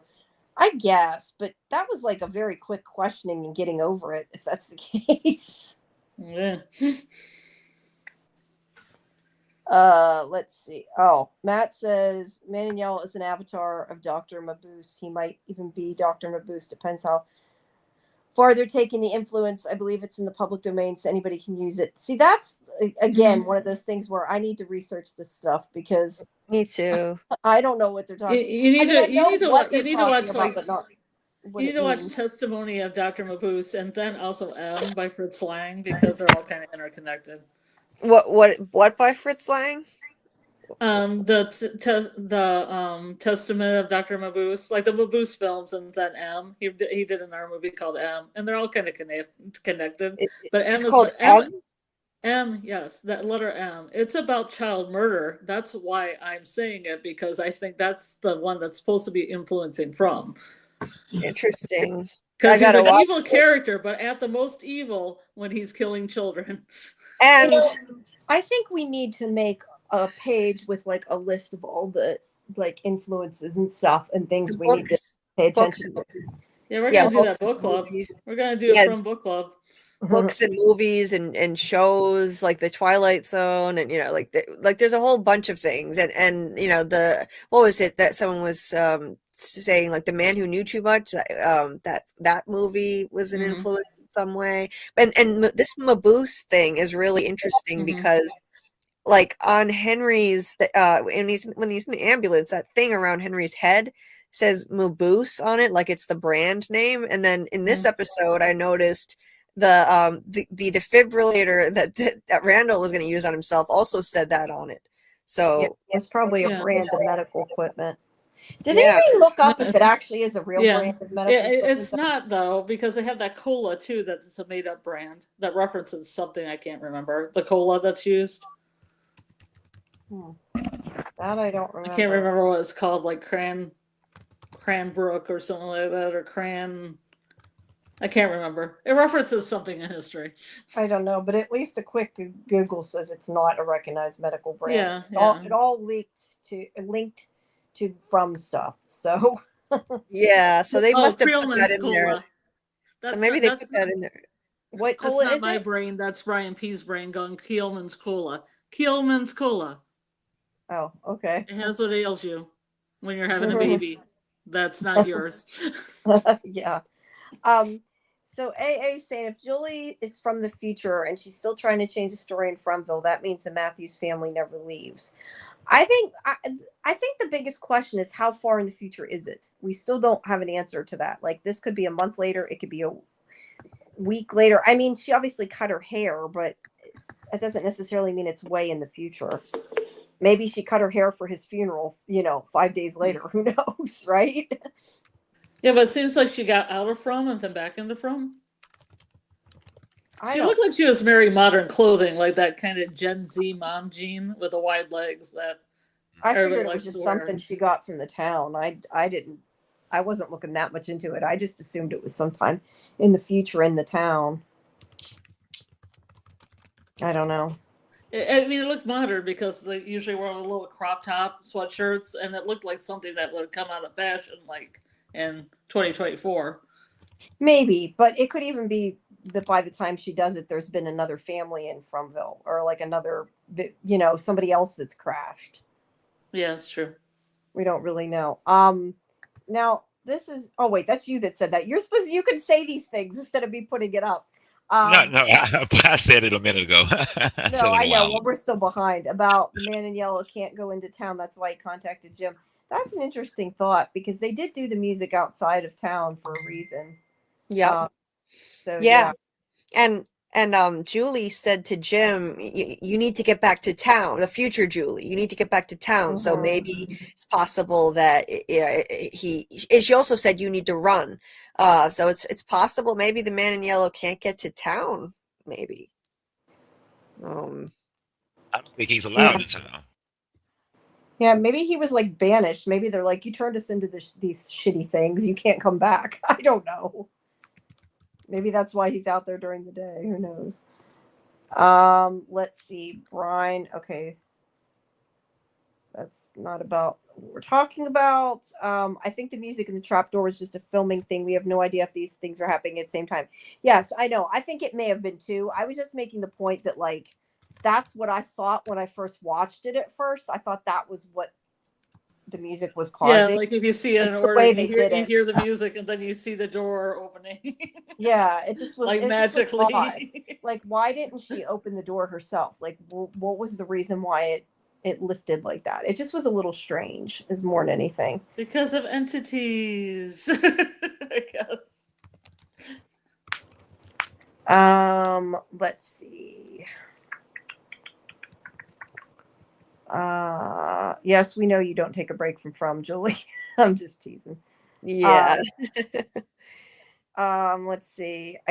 Misha says, I don't think Acosta is an important character in the town, and that she and the other EMTs were random. They're based on the crash Tabitha and Henry had.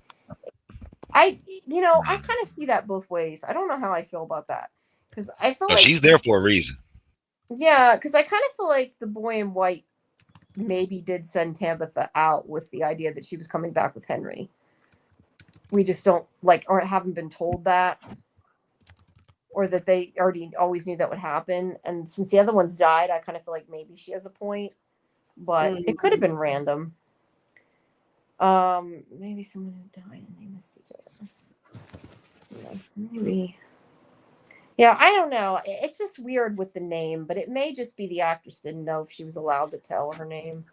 Right. Yeah. It would just be Well, funny though, because it'd be like, and my name is Danny, and everybody's Yeah. like, I don't and understand why? Who knows? We don't know. why they would wait until the last episode to say her tell us. name when in the same Maybe. season I just kind of feel they like said something about Danny and Shay. Yeah, I just, the thing is it feels like if it was something that was meant to have meaning behind it, wouldn't it have been name we recognized? You're right, there was Danny and Shay, but that was implying that Danny was Daniel, not Danielle. I mean, I think Shay is a female. And we thought it was going to be they could have been, they could have been a lesbian couple. I'm not saying they aren't, but for whatever reason, I thought it was a man and a woman. I may have just seen that in my head. I don't know, but I assumed it meant Daniel for whatever reason. I could totally be wrong. Yeah, but he thought it was going to be some big reveal like Eloise or something, and Yeah, then it's this like boom chick, Yeah, or they're just like, Danny. You idiots, you fell for it. We'll have to ask the if I ever get a date, we'll have to ask John. I mean, the only thing that it shows to me is that Kenny knows her well enough to know her first name, so maybe they are getting it on. Yeah, maybe. Yeah. And that's saying there might have been deleted scene. That's very possible. Yeah. A makeout scene. Yeah. We're now past hour 4. I probably should do our little recap for people who missed. If you came in the middle and you did miss Jamie McGuire's interview, you can always go back to the live page of our YouTube and restream any of the interviews you've missed. I don't know if you can rewind it while we're in the middle of it. You might have to wait till we're done. That I'm not entirely sure, but you can go back to restream it along with all our other live shows. You can rewind it live. Okay, you can rewind I it didn't know back if you a bit. could. Yeah, I have no clue. I've never tried it. Yeah, but you can. But please take a minute to like and subscribe to Sci-Fi Vision, and also check out Julie B's Deep Dives page, which is linked in the description.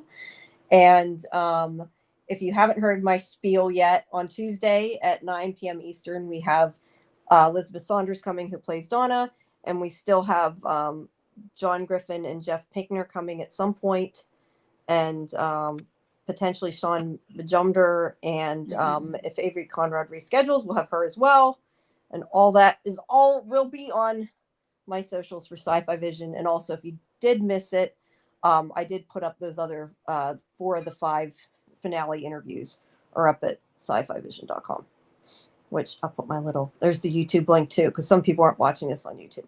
We do have like 2 people watching it on Twitch after all. No, I'm just teasing. But anyway, okay, sorry. I just think I need to try to remember to say that once in a while. And now I lost my place in the chat again. Nice.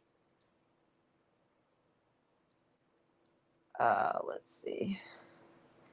Tabitha needed space after telling her husband another man is her soulmate. Yeah, she kind of did. I don't think that's what she meant, but she could have. AA says, I think the man in yellow said you shouldn't be digging the hole because he wanted to make it known it was him on the radio. And that's where they found out the electrical wires wouldn't connected anything. It's strange, though, that he said that to Jim. Like, it seems like, was it more for the audience? Because what good did it do to tell Jim that if he was going to kill him 2 seconds later anyway? It's fun for the audience. Yeah, it was It's just a like little reveal. It's a revelation. yeah, it was really perfect. It brought that whole storyline full circle. It was just so evil and sinister. So I just think, yeah, it was more for us for dramatic effect and to make that connection back to that moment. Yeah, I loved it. That was my favorite cliffhanger. Like, when I was first watching the show and that happened, that voice came on the radio, I just lost my mind. Oh my God, who is this voice on the radio? And just, I love how they brought this full circle, and now we have a new cliffhanger where he says that, and like we have no idea who this guy really is, like what he is, where he came from. There's so much mystery surrounding him. So I thought it was just brilliantly done, really. Yeah.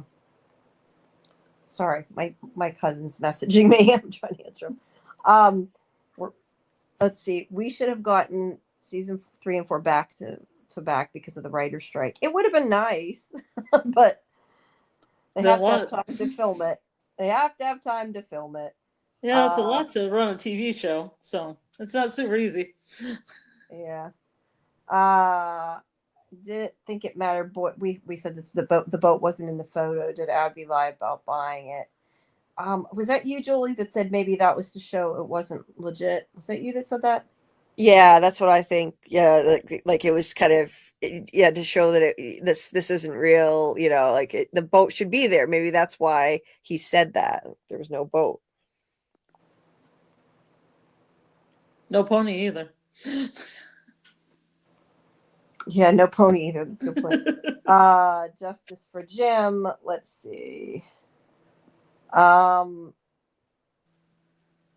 wait, that was based on that. The picture of the house I took to be from Boyd's memory. No boat because he doesn't necessarily think of the boat when he thinks of the house. That's kind of what I thought. Like the boat was, they never got to the boat because the boat was going to be, he was going to get the boat, and that's where they ended up at the town. Yeah, they were going towards the house, and usually you have to go to a marina or something to get your boat.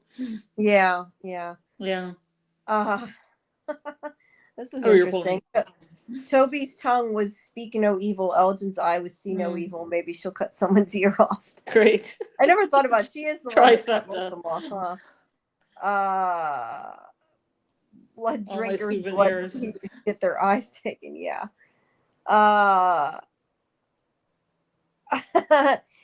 says it gives the season finale on a 7.5 because we deserved longer. I was so confused when I read about that because I knew that the finale was only 59 minutes and I couldn't figure out why people were saying that. And then somebody mentioned maybe there was a preview, and it's like, yeah, that makes total sense. But I didn't know, so I didn't end up saying anything, but yeah, that kind of stunk. They made you think it was going to be longer. I was kind of hoping maybe there was something deleted or like a bonus thing or something. It would have been nice. And I don't think anybody even watched that preview for the other show. I didn't. I didn't. I didn't, but I've seen the show, so that don't count. Oh, okay. Yeah, I don't know. It did make me want to watch it. That's what I'm saying. It wasn't a good move. Yeah, I know. I think enough people were upset they didn't. That they probably didn't. I can't remember sometimes who I talked to because once I do the other party on Sunday night. Well, did I tell you guys about the 73 books, or was I telling that to somebody else? Well, we know about the 73 books.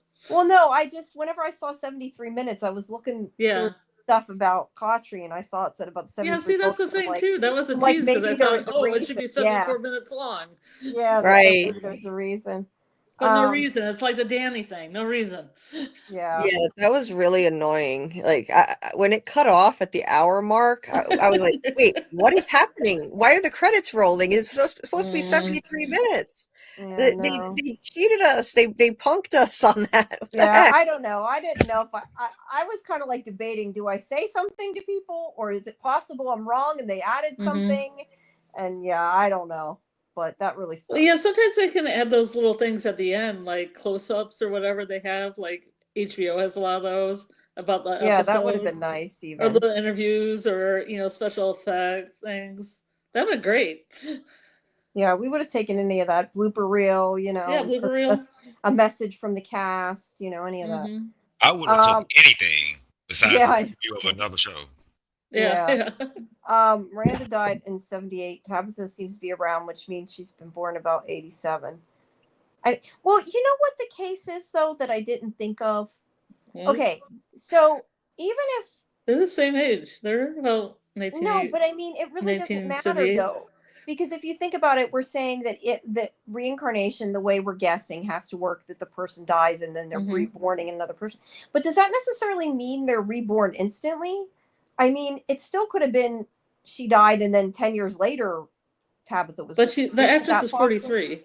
No, I know, but I'm saying even if she wasn't, like, I don't know that necessarily matters. Like, it could have been that she was born 3 years later, 5, I'm just questioning, like, does it necessarily mean they have to be born right when the person dies?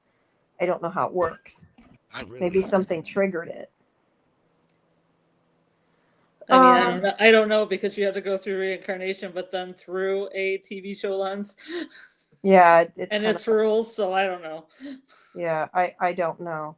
I still don't care about Jim as long as Sarah and Boyd aren't dead. Don't know. But it's protected by plot armor, so you can not a Jim. I like Brian. Jim died. Smiley's born. I think Smiley's Jim. that's like the Barton is Fatima, right? Smiley turns around, looks at Boyd, and he's like, "You could call me Jim." That End the awesome, season. Boyd went down to check on his grandson, Smiley, man. Yeah. Related.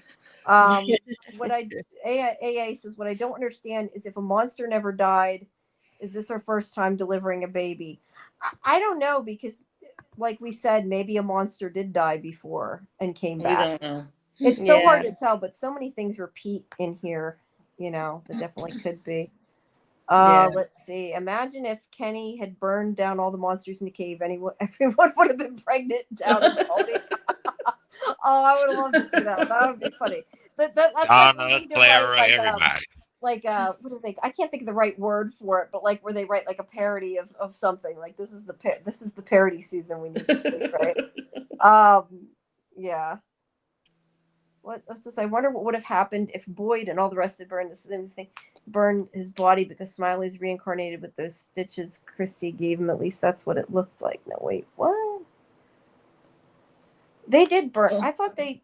Yeah, they did burn, but yeah, they gave him a Rasputin death. Yeah, I think they did burn his body, but I'm not sure what she means about the stitches. That I'm not sure. Quan says Elgin's going to be a one-eyed mess in season 4. He won't live long. I don't know. I mean, that's kind of where I said it depends if she stabbed him all the way into his brain or not. Because if she did, and plus, if you don't die in Frontville, you tend to heal real fast. That's also a good point. So yeah, he could be okay because of that. I'm talking about Dark. Where he can't pass the house. Then okay, Dawson says maybe, I assume he means the man in yellow. Maybe he can't go into town because of the talisman. Maybe. Yeah, I wonder where he crawled out of. Because he was like, he didn't have a body. He just had a voice. Yeah. Right. Like I felt like he, until he was summoned, he, like he had to do things like, like kind of these parlor tricks, if you will, like make the voice on the radio, create the voice on the phone, the Thomas voice. I don't think he was able to physically like go there. So I don't know how he does it. What changed it? Was it because of the music? If that's the case, I think it was the music. Yeah, and it was out of town too. Yeah, outside. That's interesting though. Like if it's the case that they're less safe if they're outside the town too. Like, I mean, I guess we know to some extent they're less safe outside the town because they don't have talisman, but during the day we think it's okay. I ain't gonna Right. lie, y'all. I hate to say this. I really do hate to say this, but I think it's aliens. What? I hope not. Aliens. It's the it's the aliens. It's the aliens. You know, I hate to say it, but I think it's the aliens. Only because of what the man in yellow says at the end.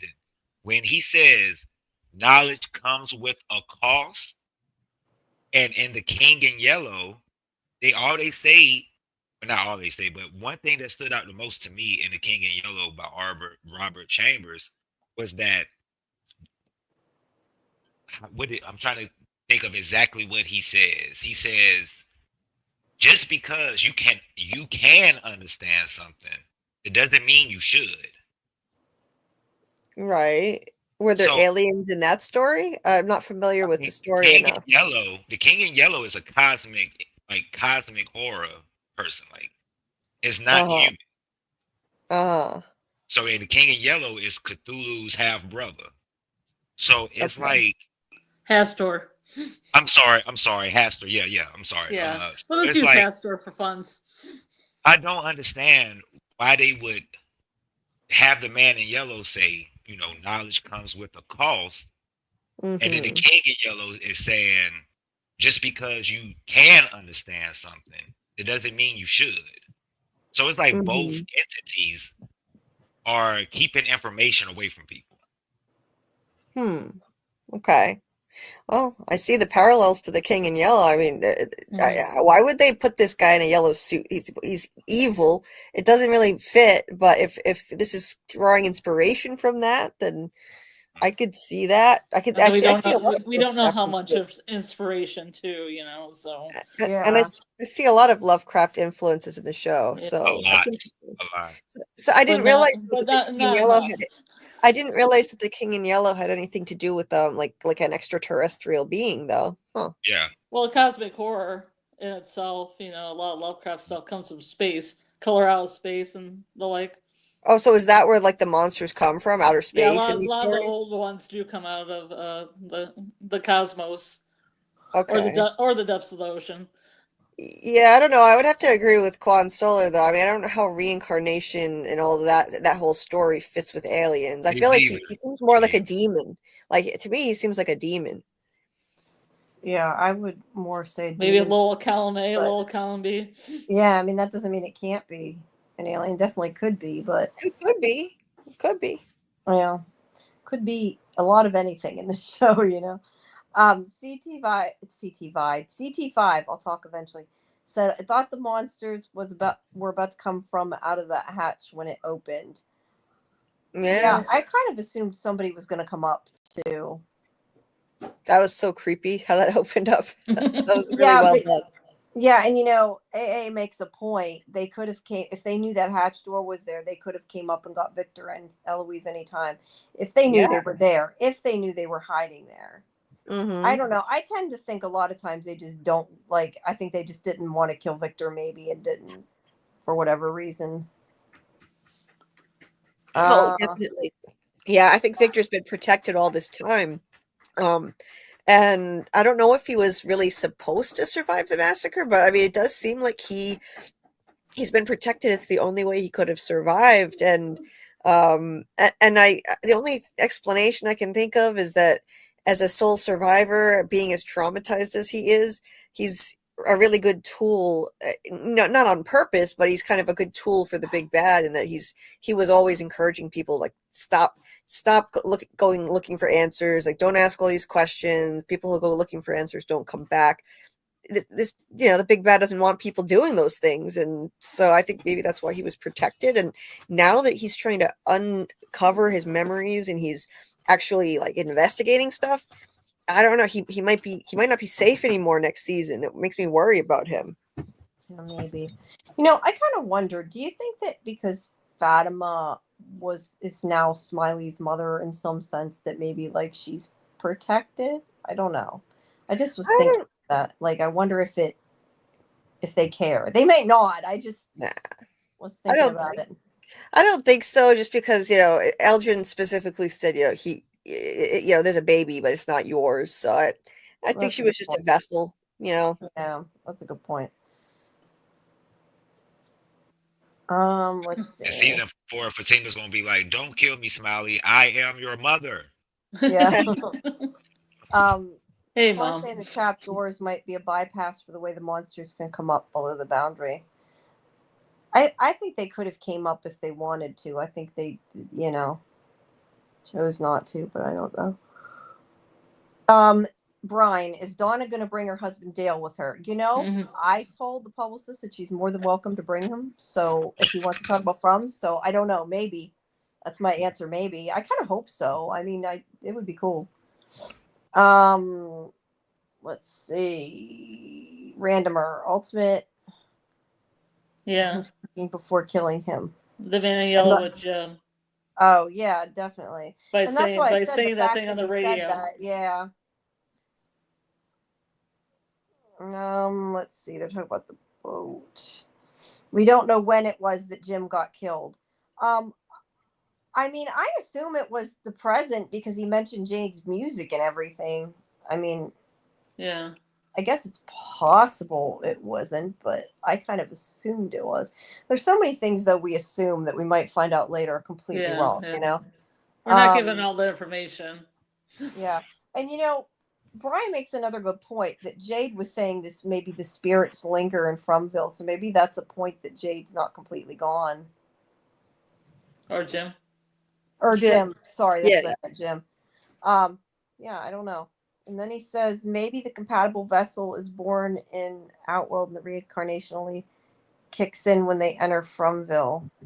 I don't know. I haven't heard Outworld until tonight. That's a new one.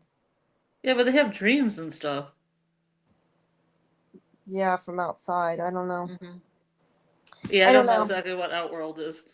Well, I assume they mean the outside world. At least that was my guess. It's funny. Reincarnation kicking in when she go across the tree. Yeah. Wait a second. I feel like somebody else. Well, that's why I said it. It made me think of Agatha all along. Like, yeah.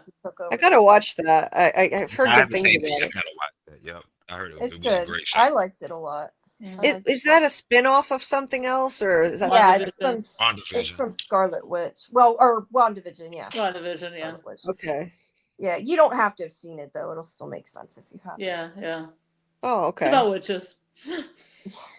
Yeah, but it's Marvel. Oh, I mean, it has Aubrey Plaza in it. I like anything that has Aubrey Plaza in it. Yeah. Oh, I love her. Like her face. Like, her face on Parks and Recreation was so funny. Yeah. The faces.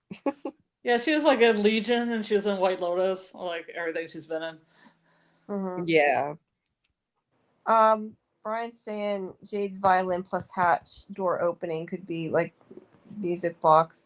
I don't know. I mean, if you think about it, and I like I said, I just said the thing about the hatch door because that was what I thought at first when I first watched it. But it kind of makes me wonder though, like Jim made a point of saying, how do you know the music doesn't do something bad? It would be kind of interesting if it did, And it could be, he could have been foreshadowing that it was going to do something bad.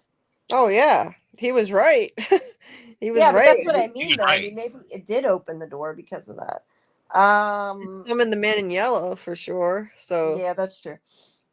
I think the Boy in White did what he could to keep Victor around as an asset in the next cycle. Or repo of info from previous cycles may have survived before. I keep yawning. Sorry, guys. I don't feel tired, but I can't quit yawning for whatever reason. I'm convinced the Boy in White isn't good because he could have easily let Victor cut down the bottle tree. That way Tabitha and Jade couldn't have summoned the Man in Yellow. But I don't think it was just about summoning the Man in Yellow. I mean, I think that the fact of what they found out was a good thing and that needed to happen. I think the Man in Yellow coming was like a byproduct of that, maybe.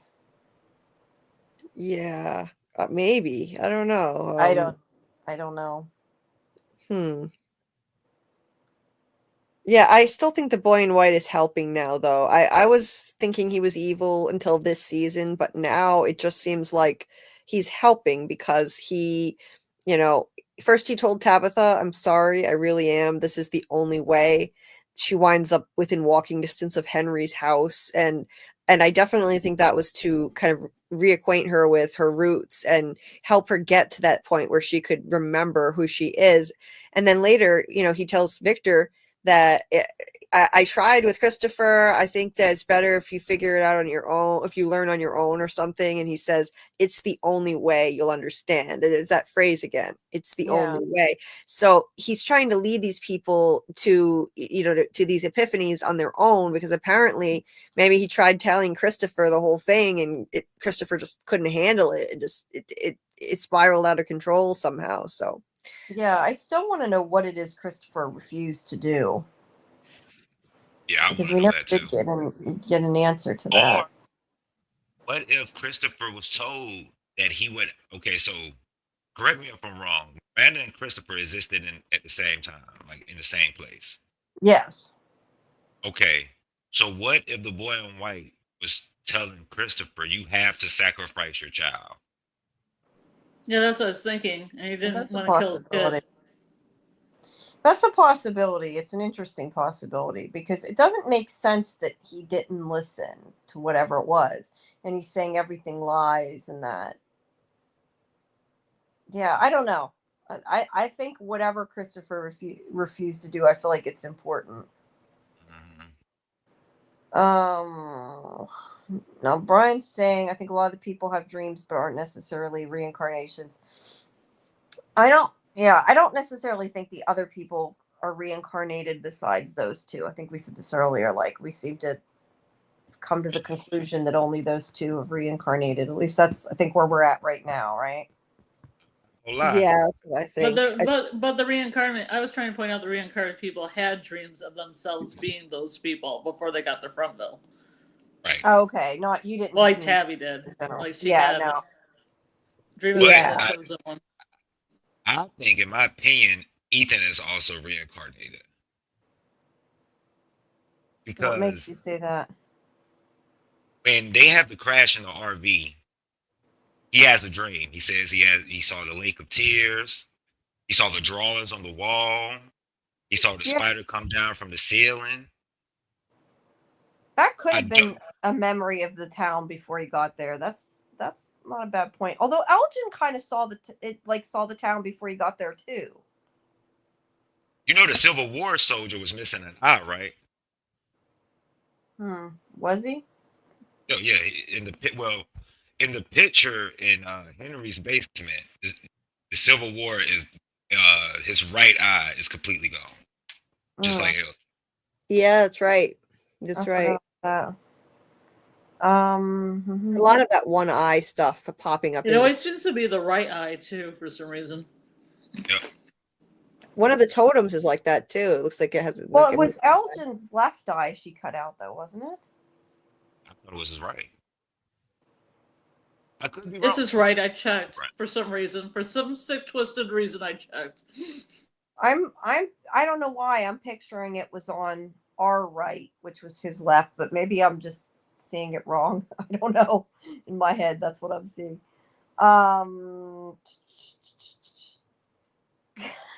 Christopher would do anything for love, but he won't do that. Oh, you guys. Still the Sage. There were so many biblical references this episode. I think it's religious or occult or witchcraft, and the man in yellow looks straight up demon. I mean, I definitely think demons make sense with this show. I mean, they live underground. Like, it totally makes sense to me. Yeah. Yeah, there are a lot of biblical references. They're the Adam and Eve inspired painting on Ellis's wall, and there's the drawing Ellis did of Adam and Eve with an eyeball up above them in the sky. There are all kinds of references. There's Kotri and Revelations. Like the book 74 episode of the show. On and on and on. I still wish that they would get their information straight, because it's still on the press site says Reflections and not Revelations. That's so weird. Yeah, I noticed that. And then wasn't there was another title that says something like Shadows of Deception, or I don't know. That was the only thing I noticed was wrong was Reflection, because I thought maybe it was Reflection, or that one of the episodes was Reflection and one was was, not, but no, says it seems shadow like it play. was just wrong. One of them said shadow play. That was it. I remember because that's the name of a Twilight Zone episode. I don't know why they I did think just sometimes maybe they don't update them, I guess. I don't know. But it's irritating because it's like I'm trying to find the right information. Don't give me the wrong information on the press site. Like that's where you get the information from, right? That's Yeah. the legitimate place you're supposed to get it from. AA saying maybe Christopher refused to go into the bottle tree. It could have been as simple as that because we know he didn't go in the bottle tree. That's why Miranda went in. Maybe we're putting too much into it. Maybe. Yeah, the bottle tree thing. I don't know. I don't know now why Christopher told.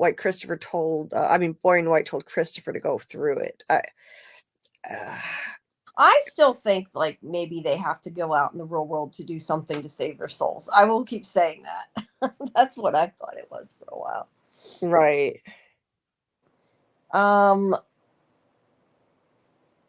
Christopher. Okay, Misa's saying Christopher didn't have a kid. I thought. I don't know. See, I thought at first, because I didn't really think about it, that the kid was Christopher and Miranda's, but it wasn't. It was their original reincarnated selves, or at least that's what we think. Because I know in my review I put that I wasn't sure, but now I'm pretty sure that it isn't them, and that makes more sense if it isn't.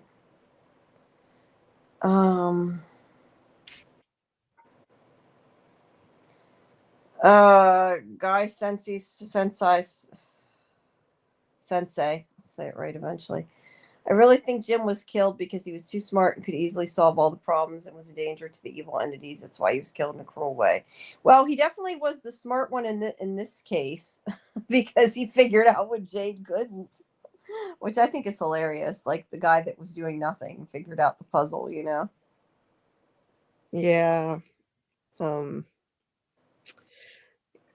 Yeah, I don't know. Like maybe that was. I just never thought that Jim was this like smart enough to figure anything out like that on that level. Jade is the genius here. So I'm still shocked that Jim's the one that put that together with the music notes, and Jim surprised me. He's smarter than I thought. I've been calling him a blockhead for a long time. And, he's not stupid. He's a roller coaster engineer and stuff, but he's done some dumb things, but he figured that out. So maybe that's why he was taken out. Because I was trying to figure out why get rid of him. Like he didn't do anything to deserve that at all.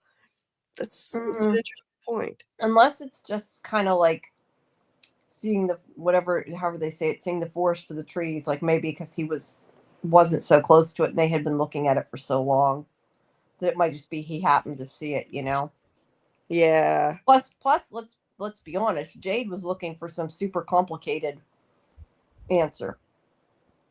Just like we were. We thought it was dates and it was like this big thing and it was a song. Like it was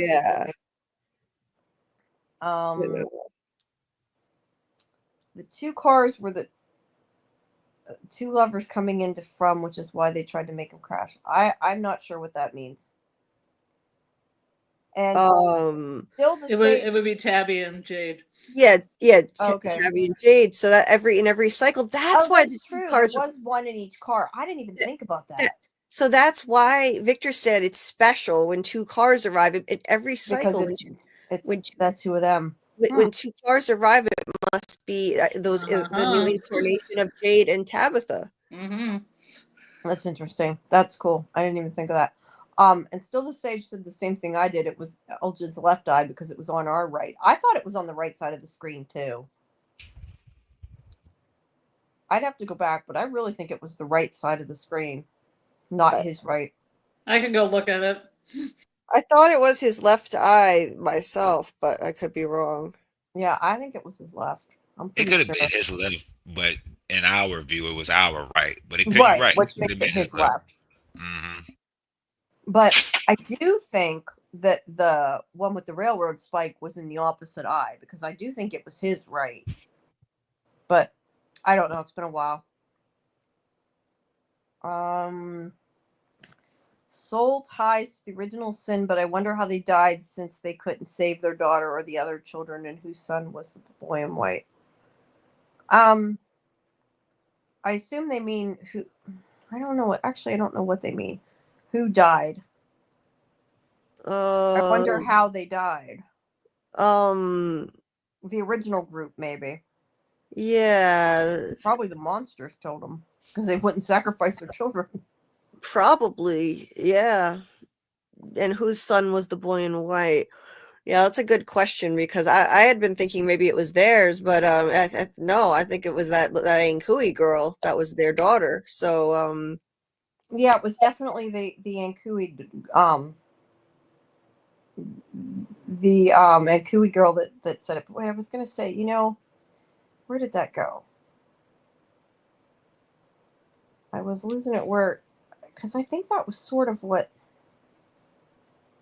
sacrifice. It said the monsters people asking their children and white chuck, because I think that's kind of what Lizzie was asking. Never mind. It's one question I got. Sort of is connected to a question I got from my little cousin that we wanted to know from Smiley that I knew he couldn't answer because it was a spoiler. But I'm just realizing that's sort of what she asked, which I find funny. I still don't know how a 9-year-old can watch this show though. I'm sorry, I couldn't have watched this when I was 9. I was scared of everything. But I love that I found out that she loves it. That's great. The way Hot Take Tuesday says the way it ended, what a big FU. That should have been a 2-hour finale. I think we all would have liked a 2-hour finale. Let's be honest. oh God, yeah. Let's see. Where did that go? I just saw Scarlet. It's the left. It's the left eye. I sent you a gruesome, a very gruesome. Okay, never mind. Yeah, I see it. Yes, it's the left. I sent you a gruesome picture. Yeah, It's gross. I don't know if you want to show. No, it. I don't want to take time to upload it. It's the left eye. I think it's the left eye. I was right. Yeah, I think I remembered probably more because that's basically the picture that was leaked that I saw pop up everywhere that should never have been popping up. Let's see. Shadowplay is the name of a company for Arena in World of Warcraft. Maybe that's all it was about then. Biblical references. What if Man in Yellow was a revivalist, evangelist type, and the parents who sacrificed were part of his congregation or cult? That could make sense, I guess. I don't know. The thing is, so many things could be true about the show. So many theories could have weight. Oh yeah. How much of the mystery is just BS and how much is relevant? I know the showrunner said that what's most important isn't the mysteries, puzzles, but how the characters react. I mean, I think we've said before that some of the stuff I think is just red herrings or they're trolling us, and yeah, I don't know. I think sometimes we put too much into certain things, and they're probably not meant to be taken that way, but they're laughing at us. So that's what I think. I'd like to know how the showrunners got Ankui to be Remember and where they drew that from. Yeah, I would like to know that too. Because I don't think anybody guessed that. Not a single person guessed that. I know, right? These are the questions we have to save to ask them when they come on.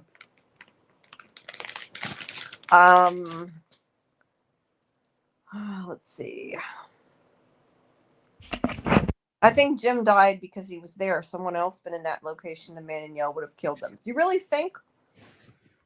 I mean, that's possible, but I kind of assume it was Jim specifically. Yeah, I think it was supposed to be him. Yeah, it's like once Tabitha and Jade recovered their original memories, maybe he needed to be taken out of the equation, get out of the way, because he was going to maybe distract. Even though he was willing to support Tabitha now and be there, assist. Maybe it needs to be Tabitha and Jade alone. Remember, immediately what Tabitha said was, "I need some time." Immediately when she got those memories back, and instead of Yeah, she literally just like told Jim, like someone in the chat was saying, like Jade is her soulmate essentially, and she's like, I need some time, and then walks away, leaves poor Jim alone. I think he kind of needed to be taken out of the equation, I guess, for Tabitha and Jade to have a shot at breaking the cycle. Yeah. I mean, I tend to think she was talking about the fact she lost a child, but yeah, it could kind of sound like that. Kelly thinks Jim was offed because he figured out the music thing. That's also a possibility, but I don't know. I just am going to keep wondering why Jim, like, why not go after them? Guy Sensei said, why do I keep pronouncing that wrong? Guy Sensei says maybe Christopher went to the tree but just died after spawning next to the monsters. Maybe Boy and White shouldn't just directly say it to the people since it might be bad luck when they go to the trees. Maybe, but I definitely got the impression Christopher didn't make it to the tree, didn't go to the tree by what Victor said. Yeah, he refused. That's what Victor said. So, yeah. Miranda had to figure it out if she had the violin. That's interesting that it was Miranda that played the violin, but it was Jade that played the violin. Like, that it was the opposite one. It is odd, right? Yeah, I thought that was strange. Although no, I was going to say maybe Christopher taught her how to play the violin, but actually that's not the case because it was her violin. Guan Solar says it was his left eye, just like TLC. I thought the same thing.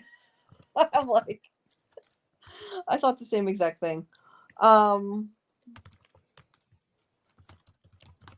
Railroad was right. Okay, the railroad eye was right with the railroad spike. That's what I wondered. I wonder why it was the opposite eye then. That's kind of interesting.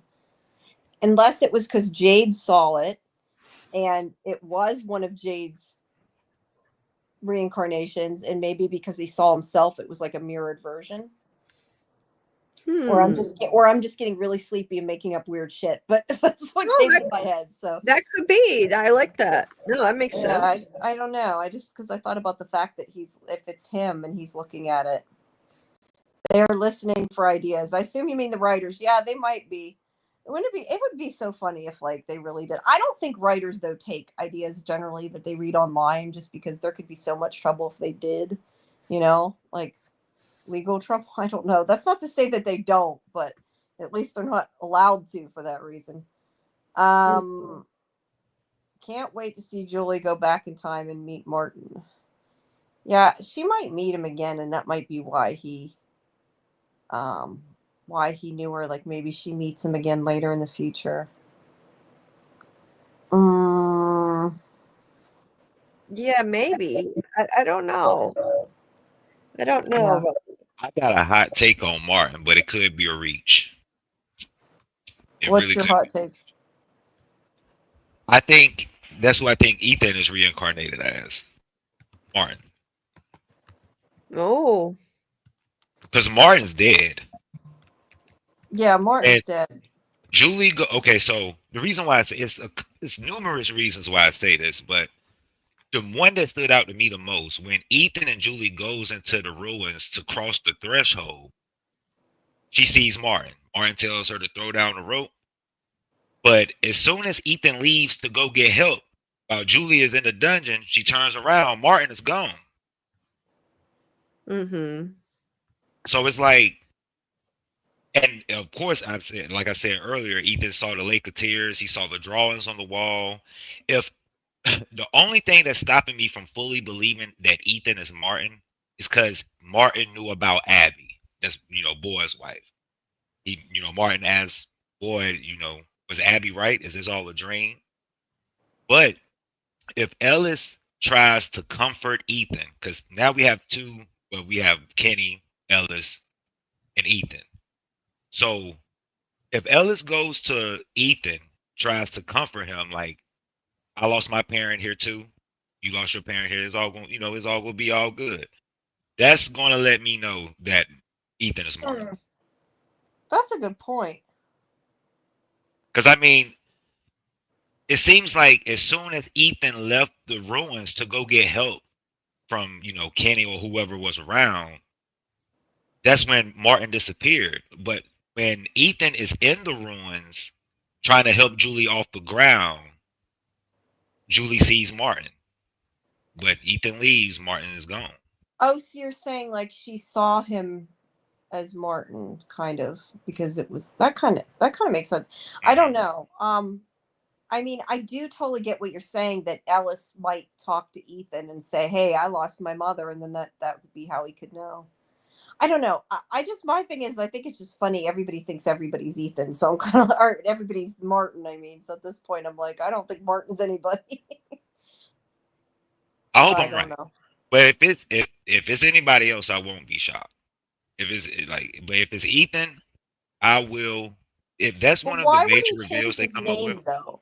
Like, why I would he mean, say I'm Martin? why, Why not just say I'm Ethan? I mean, Tabitha is Miranda, but she's not being called Miranda. Oh, so you think it could be a reincarnation of Ethan, even? Right. Right. Okay, that makes slightly more sense than actually being Ethan. Yeah, I Huh. think. Yeah, my fault. I didn't mean to say that. I think Ethan is Martin in the future. I think Martin. I'm sorry. I think Ethan is the reincarnation of Martin. Okay, not Martin is the reincarnation of Ethan. You think Ethan is the reincarnation of Martin? Okay. I'm trying to follow that. I might be a little sleepy, but okay. I'm sorry. Yeah, Ethan Right. is the reincarnation of Martin because Martin is old, right? Okay, He's a now little I bit get what older you're than saying. Martin. Yeah. But wouldn't that mean, okay, but that would mean that Martin knew before Ethan. But you made he would knew what before Ethan. If you're saying that Ethan is Martin's reincarnation, then how could Martin find out from Ethan? That's backwards. Martin find out what from Ethan? About Abby. No, Maybe I was saying that when you remember when Boyd was in the ruins with Martin, Martin asked Boyd, "Did it work? Was Abby right?" But Ethan doesn't know about Abby yet. Right. So that's the only reason I said I have to wait until Ellis comes to Right, comfort but I Ethan. think you're saying it backwards though, because you're saying Ethan was Martin's reincarnation, which would mean Martin found out from nobody. If Ethan was Martin's reincarnation, you mean God, now I'm getting myself confused. I don't mean to confuse you. I think you Okay, meant it the opposite way of what you said it. I understand what you're saying, but you meant Ethan becomes Martin, not Martin becomes Ethan. Well, if Martin is dead, which I think he is, could be wrong. I think he's some sort of soul that's trapped in the ruins. But who's to say that the soul that's trapped in the ruins isn't? How can I put this? Okay, so we have Martin, and I think what I'm trying to say it clearly because I'm a little tired, but I think Ethan is the reincarnation of Martin, and the only way Martin knew about Abby when he was talking to Boyd was because Ellis told him about Abby. So you're saying I have it backwards? I'm trying to. Yeah, you would say, you mean that Martin is Ethan's reincarnation, because otherwise you're saying that because you're saying Martin found out because Ethan found out. So yeah, you're saying it backwards from what I think you mean. I understand what you mean, but I think you're saying it backwards. Either that or my brain's backwards right now. I could be really saying it backwards. But it's in order 3 for a.m. Martin, I don't know. Yeah, it is 3 a.m. my way too. So if what I'm trying to say is simple terms. Is Ellis told Ethan, therefore Martin knew because he came from Ethan. I get it. It makes sense. That's it. Yeah, that's what I'm saying. Thank you. Okay. My mind is moving slow right now. But I said it's 3 a.m. It doesn't have to make sense. Let's see. What's this? Ankui is a brand of hand lotion. Okay, now everybody's getting silly. I wonder why Miranda wanted the kids to stay away from Christopher if they were soulmates. I think she was just scared of Christopher because he was getting kind of crazy because of the symbol, maybe. Yeah, that's what I thought. I think that maybe he snapped. He was ranting at the boy in white. Everything here lies, and I think the boy in white must have told him so much that it was just overwhelming to him, and he snapped, and he became a threat to Ethan. I mean, not Ethan, to Victor and Eloise somehow. She told them to hide from him. So I think that's why the boy in white is being quiet now and just kind of leading people to figure it out gradually, so they don't totally snap. Yeah, maybe. I don't see. I want to go back and watch a lot of that, because I, for quite a while, misunderstood some of it and thought that Christopher caused the massacre, but like the monsters caused the massacre. I don't know why I thought that for a while. I guess it was just because it sounded like he snapped. Yeah, it sounded like he did something to kind of help assist or facilitate with the massacre, not to do it, but it just seemed like I always took it to mean that maybe he did something. Like initially I thought that maybe he revealed everyone's hiding places to the monsters, but then I thought no, like the big bad could see and hear everything. It knew Tabitha was digging in the basement, so I don't think it needed him to help with that, but I feel like something he did may have helped trigger it all. Maybe. What that could be, though, I'm not sure. Yeah, I kind of wonder if like some like these people or whatever, the big entity or whatever is like looking in on them somehow. Like I remember how we had said like a pocket universe.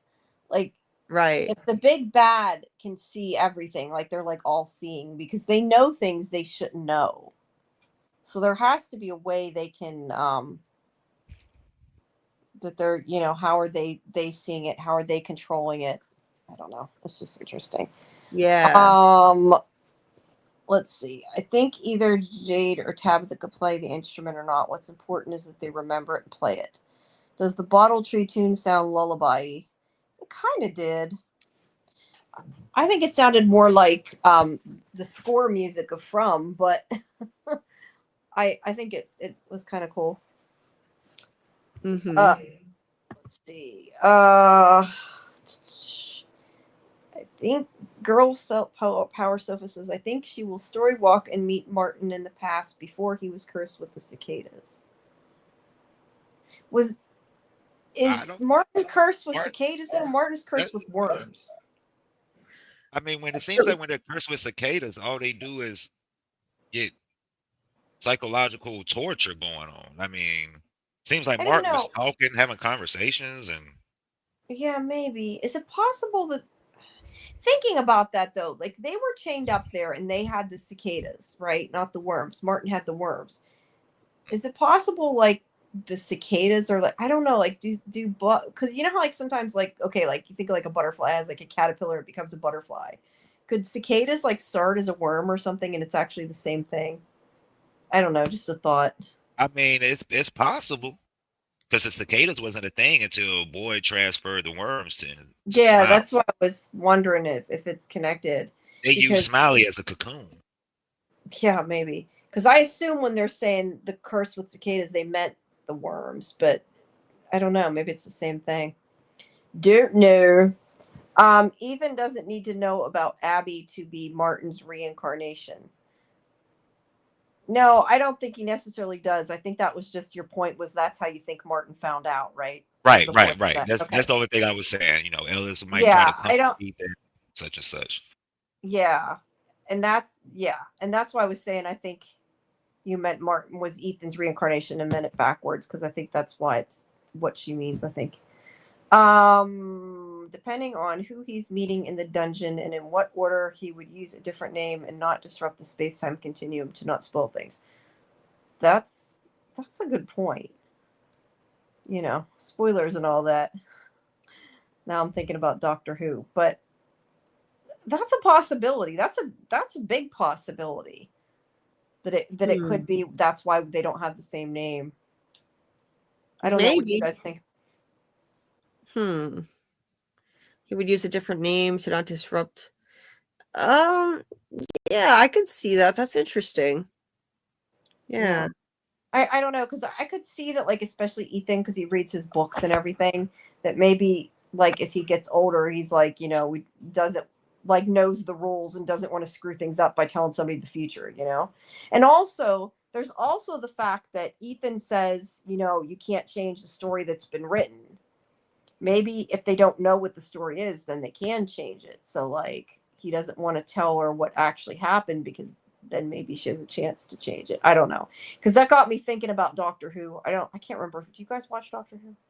I've I- never seen it actually. I've meant to, but it seems like such a huge undertaking because I know it's been on for so It's many worth years. it. I don't even know where to start. Well, you don't got to watch the classic series, but the newer series, it's in what, the 13th year? I'm not even sure now what year it is, but it's totally worth it. But anyway, I was just thinking there's like this idea, this one thing where there's a book that was written.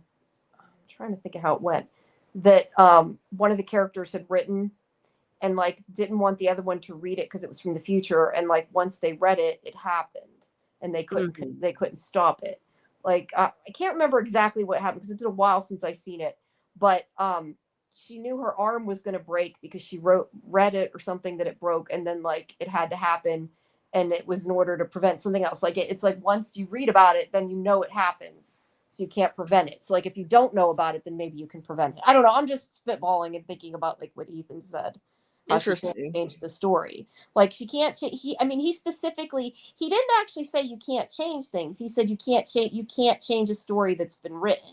So that's Right. what I'm saying. Like maybe if he knows what the future is but doesn't tell her, she's able to change it. I don't know. Maybe. Yeah, that's I feel interesting. like I feel like I want to make a hashtag, say hashtag 3 a.m. thoughts. These are things they're Yeah. just coming into my head that may or may not make sense. Right. But it's an odd thought.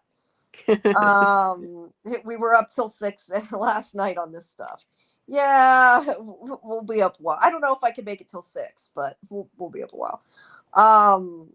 Munch Luncher says my theory is that the boy in white is one of the Nkui kids, except he survived this. I assume that was supposed to be Nkui, except he survived the sacrifice. Yeah. Maybe not all. Maybe maybe the fact that they became monsters. Maybe like the sacrifice didn't work correctly because some of them got away, and like that's why they're monsters. Yeah. I don't know. Yeah, I think I don't know. I think they were probably just cursed no matter what, just for doing it. Yeah, I agree. That's what I said earlier. I just Yeah. thought of that. Let's see. Kwan says the master body's bowels were removed. That shows up as the monsters did it. Yes, Oh I yeah. agree. I totally agree. I was just saying that for whatever reason, before like last season thought like was one of my I don't exactly want to say a theory. It was my understanding that I thought they were saying that he caused it, but I think that was just my misunderstanding of what was going on. Not oh, that reminds me, one of those questions. Because I see that Misha's saying the crows are watching and listening, and that makes me think of Sandman. And was it Sandman? No, it wasn't Sandman. That had a crow, but that wasn't what I was thinking of. What was it I watched? Twilight. What was it called? That cartoon on Netflix I covered. Twilight. I can't even now remember what it was covered, but it was about like Greek myths, but Odin had like a raven that was like spying on people. And that's what that makes me think of. But I was going to say one of the questions that my cousin had, and this is my 9-year-old cousin had this, and I'm thinking it's actually an interesting thing that she said, are the crows people who died? And I'm thinking that's actually an interesting thought, and I never thought of, and now I'm thinking about, like, do the crows serve a purpose, or are they important? So I don't know. Yeah. I think I don't know. I think the crows might be kind of like a harbinger of the what's to come. Like that's why they show up. And it's I think they're kind of symbolic more than anything else of the evil watcher entity looking down on them, and that's that's simple. And I think it's kind of funny that my background picture has a raven or a crow, and it's even more funny because it looks like it's standing on top of his icon. It does look like it's standing there. It's perched there. It's perfect. It's perfect where it's at. That's funny. And speaking of crows, too, this morning, I swear to God, I feel like I was really meant to be part of this fandom, and I am trapped in From because, I started off in the fandoms, coming across a fallen tree, as I've told people many times that story, coming across a fallen tree in my path, and then today, the day after the finale, I went for a walk in the morning. While I was up all night. I needed to go walk before I could rest because of my pain, and I walk outside. And there's like a bunch of crows swarming in the air, flying around me, like cawing, and I was like, "What Is the?" it a sign? I don't know. I took pictures of it too. That's funny. I swear to God, this show called me in. I'm stuck in Fromville. Yeah, maybe. Hey, art imitates life, imitates art, right? Right, and I even saw the same view as Tabitha out the window. And I saw the view of Camden before the show even aired. So when I saw the show, I recognized it. It's like this show was meant for me, I think. Oh, you mean you were really in that town? In that town, the real town? Yeah, I hiked a mountain right outside of Camden, and I looked out and I saw the same view. And so when Tabitha saw it, I recognized it. I loved that view. It was crazy. Cool. They must have used stock footage then, because clearly it's filmed in Canada. I mean, it's not, Yeah, they used CGI, to put that in there, but they used footage of Camden. Yeah, that's cool. Yeah. Brian says Martin's cursed with worms that he gives to Boyd, who gives them to Smiley, which turns in cicadas, which infects Randall, who ends up in the dungeon and definitely isn't Martin. Oh. And Quan says the cicadas were the worms in Boyd. So yeah, they kind of sound like they think maybe they are the same thing. I don't know. So that means Ethan's able to get out and joins the Marines and gets the tattoo and comes back to Fromville. That's funny. Yeah. And yeah, Brian, I guess Brian likes my idea about not telling Julie the story, so she doesn't know. See, this is kind of what I was getting at. I believe cicadas are grubs before they turn into cicadas, so technically they're worms. That's kind of what I was getting at. Like, is it a possibility they're the same thing because they become them? But I didn't word it right. That's a better way to word it. I don't know, because I don't like bugs, so I really don't know. Yeah, I think they're I've heard like they're called nymphs, cicada nymphs, before they turn into actual cicadas. So they look like worms, but they're nymphs. So it could be the same thing, which I had never thought of till tonight. All I know is cicadas are really noisy and annoying. That's what I know about cicadas. And huge, right? They're like really big, nasty things. Yeah, definitely. And Randomer, yes, River Song's book. That's what I was meaning the book she wrote, but it's my brain doesn't work well enough to think about Doctor Who and From together. It can only fit one in my brain at once. Yeah, they're both too detailed. Although I think if you like From, I mean, not that. Look, Doctor Who is a completely different tone from It's not in that sense near From, but it's got like a lot of twisty plots that I think you might like. Mm-hmm. That might be why the monsters didn't kill Boyd or Randall. Maybe it's because of the worms or cicadas.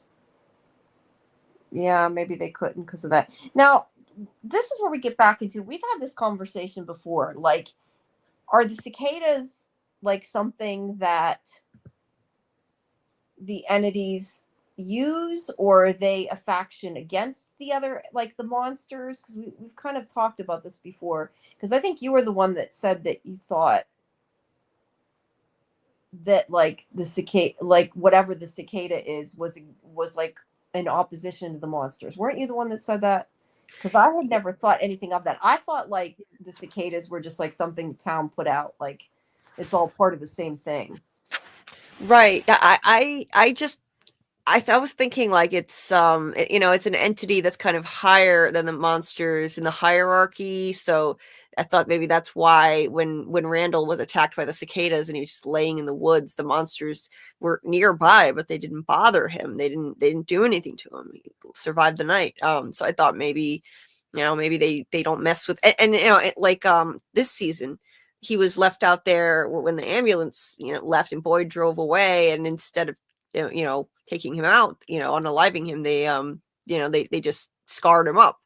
I think if it had been somebody else, they might have done something different. So who knows? But the whole cicada thing, it's so confusing. I think a rewatch is really going to help, because if you think about it, all of it seems to tie in with Fatima's pregnancy, even the cicada thing, because what was connected to the cicada entity? A nursery rhyme, which is associated with children. And when Elgin found out about her pregnancy, he remembered the cicada nursery rhyme, and it's almost like this whole thing was orchestrated to bring on this. Well, it was orchestrated to bring on the rebirth of Smiley. It's interesting. So I think a rewatch is really going to help clarify things. Yeah. Yeah, I want to go back and start from it. I mean, to be fair, I did rewatch season 1 and 2 right before I watched season 3, because I had a feeling that they were going to be sending them, and I watched it like a couple days before they sent them. I did really good timing, but like I still feel like there's so much that I'm missing or that I don't remember, and I want to go back and watch it again. Well, that's the thing too. Like once you've seen season 3, and now with these new insights that you didn't have before, going back and watching it, certain things will now make sense that wouldn't have meant anything to you before. So that's why doing it again now, I think, is helpful. Yeah. I definitely think it would be cool to go back and watch it again.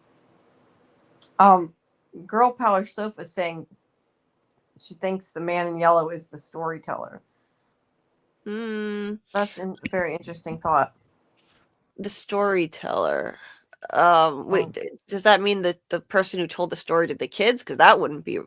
No, I think I assume maybe she means like making some of the stuff happen. Okay. What the story that Julie's trying to change.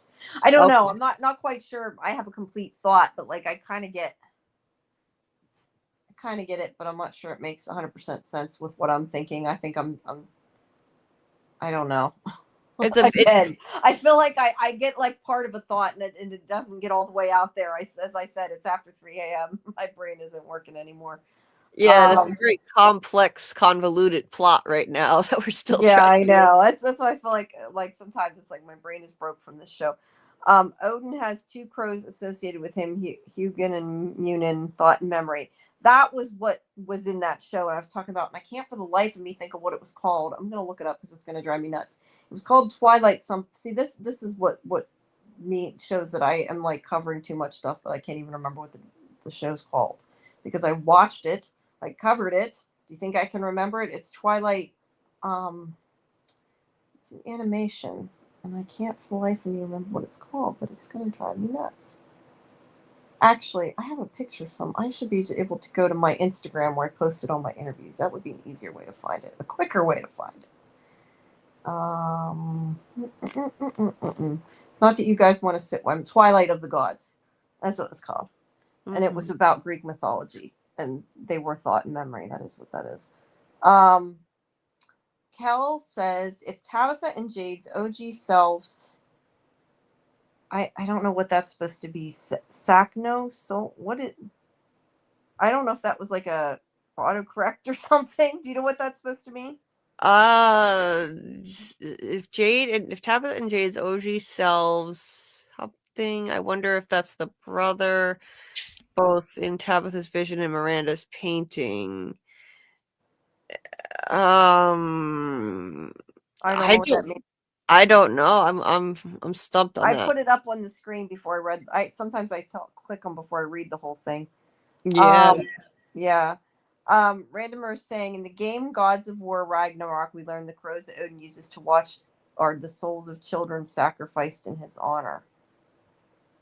That's kind of interesting. Crows, not ravens. I never can tell the difference between a crow and a raven.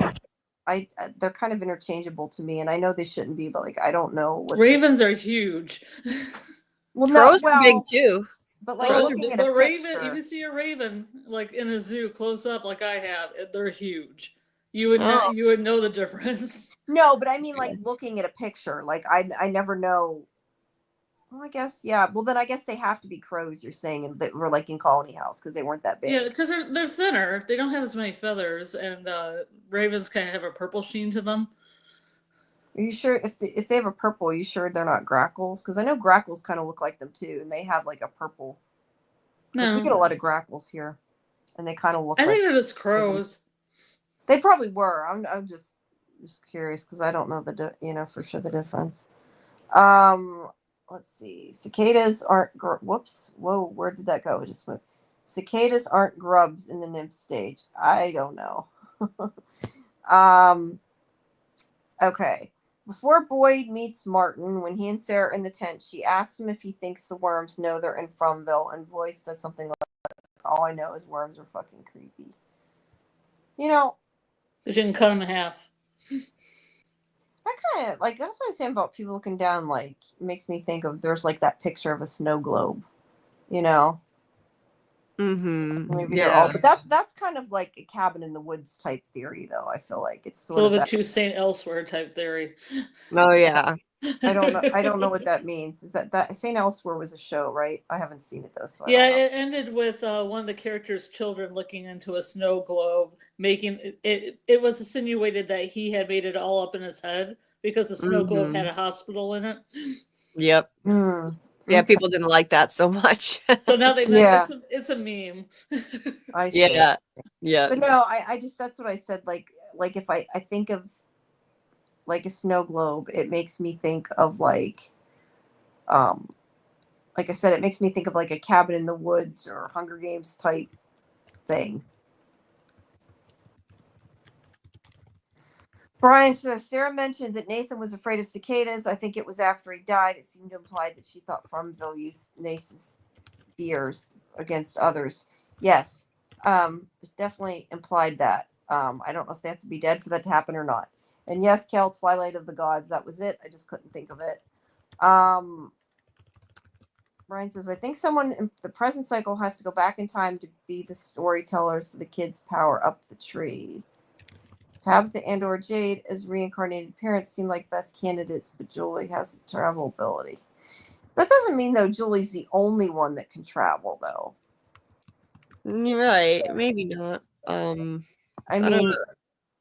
we know Boyd can, but I mean, maybe anybody can. Right. Okay, now Cal said he meant if Jade Tabitha sacrificed a daughter, could that be the son when it's two Ankui kids holding hands? I'm confused by that because they didn't sacrifice their kid. They were No, that's they not didn't. true. They tried to stop it and they couldn't. So Yeah, they the other couldn't one save. sacrificed it. Okay, so not that they sacrificed it, that they couldn't stop the sacrifice, but I guess maybe he's saying that two of them are their kids. Right, that like maybe he's talking about the two that Tabitha saw together holding hands, the boy and the girl, and Miranda painted those exact two. So that's maybe that's both of them are their kids. That's definitely possible. I mean, that doesn't mean that there isn't more than one. She just knows of the one. Yeah. Okay. They're talking about all of them are talking about the differences in crows and ravens now. Yeah, one of the posters showed them in a snow globe kind of thing. Yeah, I don't know. I just kind of had it fresh in my mind because of something that Sean had said when I was talking to him, and it just made me think about it. I just, like I said, I hope that whatever it isn't that it's not real. That to me would be like if it's like, an aliens or entities or whatever messing with people because they're watching them inside a fishbowl or something, I'm okay with that. If it's something like you said with St. Elsewhere where it's made up in their head, that I'm not okay with. So, yeah. Okay. They're still talking about the ravens and crows. And I caught up to the chat. Look at that. I did have a couple things in my recap I was going to mention here. I had taken some notes. Why did it shut my file again? Not that they're all necessarily important things, but a couple things I was going to say.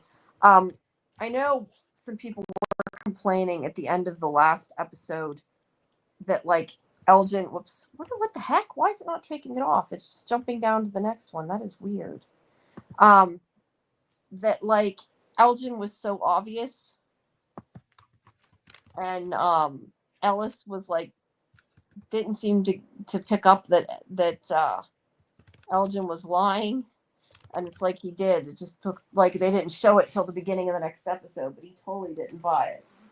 I appreciate that because I thought he was being awful dumb that he didn't get that Elgin. Mm-hmm. So it was good to find out that he just didn't. Well, y'all, I'm gonna go do a rewatch and go to sleep. Yeah, it's up. It's almost 3:30. I hope y'all have a good night, and thank you for having me on. Sure. Thanks for coming. See ya. Wow. Have a good night. See y'all. All right. Hold on, I gotta take pills.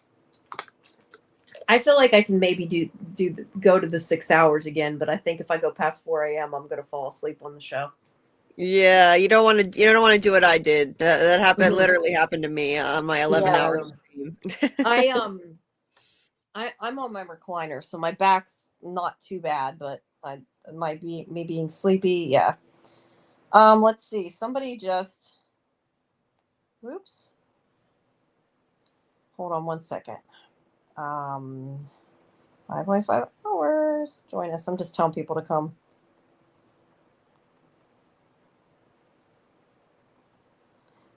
Somebody wrote me something that is in our chat because I just saw it pop up. Let's see. Cabin Boy says, speaking of snow globes. Okay. You're talking about that thing from the opening with the keyhole that looks like kind of like a snow globe.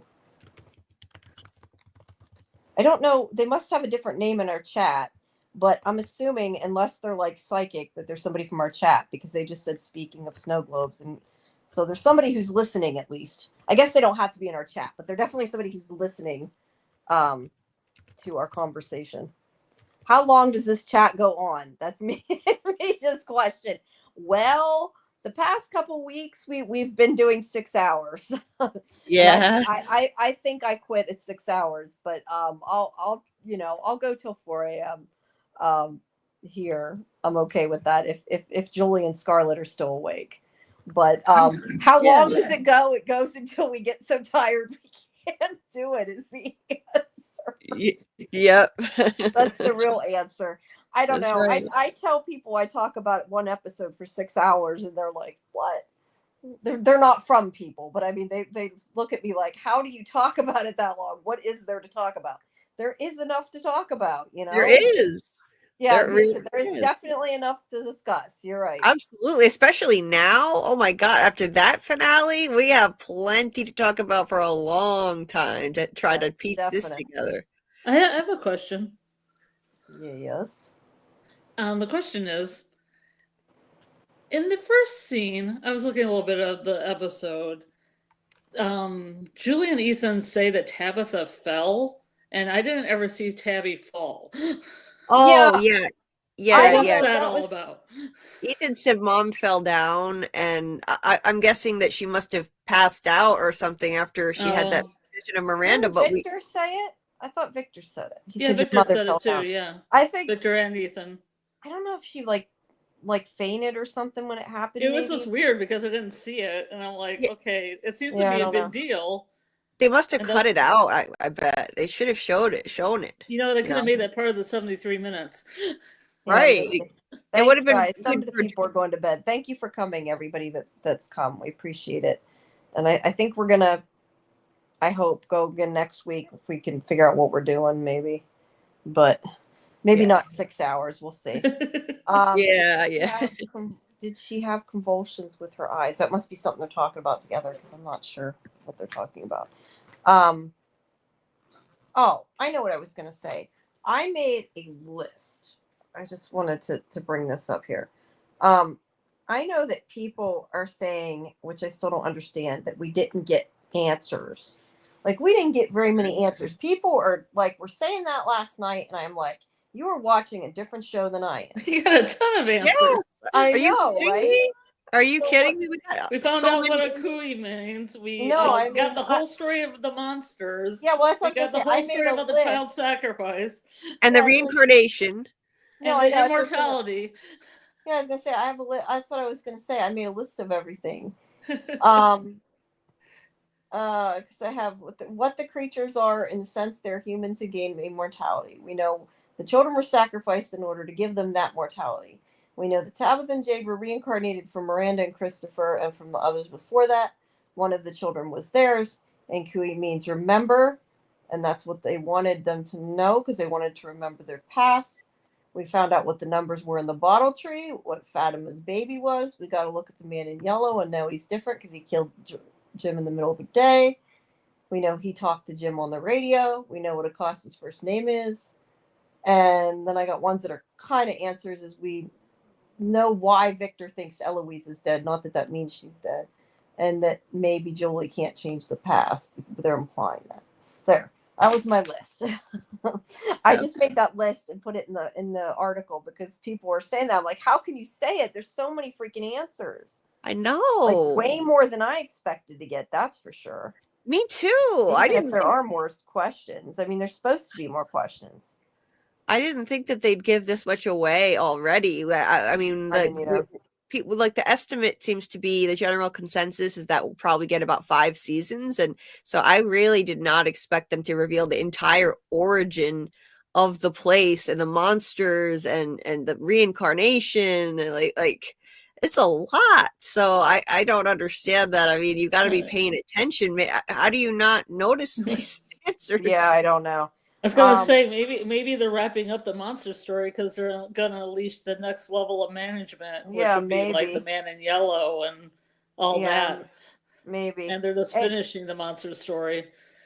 And yeah, CT5 is saying that the ones who said that aren't fans and say they don't get answers. I don't know. I think, to be honest, some people just like to complain. That's what I think. Yeah, I agree. Think that people want something to bitch about. So if they got too many answers, they would have said. I mean, if they got more answers, they would have said they would have been mad.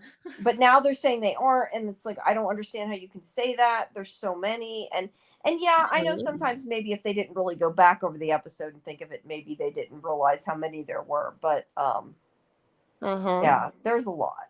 I agree. Yeah. That's why when people kept complaining earlier in the season, we're not getting answers. I'm like, just wait.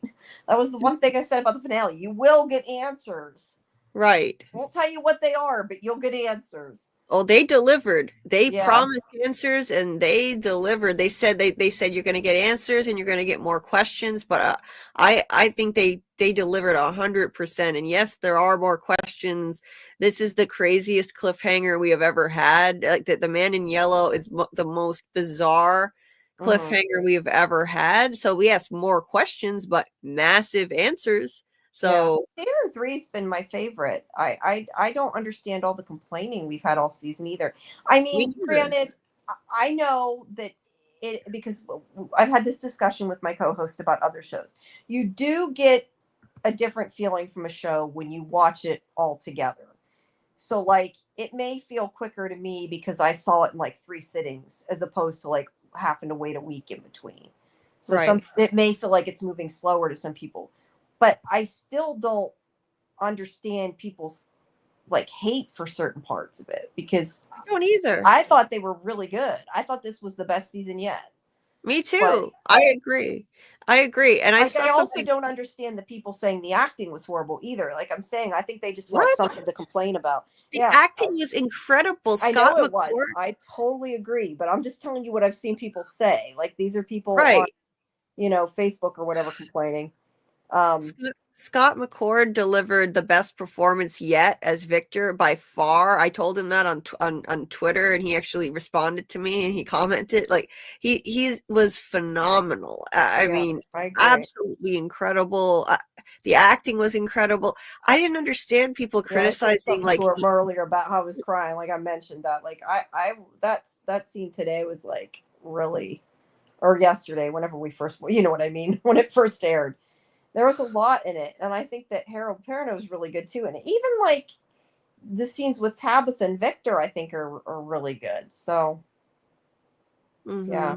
Absolutely. Yeah. Phenomenal. I mean, yeah, where there's some little issues that were a bit annoying. Tabitha said, oh my God, no, no, no, no, no, too many Yeah, but times. that's more just fun to make fun of. I like when I say that and I joke about it, like I'm not serious. I think it's, Me but I don't too. know, some people are mad. Like I got well, some of them were saying about I think that they didn't like Jim, but that's kind of a common theme. So Oh, It's that a was just meme. funny too. We were just having fun with Jim. no, I Now know, he's but I mean, dead. I know a lot of people don't like him, and I think even maybe fans don't. So that isn't maybe quite as much of the same complaints. But I don't know. It just seems like that like people want to complain. That's what Yeah, what yeah.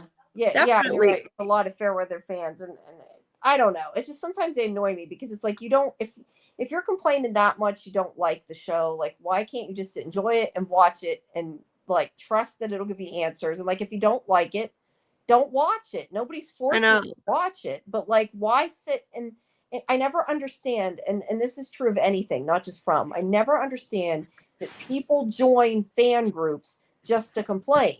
Like, if you don't want to watch it, don't watch it. But don't come in a group with people that like to watch it just to say what's wrong with it. Like, it's so annoying to me. I don't get that either. I don't understand that. I see that sometimes, and it doesn't make any sense. If they do it. I don't know if they do it because they want people to know they don't like it, or if they do it to annoy the people that do like it. I'm honestly not sure. Just to be trolls, maybe. And Random are saying thinks they're from new fans that binge watch the first seasons and aren't used to weekly release. That's also a good point. And I've said before too. I think the problem is that so many things nowadays are bingeable that people, especially younger people who aren't like from my generation, are growing up with watching television that way, and they're not.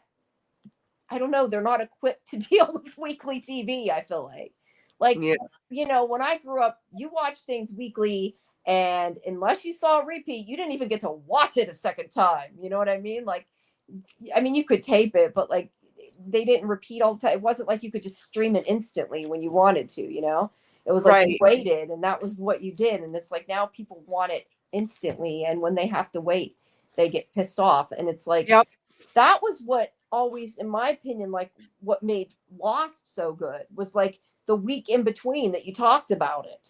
Exactly. You discussed it and you broke it down. That's what made it fun. And exactly. I mean, like, yeah, and that's why I'm saying I do get that I get a different experience because I'm not waiting a week the first time I see it, but I don't doubt for a second that if I was waiting, I would still like it. I feel like I would. I love the whole mystery and trying to figure shit out. That's what I like. People kept saying, some fans kept saying like, "Oh no, we have to wait a whole week for the next episode of From," and I was like, I don't mind waiting. I enjoy spending the week theorizing and discussing that. I enjoy that as much as the actual show. But it's the age of instant gratification. It is. I can't say I'm going to enjoy waiting till 2026. Well, no, but I enjoy waiting. I don't mind waiting a week. I mean, if I don't have to wait, I won't. I will watch it if I got it, but I don't think it hurts. And yeah, the kids don't know about mid-season breaks. That's true. We had to wait till next season, but yeah, that's the thing too, is you did get more episodes. I'm one of those people, honestly. I preferred television where there were more episodes. I don't care if some of them were filler. I feel like it gave you more character development in between all the mystery and stuff. Like, they had those mystery of the week things. And I know that like a lot of times with From, I feel like we could do with a lot of backstory we're not getting. But ever since, not the Flash strike, but the strike before that happened during Lost, when Lost went from like long seasons to short seasons, because that's when it happened. Right. That's kind of, in my opinion, when like the landscape of television changed. And they stopped being like that. And I miss it. I know not everybody feels that way, because I know my co-hosts on the other show, a lot of times they're like, you don't need that filler that then the episodes aren't good in between. Like, don't make an episode you don't need. And I kind of like see the point. Like, you don't need filler if they're doing it specifically to make more content. But I think that the seasons now are too short, in my opinion. Like, I think like maybe like 15 would be like a good compromise or something, or even some of them get 12, but I don't know. I know though, like other countries, they get, like British shows a lot of times are even shorter. So Yeah, see, I guess don't complain you get 10. It's better than like ones where you get 6 or whatever. So I remember when I found out that British shows were like that back in the 2000s, and I thought, well, that's terrible. That must be awful. All those shows just go away so fast. There are hardly any episodes. yeah, and This then was we when get we still it's had like a, this is when we still had 20 something episode seasons, and I loved that. And I thought, wow, that must be awful. And now that's basically that's what it's like here for most series. They're they're not, maybe not as short as some of the British ones, but they're pretty short. 8 to 10 episodes usually. yeah. Let's see. Misha says 8 hated episodes that didn't advance the story. Hope I never have another Nikki and Paulo. Yeah, I'm not Oh no, saying I loved some that. I'm not.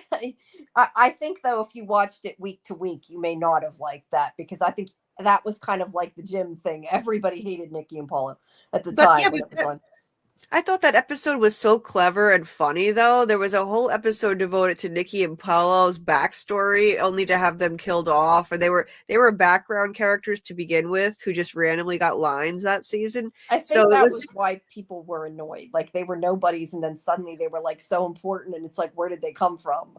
Which is kind of part of the joke, I guess. But that was part of the joke. And then the episode that was devoted to them, I found that very entertaining and I enjoyed it. So like I didn't mind it. Yes, it was filler. I thought it was entertaining, and it's just more Lost to enjoy. So I I know. didn't. That's kind of my point. I would rather have more, even if it isn't great. But then I guess you get people complaining it's not as good. But I mean, there's a difference between filler and backstory. I sometimes do feel like From doesn't have enough backstory because it's not No, long.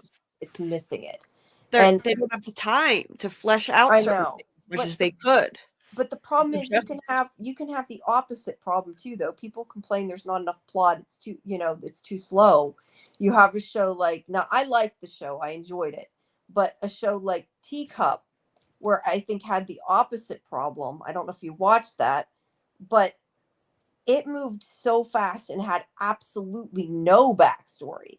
So like you got one where the plot was like moving all along, but like you didn't care about the characters enough because you didn't know anything. So I mean, it can have too much backstory and no plot, or it can have too much plot and no backstory. I think you need a balance. And I think that more episodes, like I said, like I think like 15 would be maybe good, because you get them without them being completely filler. But yeah, I don't know. But yeah, Kel's saying they had an animation with the boys. Yeah, I think if they did some kind of like one-off thing, it would be kind of cool. A standalone episode. Maybe like a mid-season thing. It could be cool. Right. Yeah, and there are certain plot lines in From that I definitely think suffered a bit because they just didn't have enough time to flesh them out longer. Like when they had to stay awake because, if you fell asleep, then the cicadas might rip you open like Paula back in season 2. That lost some of its dramatic impact because it was over too fast. That whole thing was, they were all acting like they were going to die because they couldn't go to sleep. But it was over so quickly that it just didn't have as much impact. And I think that's one of the issues. If they had a couple more episodes, they could have dragged that out longer. Yeah, no, I agree. I think that it would do. I'm not saying that, it's bad without it. I just think it could be better with it. That's it. That's exactly the way I'm right. looking at it. Yeah.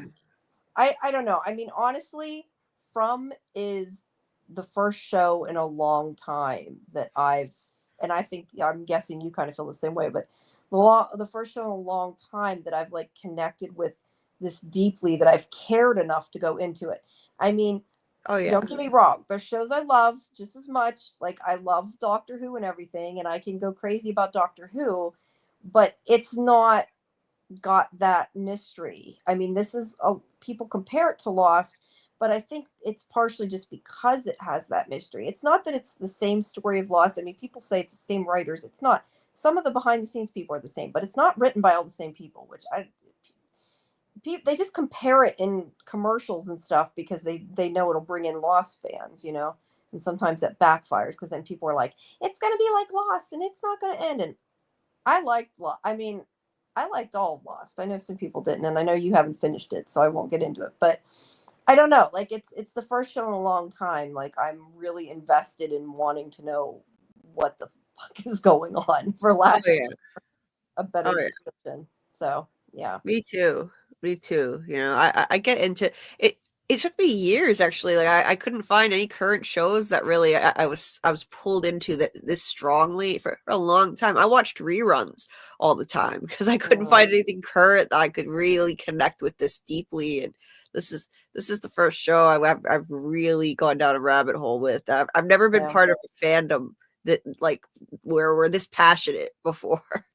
Well, that's why I think why too I compare it to From, because we were like this. I mean, we were doing the web mazes and going down the rabbit holes and trying to figure things out, and yeah, and Yeah. that's actually kind of partially how our podcast started way back when, because we met in a Lost chat, and that was how it all started. So yeah, you get a lot of friends. It's fun. But let's see. How it's been, what, 3 months at most? Let's see. Get past the show's timeline. We feel like it's over a month's time. I guess they're talking about the real timeline of how long it lasted. I think I'm assuming they're talking about in town. I'm not sure. Yeah. Let me see if I have any more notes from my thing. You know what's funny? When I was trying to write notes from the episode, I actually didn't have that many notes, and I felt like I knew I could talk about it forever, but like I don't know, I couldn't seem to write stuff that made sense to put in the notes. They weren't like detailed notes like I had before. That's why this time I wrote a review instead of a breakdown. I figured I'm breaking it down on here.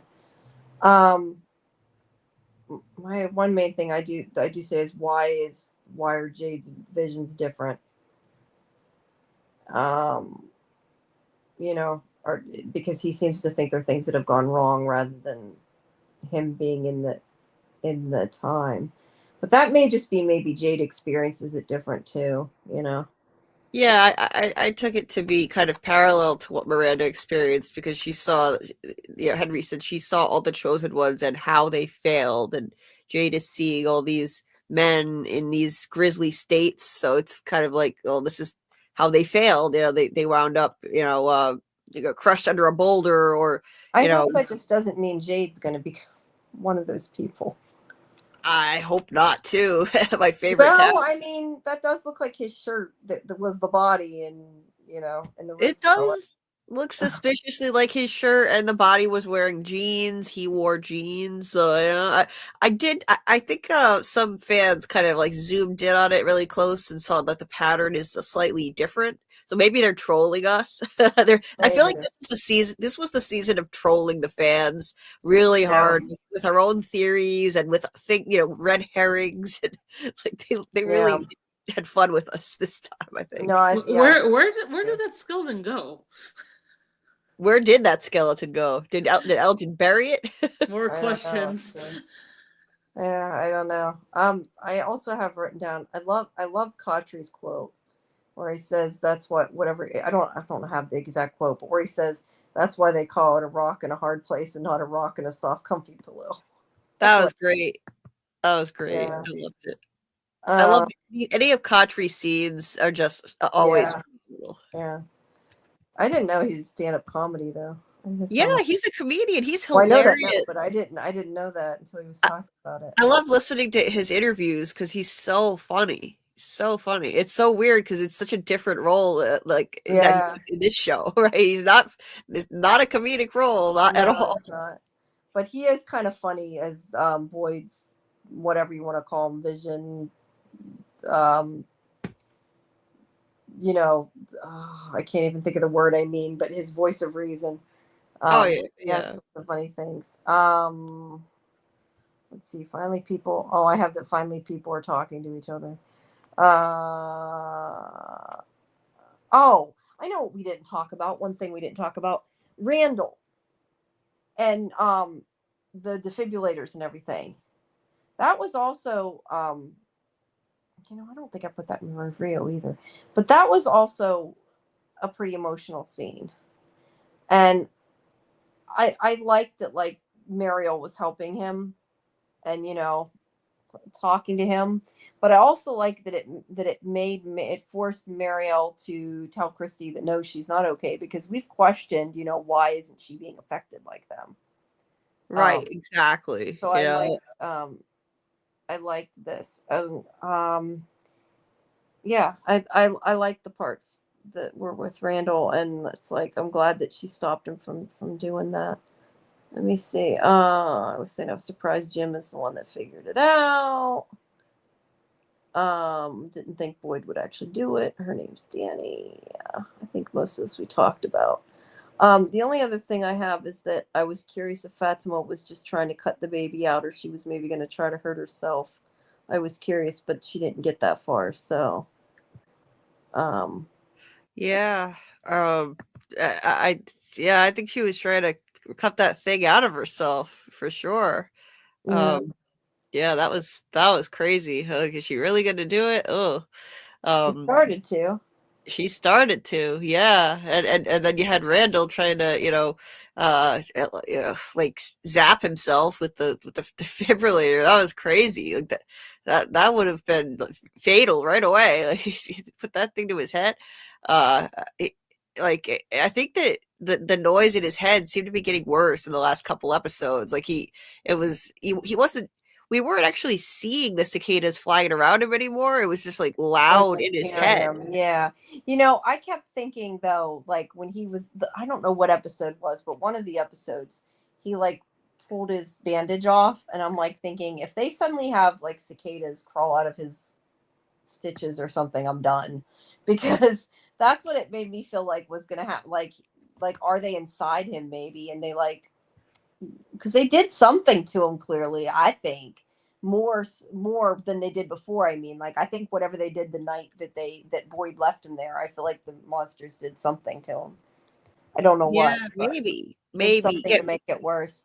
There was something that the monster said that I thought was really suspicious. The way she said to Boyd, we get to keep Randall. Well, maybe in a way they did keep him in some way. They did something to him, even though he survived. It makes you wonder. Yeah, it definitely makes you wonder. And I was gonna say, they're talking about Katrin saying, I don't know how to say that, my Asbias said, is Father Katri controlled by the children or his own consciousness? And Kel says, is Katri actually good and really just a lingering spirit? I mean, Jade did say spirits linger, so maybe that was, kind of meaning, pointing to that. I don't know. I know I've had this conversation with people quite a few times. Like, is he different than the other visions people have been seeing? I mean, we talk about, like, Jade saw the guy, Barman Tom, whatever his name was. I can never remember his name. Yeah, like, Tom. Yeah. So, like, are these people really their dead consciousness talking to them? Or, are they like ghost type of things? Is it an entity that the town is making them see, and therefore they may not even be good? Or is it all their own subconscious in their head? And are they all the same? Like, is what Boyd sees different than, although now at least we know what some of Jade's visions were, but like, is Boyd seeing Katri different than Jade seeing Tom? Has anybody else seen anybody dead? I'm trying to think. Is it just them? It's just them so far, and Boyd, of course, Abby as well. So Yeah, two different ones. that's true. But like, I don't know. I feel like Katri seems to be good because he does seem to be giving him good advice. But I do think he's more than just Boyd's, own voice talking.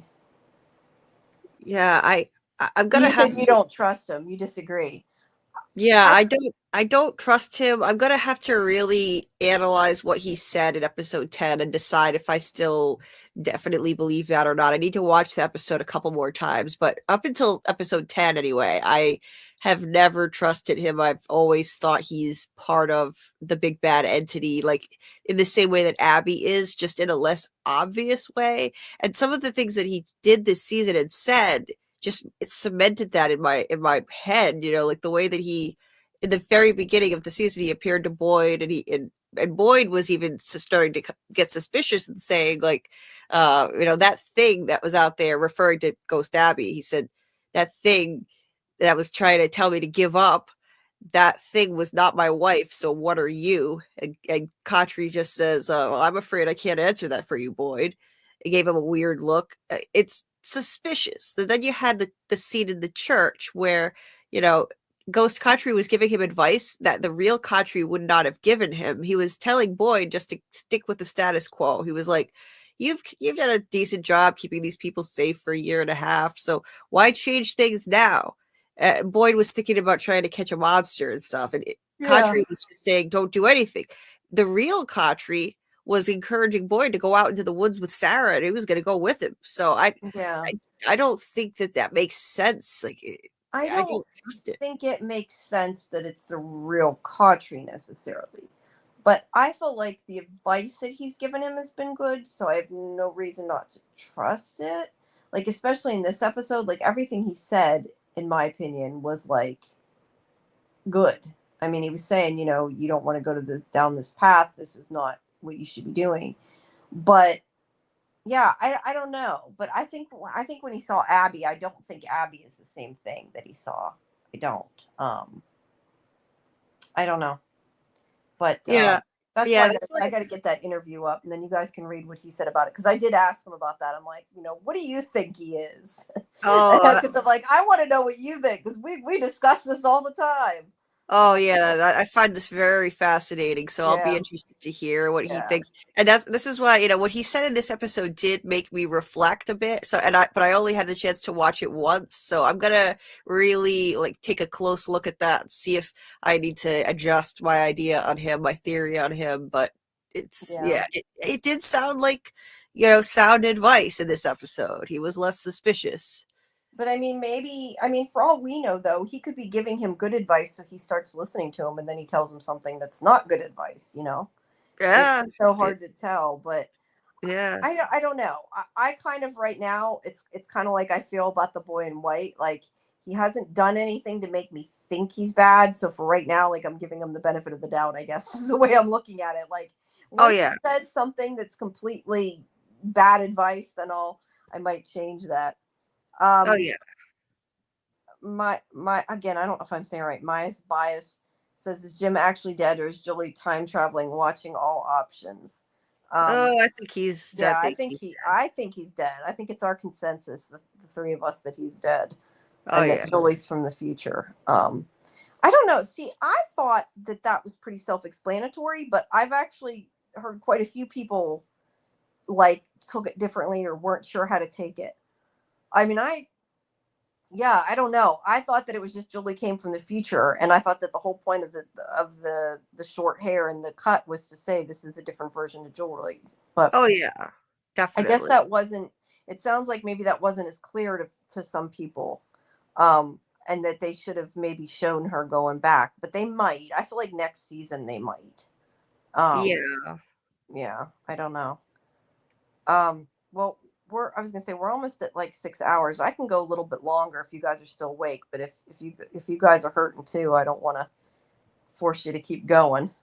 I can go just a little bit more. I am hurting, but a little bit more. Okay. Okay, is Scarlett there now? I'm asking because I got to take a pee break. I don't want to leave you alone, so I was waiting so you don't have to talk by yourself. That's all right. I can talk. I don't mind. Okay. I'm on blood pressure medicine. It makes me have to go to the bathroom a lot. That's why I'm like up and down. But yeah, I don't know. I keep hearing from my mother though. I need to get up anyway. You're gonna get a blood clot. You're sitting so not moving, which is not bad advice. I can get back on. We should move around and not sit in one spot for 6 hours. It's probably not the healthiest thing. It's definitely not good for me. I know that. Yeah. Well, like I said, my back tells me it's not good, but that's why I was in the recliner. At least I'm not sitting at the computer desk the whole time. But yeah, you guys talk for a second. I will be back. Yeah. I've been kind of watching, and I'm kind of convincing myself now that Sarah's voices told her where Fatima was. Yeah, it's possible. From what she said when she was with the group of people outside the room, and she was saying, it made me feel like he will never tell you but I have a way. And I think it was the voices in her head that told her. Right. Yeah, I maybe. mean, as gruesome as it is, it's like, well, pop out his eye and we'll tell you. Right. Well, it's possible. I mean, because when I was watching it, I just kept thinking, in terms of real life, torture is known for not being effective at all in terms of Yeah. getting accurate information. People will do anything to make the torture stop, and they'll say things that aren't even true. So I'm like this isn't going to work. So I don't know. But yeah, it's possible. That's an interesting point. Maybe the voices, the voices are, we know some of the voices that talk to her are evil. So, and they just basically came back after being away for a while. Yeah, they did, and Just honestly, just to muck with her, and Randall was doing the same thing, the same kind of motions and stuff. And I think they were just, messing with people. Right, and honestly, like this didn't. I still say this didn't need to happen. I don't think Fatima was really in any danger anymore. So it's like the voices. Irony. The voices could have just told her, where Fatima is. Go get Fatima. No, of course they're not, because they're evil. Most of the voices in her head are evil. So I think maybe she was able to hear the voice of Abby that time because they were out in the woods near the bottle tree. That's when she heard the voice. Maybe like the spirits are connected to the bottles. That's what I'm thinking in some way. It was. Yeah. She said, "I hear them." The camera panned up at the bottles really fast, implying that somehow that was causing her to be able to hear Abby's voice in her head. But normally, I think it's just evil voices in her head. Yeah, but I think the voices too. If you're talking about the pan up to a tree, then it's the opposite of the pan down to the floor and the screwdriver, and that might be the influences of voices too. Yeah, that's a good point. That's a really good point. And here's the thing: So we now kind of have an idea. Maybe the big bad is the man in yellow, but who are these plural voices in her head? Like are there multiple evil spirits talking to her? Why are there multiple voices in her head? That's what I'm trying to figure out now. Who knows? Maybe that's the next level. Yeah, because I've never been of the mindset that there are a bunch of different evil entities here, like multiple. But it is possible, I guess. There could be multiple evil spirits or evil entities. Maybe some people think they're battling each other. They're playing a game, or I don't know. But yeah, I don't know. It's confusing, the whole voices thing. Yeah, we still don't know like the creatures like they're in the like credits, and also in that mystery picture that we saw that was behind that rendezvous ad of the black cloak figures, like going into houses and taking children and stuff, but we've never seen them. I know, right? It looked like the boogeyman to me in the picture in the opening credits. It looked like the boogeyman, and there was someone hiding under a bed. I mean, seriously, if there isn't a rendezvous truck somewhere in the series that comes in the Fromville, I'm just gonna go crazy. By the end of the series. Right. Because they have a calendar behind Bowie too. That's a rendezvous calendar for 1971. The only thing I can say is that maybe it's going to be just an external thing, like just a web maze type thing, which I could be okay with if they continue it. But it so far hasn't seemed to go anywhere, and a lot of times the official stuff doesn't. Yeah. Just for funsies, but still black cloak figures. Yeah, they look like Death Eaters. I forget who else said that. Death Eaters. They do to me. That's what they made me think of. Yeah. And thank you, Cal. I'm glad that you enjoyed the interviews. And yeah, some things they can't answer or they won't answer. I try to ask things in a way that they can answer it because it's not spoilers. I try to ask, what do you think about things, rather than saying, what something is. They can tell their opinions, but they can't tell you what it actually is. Yeah. Let's see. What says Kel wishes the boys come back and then say, guess what, Elgin ain't going home. You ain't see that coming, huh? Yeah, that's true. They're not going home. Fine. It didn't work. He'll heal up in a bit. He'll have to wear an eye patch, but he could get one of those from Clara. Yeah. Right. Yep. That's funny. He's now the Odin of the season. Yeah, I know. I That's think so all funny. major characters have powers or entities that talk to them, and if Ethan was sacrificed by Sarah, Sarah would have turned into a monster. Maybe Sarah's voices are the evil entity. I don't know. But I do think that, like, you're saying that you think Sarah found out the answer because the voices told her. I kind of question, though, if the voices are bad that she hears, why would the voices tell her just because she hurt Elgin? Like why would they stop her from hurting Elgin? It didn't benefit them. I mean, it was already too late, so it didn't matter. It's fun. It's Together, fun for but them. It's a game. It's a game for her to take his eyeball out. It yeah, but pleases why them. not? But why not make her kill him? Like, why stop there? They don't want him dead. They want him in pain. I guess. I don't know. Without an eye. I still tend to think that he finally just told her, but I don't know. I mean, there could be several things. He could, the knowledge thing that we talked about earlier. It could be she poked the right part of his brain with the screwdriver. Yeah, maybe. It loosened it up. Yeah, maybe. I like what Nisha says, though, that's true, is why are people not asking how they're going to get them home instead of just like accepting they'll let them go home, you know? Yeah. Sarah and Elgin should have had a talk. They should have round robins all the time in this town. Yeah. Well, at this point, Elgin did what they wanted, and they didn't go home, and she had the baby. Mm-hmm. So he's got to know at this point. Guess what? They lied to you. Mm-hmm. I'm just like really curious to see the fallout of all this, though, because like we don't know, they've got to at some point probably find out Fatima killed Tilly, because I've said before, I don't think that they could not tell people, because they're not going to want to live there thinking that somebody's a murderer, because if they do, they're going to start attacking people. Well, Kenny already has questions because he didn't know why Fatima was in the shed. Yeah, right, exactly. But I've said before that the problem with not telling them is that like people will be defensive and will be scared of each other and will start hurting each other. Mm-hmm. That's why I think they have to have a killer. And I think they should have faked it and, said the monsters. Yeah. But that's a whole other issue. That's probably going to happen, and that's going to have a big fallout.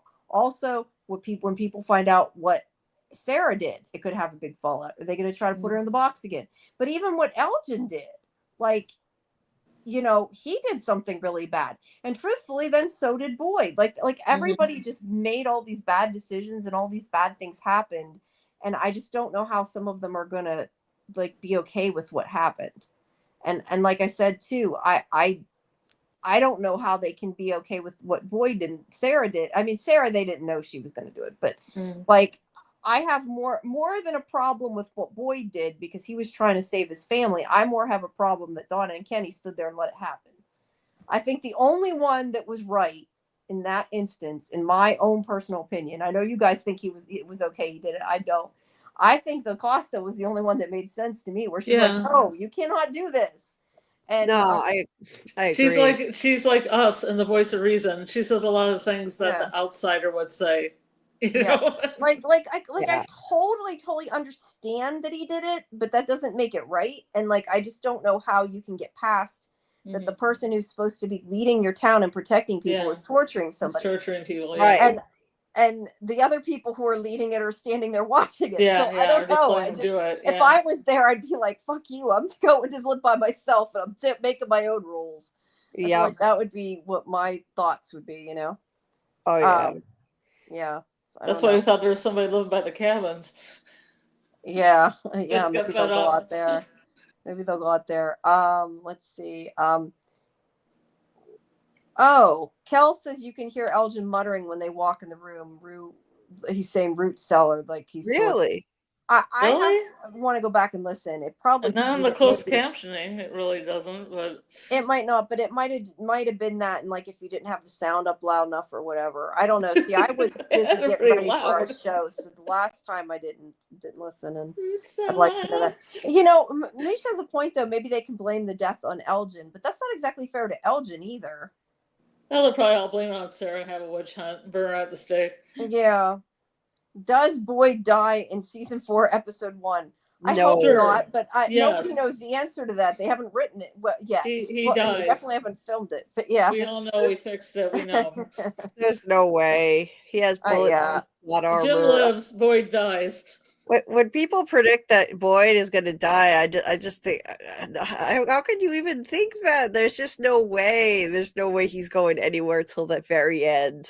I can't imagine the show. I don't think he will. I hope not. But like I've said before, the reason that he won't die shouldn't be he's the lead of the show. And I feel like that's why he's sort of safe, and that's not good. But I don't want anything to happen. He's a I don't care. producer. Yeah, I still don't care. I mean, I don't care. I still don't want anything to happen to Boyd. And I've said before, I think there's like certain characters that they're not going to touch. I just don't think they will.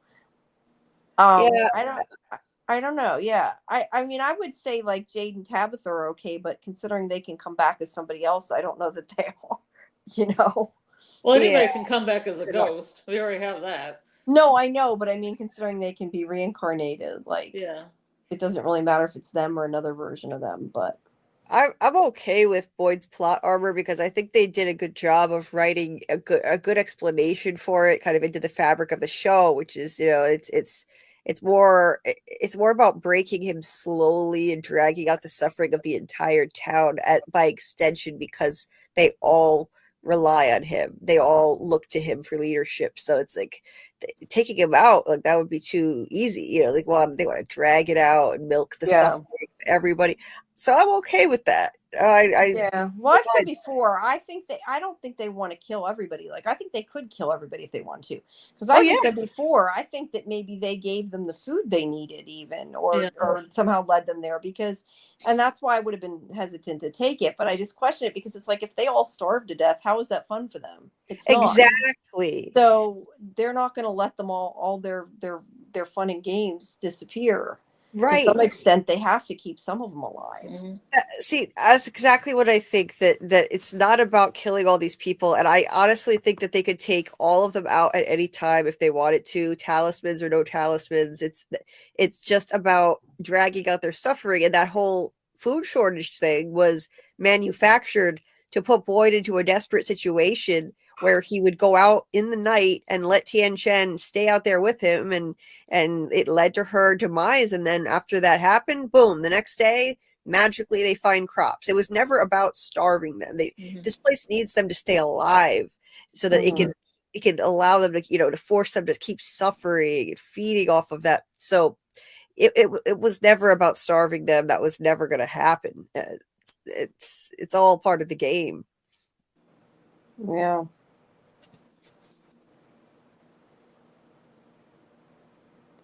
Yeah, I think that's what they want, is to you know, break everybody and have fun with it. And I think that as long as it benefits them, they'll keep it. Not. Well, the one thing I have to look back at is, you guys said that the man in yellow, his eyes look black. Yeah. Said that. I didn't notice that, but it's very possible. Like, okay, I didn't watch the end of it this time on TV because I came to get ready for this. So it's very possible that that's something that was an effect that was added later, because I definitely didn't notice his eyes. They're definitely dark. Okay. Been some post, but I'm just saying it might have been added after the fact. Yeah. And that's why I haven't seen it. So I got to go back, and that's why sometimes when I watch the TV version, like, it's beneficial because I see things that are changed, like not saying Danny. I want to go back. I want to go back and seriously prove to myself that I'm right and I didn't just miss it. I mean, because sometimes I might have just missed it, but I just don't know how I could have missed it that many times. I really don't. Yeah.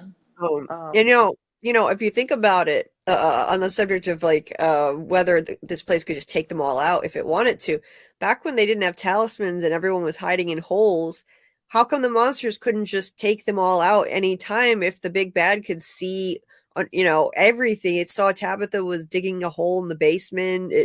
It could hear and see everything at all times. So it was never about taking them all out at once. It's like, no, we're going to take some of them and then make the rest of them suffer the loss and pain.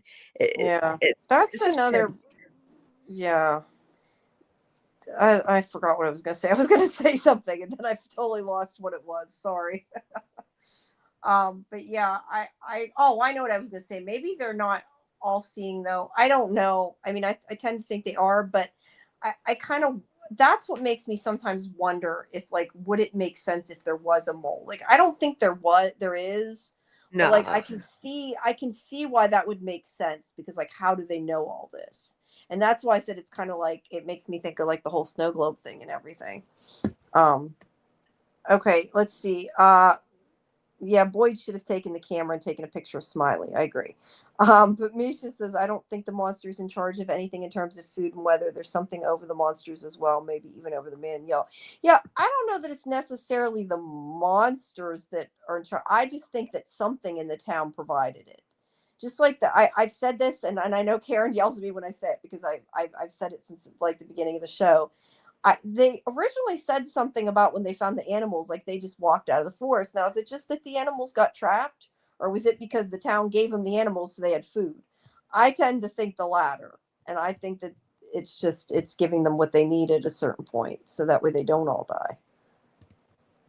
Yeah. Yeah, I think so too. You know. And hi, Mark. Thanks for coming. Yeah, we're still not asleep, but you could always rewatch the interview. Yeah, and yes, Tess, it is totally a game to them. I really agree. You know, we have more people on now than like concurrently at once than we've had all night. I think they all come at 4 a.m., right? It's like, dude, I need some sleep. No, I just think it's funny because we have the most live right now than we've had all night. Yeah, you're getting the Europeans. Yeah, that's true. That's true.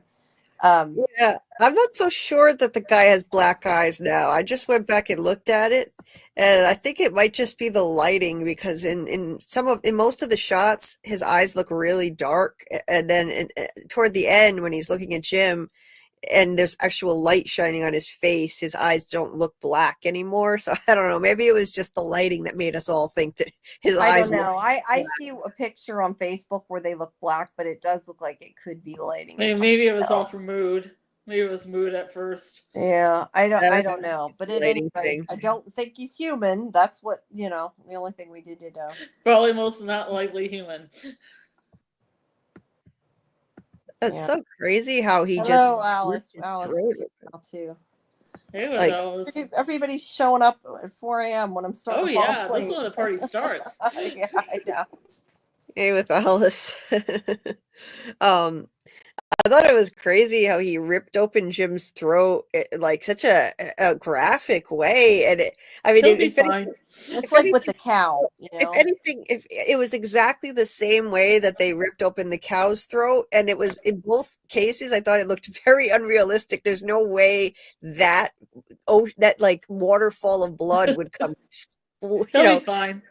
No, but it looks really good. Christy is sewn up. He'll be fine. Cool. It looked it looked dramatic, but I feel like that was not like the way it was video gamey. Can I finish, please? No, never.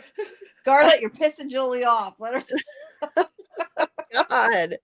I'll just see this. The way that Khattri's throat was slit, I feel like it was more realistic. It wasn't like this giant gusher of blood coming flying out of his throat, like with Jim. That's all I was gonna say. Like it was like a little over the top with the CGI there. He's fine. He'll be sewn up on season 4, episode 1 after Boyd dies. AA says, does Jim dying mean Henry's gonna die? I'm not sure why. I mean, I assume they mean because of the connection with Miranda, but I'm not sure why that would necessarily mean Henry's gonna die. No, not this soon. It wouldn't bring him on just to take him out this soon. Yeah, maybe, I don't think. Maybe next season. Plus, him and Victor are having a connection, and I don't think they would just off him at that point. That's true. That's true. I mean, at least until I find out what happened to Eloise, if she's alive or something, then something might happen. But I think I'll have to get that plot. Or maybe he'll find her and lose his life protecting her or something. Who knows? Yeah. Randomer says, I think the spider created this place or used to own it before the man in yellow overthrew it, but still has some kind of power over the dimension, I guess. I don't know. I've said before, all I know is I don't want to see spiders. That's my only response. What if the whole world is just a giant spider around Fromville? Yeah. That's a giant spider. Tarantino, I would say, Misha says, my theory is that the monsters were trapped in Fromville. And new people always must populate the town. They went for eternal life, hoping it meant no new people would come, but they got tricked. That's a possibility. I still think it was a normal town until they became immortal, but I don't know because that's just a guess. Yeah, I don't know. I think so too.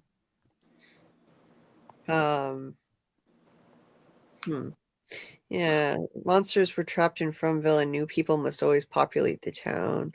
They went for eternal life, hoping it meant no new people would come, but they got tricked. Why did they want eternal life? Yeah, Mm. I don't know. I like I said, I tend to think the eternal life caused the town to be the way it is, or well, not necessarily though. Like I think that they were normal people until then. Yeah, But I don't know that like I don't think they were trapped. I think that's what like I they think became the monsters and started trapping people, but I don't know. I think they got trapped and became monsters because because they wanted to be immortal and they sacrificed the kids. I don't think. Yeah. I think I that's think the why. town was like a normal town until this happened. But I don't know. I mean, and that's what I love about this show too, because there can be so many things that are completely opposite, and they all have just as much chance of being right because we're all just guessing in the end. You know, Yeah, that's why I think it was so surprising that like they said I was Miranda, and it was outright explained. I mean, we thought it last week, but it was confirmed. yeah, I was sure it was Miranda, and people were arguing with me and saying, they think it's Eloise, and I said, all right, that's fine, this is just my opinion, but I really felt that episode 9 confirmed it was Miranda, and now we have the ultimate confirmation. Of course, they spelled it out, so Yeah, now they said it. I'm relieved they finally settled that. Concrete proof. Concrete proof. Yeah, concrete proof. Yes. You gotta use that sample on Wednesday. Concrete proof. Yeah. Oh, absolutely, I will. You can bet on it. Yep. For anybody just joining us, we're going past our 6th hour. I guess we're in our 7th hour because we've been almost 6.5 hours. Oh my God, They're gonna stop at hour 6. Yeah, I know. We said we were. I'm running low on steam. But if you're just coming in and you missed the interview with Jamie McGuire, Smiley, you can restream everything like that later from the live tab of the YouTube. Let's rewind it. Yeah, or rewind it. But I'm just putting it up if you're watching at a different place. All of our live streams you can restream later from the live tab. All the interviews that weren't live are available from the video tab. But please take a moment to subscribe to the channel and also check out Julie's channel, which is in the description of this episode. And a reminder that Tuesday at 9 p.m. Eastern, Elizabeth Saunders is going to be our live guest who plays Donna. And then, like I keep saying, we're supposed to get John Griffin and Jeff Pinkner. We just don't have a date yet. Probably Sean McJumber. We're just kind of waiting on these things, and hopefully we'll get another date for Avery. And if you've heard me say this 20,000 times, then I'm sorry, but need to repeat it. Make sure people show up. And also, regardless of whether we're here for a bit yet, thank you everybody who came. We do appreciate it, especially because I know that live official from thing was tonight. When we first scheduled this, we did not know it, or we probably would have scheduled it a little bit different time. But What was that? The live thing from the official Instagram that was on at the same. Oh, okay. Yeah, I and don't we really have still got Instagram, so I don't a really good follow bit it. of people. Yeah, I don't know how to use Instagram right, so Yeah. I probably couldn't have done Okay, it. I get you. But we appreciate that you guys came here because I know a lot of you did, and we appreciate it. And let's say thank you. Yes, I'm always surprised these people want to come, are agreeing to come on the show. Not that it's a surprise they want to, but you know what I mean. I'm surprised that they're willing to give their time to come on the show, I should say. Mm-hmm. And maybe hopefully next year we'll be able to talk Harold into doing it. Wouldn't that be awesome? Mm-hmm. But yeah, we've got some great people that have come, and some more great ones coming, and like I said, I've reached out to everybody, so they could always still, now that the season's over, have time. Who knows? But yeah, and I don't know. Hopefully, we'll probably be back at least next week, and then decide what to do. I mean, assuming you two want to come back next week, I would like to at least do one more. But Sure. Yeah. They come back. Yep. All good. Yeah, I don't know. What else should we talk about now, though? Are we running out of steam, or do we have more to talk about? Well, I'm gonna go to bed soon because I have to get up soon. Yeah, All those times I'm down and my mic is kind of muted, I'm taking little cat naps. as long as you're not snoring on air, we're good. And then when I hear like Raven Crow, I come in and say my little thing about Raven Crows, and I go back to the little cat nap. That's okay. That's okay. I was wondering about that, where you were going. It's the only way I'm going to keep going, really, quite honestly.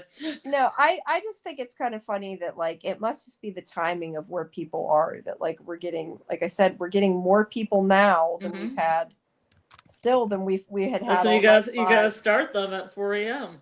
Yeah, maybe sleep and then get back up, right? That's what makes me, like, that's what makes it hard to leave, because, like, you don't want to leave. Everybody's there, everybody's talking, but it's like, yeah, at a certain point, I think you got to make a cutoff. But I can go a little bit longer, but not a whole lot. I'm starting to get a headache, but actually, I could probably take. I was just gonna say I could probably take more pain pills now, because I'm sure it's been 4 hours since I took some, because we've been on so long, Yeah, I could probably take more myself. Yeah, I took them before midnight, so we all just do a round of pain meds. Yeah, no, I need Excedrin. I sometimes get migraines, and I think it's because I've been sitting here so long. Yeah. Most people are kicking back with a drink while they're doing a stream, or we're popping pills. We can have a drink too. We can have a drink and then pain pills. Yeah. Provided you can take them with alcohol. Right. No, I'm just taking Excedrin. But yeah. See, Misha, it's 1:30 there. She said, yeah. Well, here it's 4:30. Dieter came back again. Hey, Dieter. Welcome back, Dieter. I love that Dieter leaves and does something and then comes back. I think it's funny. Yeah. We appreciate it. Yeah, Dieter's just going about his day. He'll be at work a lot of day, on weekdays, and like he'll like pops in on his break. He'll come back and then he'll go again. Yeah, it's funny. Yeah, that's fun. But yeah, it's hard to leave. I know it when there are still people chatting and more people coming in. Like, that's how I wound up with an 11-hour stream. Yeah. But that's how you get more people interested and more subscribers. No, it's great. I'd love to get more people coming in, and if people want to keep listening to it, I'll keep doing it. Maybe not. I mean, I figured once the finale's over, maybe not 6 hours, and I know I say that, I might change that, but my plan is to not be over 6 hours. But yeah, I want to do this with other shows too. It's just, my thing is I don't want to talk about myself. Like, I gotta find people that want to talk about stuff. So, yeah, gotta have somebody to talk about it. That reminds me, I was gonna say, while I'm here, I am going to copy, I don't know how to do this stuff. I am going to copy my Discord link here and give it to you guys in the chat. Actually, I probably should put it no, I'll put it here, then everybody will see it. There's my Discord. If you guys want to join, would love if you join. There's not really much there yet. Just still creating it. I haven't had time to figure out how to do it, but the point is that I can put updates there for everybody. You'll know when things come out, interviews, live streams, that kind of thing. And hopefully we can all also chat about the shows we like, and kind of a way to all connect when we're not on the stream. So there you go. But yeah, I think, I don't know, we got lots of people, but nobody's asking anything now. Wait. Anybody have any questions in the chat? Yeah, that's what I was looking to see. Misha says, I don't know if anyone else has noticed, but there are train tracks shown in the opening credits, but they end right in the woods. No, I did not notice that. I know that they were like there and then not there. I remember people talking about, but Yeah. I didn't know they were in the opening credits, and I didn't know Yeah. they went to the woods. Yeah. I didn't. Yeah, they kind of go through. It looks like kind of like through the woods. Yeah. Yeah, I'm I gonna didn't go to realize that. Camden. Like on Yeah. the way in. You know what I would love to do, and if I had the money, I would do. I would love to go up to Nova Scotia and like look at the real location, since you can't. It sounds like you can go in because people have. Yeah. Yeah, because they put Yeah. them where town used to be, so the streets were there, and then they built the Yeah. buildings around those streets. Yeah, that's cool. Yeah. Jamie do was that. describing it like it's another world. Like he made it sound so Yeah. magical. Either that, or I'd like to call and see if they have a can invite press up, but I just don't have the money right now to fly up there, because I don't even think you can drive from where I'm at. I'm not even sure. It's like even if you could, it's definitely too far to drive. Let's put it that way. Yeah. But yeah, it would definitely be a fun set to visit. Oh yeah. Let's see. Do we I've have? been there once. I was at Halifax once. I've been to Toronto and Vancouver and what's the other town that starts with an M that I'm blanking on? Montreal. Montreal. Oh, those yeah. are the only ones I've been to. Yeah. In Canada, 2 of which was for press. So That's where Onzo lives from Bigger for Entertainment. He was in the chat earlier. He lives in Montreal. Montreal. that's cool. I need to check Where out are you his at, channel. Jamie? Where are you Pennsylvania. at? Pennsylvania. Oh, Pennsylvania. Okay, so Yeah. you guys are both east of me. Okay. Yeah, but I need to check out his channel yet. You've been doing it when I've been on the other show or whatever and couldn't check it out whenever you were on there, but I need to check that out. Oh yeah, it's really good. It's a good time. Really good from lives. Yeah. Yeah, we're gonna be. I need to check out a lot of them. I haven't I haven't watched. I think I haven't watched a lot of live streams. But to be fair, I never before this watched live streams either. Like I do the podcasts and stuff, but I never really. I don't know. I don't really have time to listen to other people's, and I need to take time to do that because I do want to. I just haven't. I feel like I have no free time lately to do that.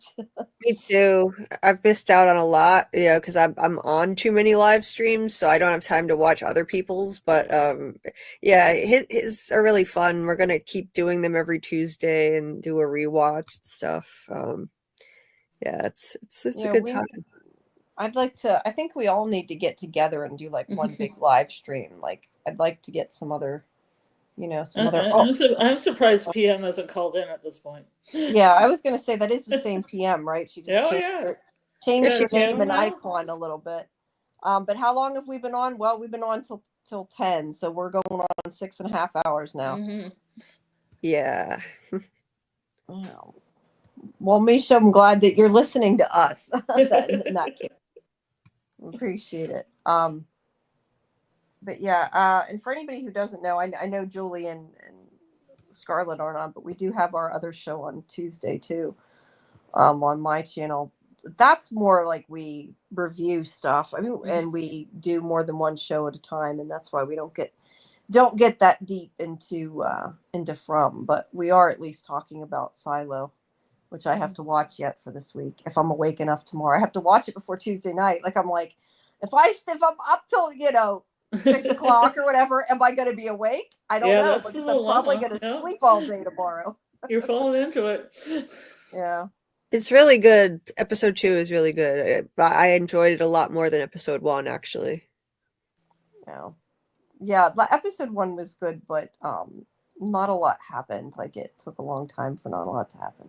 Yeah, that was my problem with it. But yeah, episode 2 was great. That's cool. Let's see. David is in Australia. I'm just looking at where people are saying they're from. Oh, it wasn't Sci-Fi Vision. It was me, PM. What? It says Sci-Fi calling me out for not calling in. I said it was No, me, that was Becky. that was her that said said that. Well, she Yeah, usually I calls didn't in. say that. No, I didn't say no, anything mean. I was like, she usually calls in. no. That's Yeah, all I said. usually does call in. You You're don't right. have to. No, It's don't not, feel like you have to. yeah, you But don't have to. if anybody wants to call in, they're welcome to. The thing should still be up in the chat. And do we also watch the episode together? I have only recently started doing watch parties and watching from with people. Otherwise, no, I have not. To answer your question, Misha, I would like to start doing live stream parties and stuff. That's part of why I think the Discord's a good idea, but I know that you probably have to pay to do that anyway. So at the moment, but You have to pay to have more than 15 people in your watch party. That's the thing. That's the thing. Everything costs money. Yeah. But, yeah. But maybe it would be fun, or if somebody else maybe wants to stream it within it. I'd love to do a party and watch some other things. Do like once a week. It'd be fun. But yeah, I'm not sure how else to do that other than through Discord. Usually when I do like synced up shows, like I do the live tweets and stuff, but I'm watching it on my own. I watched part of Beacon 23, Misha. I never finished it. Yeah, what is that? It's a show. It's like on I think it's sort of a space station, if I remember correctly. I'm trying to remember. But it ends up with just two people there, and there's like a AI, I think, on it. I can't remember, but and like a disaster. It's like in space, and I think it's in the future. I'm really bad at descriptions off the top of my head when it's 4:30 a.m. Sorry, but it was pretty good. It was on MGM. Yeah, MGM has some decent stuff. It's just From's kind of like the one main thing. Obviously now they have Earth Abides coming. But I don't know. We're all going to be missing From, so I have to find something else. Going to be going through From withdrawals. Yeah, I know, right? So I want to keep. Yeah, because we'll have From Book Club, and then we'll have From Caroling, where we can sing "It's beginning to look a lot like Smiley." Yeah. Then we can have rewatch parties, and then we can analyze every line of every script of every episode. And it's not the same as having new content every week, Yeah. No, I like I said before, though, I wouldn't mind doing like a rewatch weekly, like where we discuss older episodes and what we learned of the older episodes from watching the newer ones, right? Yeah, the Kel's talking about the preview. Yeah, they punked everybody with that, unfortunately. You know what? They did. I want to say a little something about a comment David has here. Like, when do we see Jim hanging upside down, or will that happen next season? I think they're gonna find Jim hung upside down in season 4. Oh, I think when he was hung upside down, was he alive? Well, in the vision, he was just dangling. I don't know if he was alive or not. Well, yeah, I know, but I mean, I kind of want to go back and it was really quick, right? I still haven't seen it yet. But maybe his throat was slit. Maybe this is going to happen now, because how could there be a vision of him alive if he's already dead? You know what I mean? So is he dead in her vision and she just didn't know it? Well, he doesn't have his throat slit. He's just flopped upside down. Well, that's interesting when that happened. If he's already dead, how that's supposed to happen. You know what I mean? Yeah, I need to go back and look at that. And yeah, Beacon 23 was pretty, to answer you, Beacon 23 was pretty good. I just did not have time to finish it. That tends to happen with a lot of the stuff I cover. I watch it and I watch what I need to watch to cover it, and then I plan to go back, and because I watch way too much television, because I have to. I'm not that I don't want to, but I mean, a lot of times it's because I need to watch it to cover it. I don't end up getting time to finish all the stuff I want to finish, and I never get back to it. But yeah. So what else? I feel like we're slowing down. We got all these people, but nobody's asking questions in the chat. We're just kind of talking about other stuff.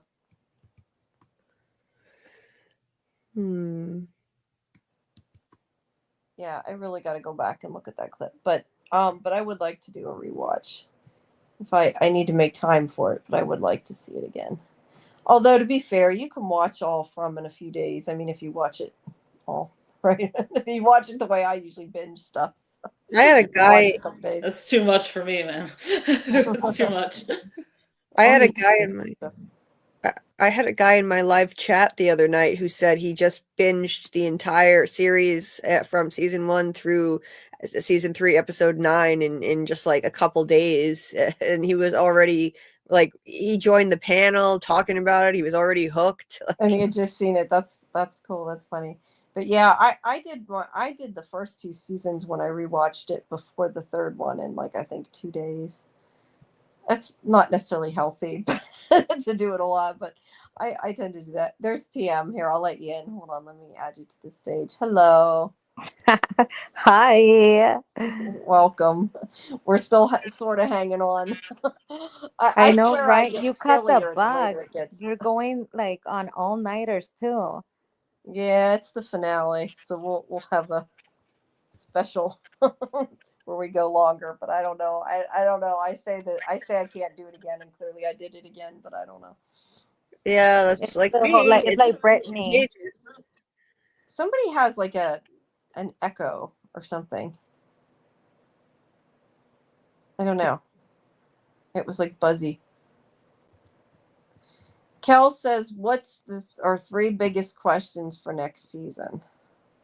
What are the things you guys want to know the most? I want to know what's at the cabins, even though it may not be important. I want to know what's at the damn cabins because they teased that too much. Oh yeah. Like that was frustrating. Like, they teased it too much without anything actually happening. I mean, it's different than like the tent being dragged or the spider webs. Like those were like, really intriguing events. This was just some knocking and some footsteps. We needed, if there's going to be some weird event happening out there that's unexplained, it needs to be more exciting than footsteps or knocking. They needed to give us more. Yeah. That's definitely I mean, I don't know. I feel like maybe we're not supposed to think it's that important, but they made it feel important. Yeah. Remember, like Jade took apart the tower of totems, and Dale said, you really think you should be, disturbing the ancient tower of holy scary shit, like, yeah. And it made us think that, okay, well, they just unleashed something. Jade even said that he thinks those totems might ward off evil, like the talismans, and if that was just a big red herring, that's a huge letdown. That they were featured heavily in the trailer, those totems, and the cabins were featured. The cabins were on the poster, so I have to believe that they're going to matter at least in season 4. I hope. Yeah, I hope so too. What are the other things we want to know? I feel like there's so many questions, but I'm trying to think. What are the things I want to know the most? Maybe why the monsters like choose not to kill Victor when they could. I think that's kind of a big one for me. Who the boy in white is, I don't know. I don't know what the. That's why, yeah, I'm trying to think of what I think are the most important. The cabins definitely sticks out. Happy stream from Malia. Hi. Thanks. Yeah, I don't know. What do you guys want to know the most? This is what I want to know. Oh, sorry. Hi guys, and this is what I want to know. Now that we saw the finale, how in the world, SciFi, were you able to not talk about something that crazy? But it's not well. I mean, it's very hard. I'll be honest. That's, I think, why when I do the interviews, like, I'm like, as soon as I see him, I'm like, oh my God, I want to talk about this. I tell him that's what I am waiting for, is to be able to talk about the damn thing, because the only people I can talk about it to are the actors. It is hard. It is hard. But sometimes there's at least other journalists that have seen it. But I really didn't know many people that had seen From Ahead, so I've been kind of on my own. Yeah. It's hard. It's definitely hard. Well, I'll answer that question, and then I really should go. I'm not taking good care of myself by doing this. I'm in a lot of pain. I'm sorry. But I think that like the number one thing is this man in yellow for me. I need to know what is the nature of this guy? Like what what does this mean for the story? How does he tie in? What exactly is he? Is he some kind of a demon? Is this the big bad that these people sacrifice their kids to? Why does he look like this? I have so many questions about this man in yellow. That's Yeah. the biggest thing I need from season 4, and that's the thing that's going to drive me insane until 2026. Now, trying to understand that. Yeah, that is a big one. I think you're right. That's probably one of mine too. I feel like there's so many going through my head, and I'm trying to think what is most, but that is really a big one. That's why I'm so surprised. Like, we now basically know what the monsters are and Mhm. why. I mean, we kind of know why the people are there, or at least why the main people are there, because Tabitha and Jade seem to be the ones that are important, and everybody else is sort of maybe along for the ride. We don't know. Yeah. Uh, let's see. What do we have here? David says, before the last episode, I said it was ironic that everyone was hating on Elgin, and the priest took my words. I also said Elgin is like an angel, and he called her an angel. Yeah. Well, but she wasn't an angel. I mean, he No, thought she was an angel. I'm not sure why he thought that, but yeah. His Um, his grandmother had told him that angels look terrifying, but fear not. So he had strong faith, and I think that thing took advantage of his faith, Yeah, and, that's a and good he point. he just followed her based on blind faith. Unfortunately, that's how he Yeah. got duped. Yeah. He was exploited. Yeah, that's probably true. I still wonder why sometimes he didn't question it though. Misha wants to know what the difference between the town and the village is. Can the children even be freed? And why were the 3 people, including Martin, chained to the walls? Yeah, that's a good one. The whole thing with Martin and how it's all connected, I guess, is more my question. Like, we know, they have the cicadas and they were chained, but does that even have anything to do with Martin? Is Martin anybody else? That's the other thing. Is Martin Right. Fatima? No, but I mean, is she anybody else? Um, do you think we will have anyone go back to the real world? That's what just Genus asked. I feel like probably, in my own personal opinion, I feel like probably not, because they did that. Like, I'm not sure there's a point to do it again. What do you guys think? I just think they won't now. I don't think so. I think that they're not going to revisit that, at least. And if they do need to go back there for any reason and really go back to that original bottle tree that they almost made it to, that Tabitha almost made it to, I wouldn't see that happening until maybe the end, toward the end of the series. Yeah, I mean, at the end they might, but I just feel like now, like, been there, done that. Like, I don't Oh know yeah. that to see that again. No, I not think there might be like a possibility now that we have introduced like time travel potentially. Maybe there's a possibility that somebody would go out into the real world before the people get into From to provide some knowledge. A lot of them were saying that they had heard the the whole like they come for 3 from their grandmother. So maybe somebody went back into the real world and provided that information. I think that it could be.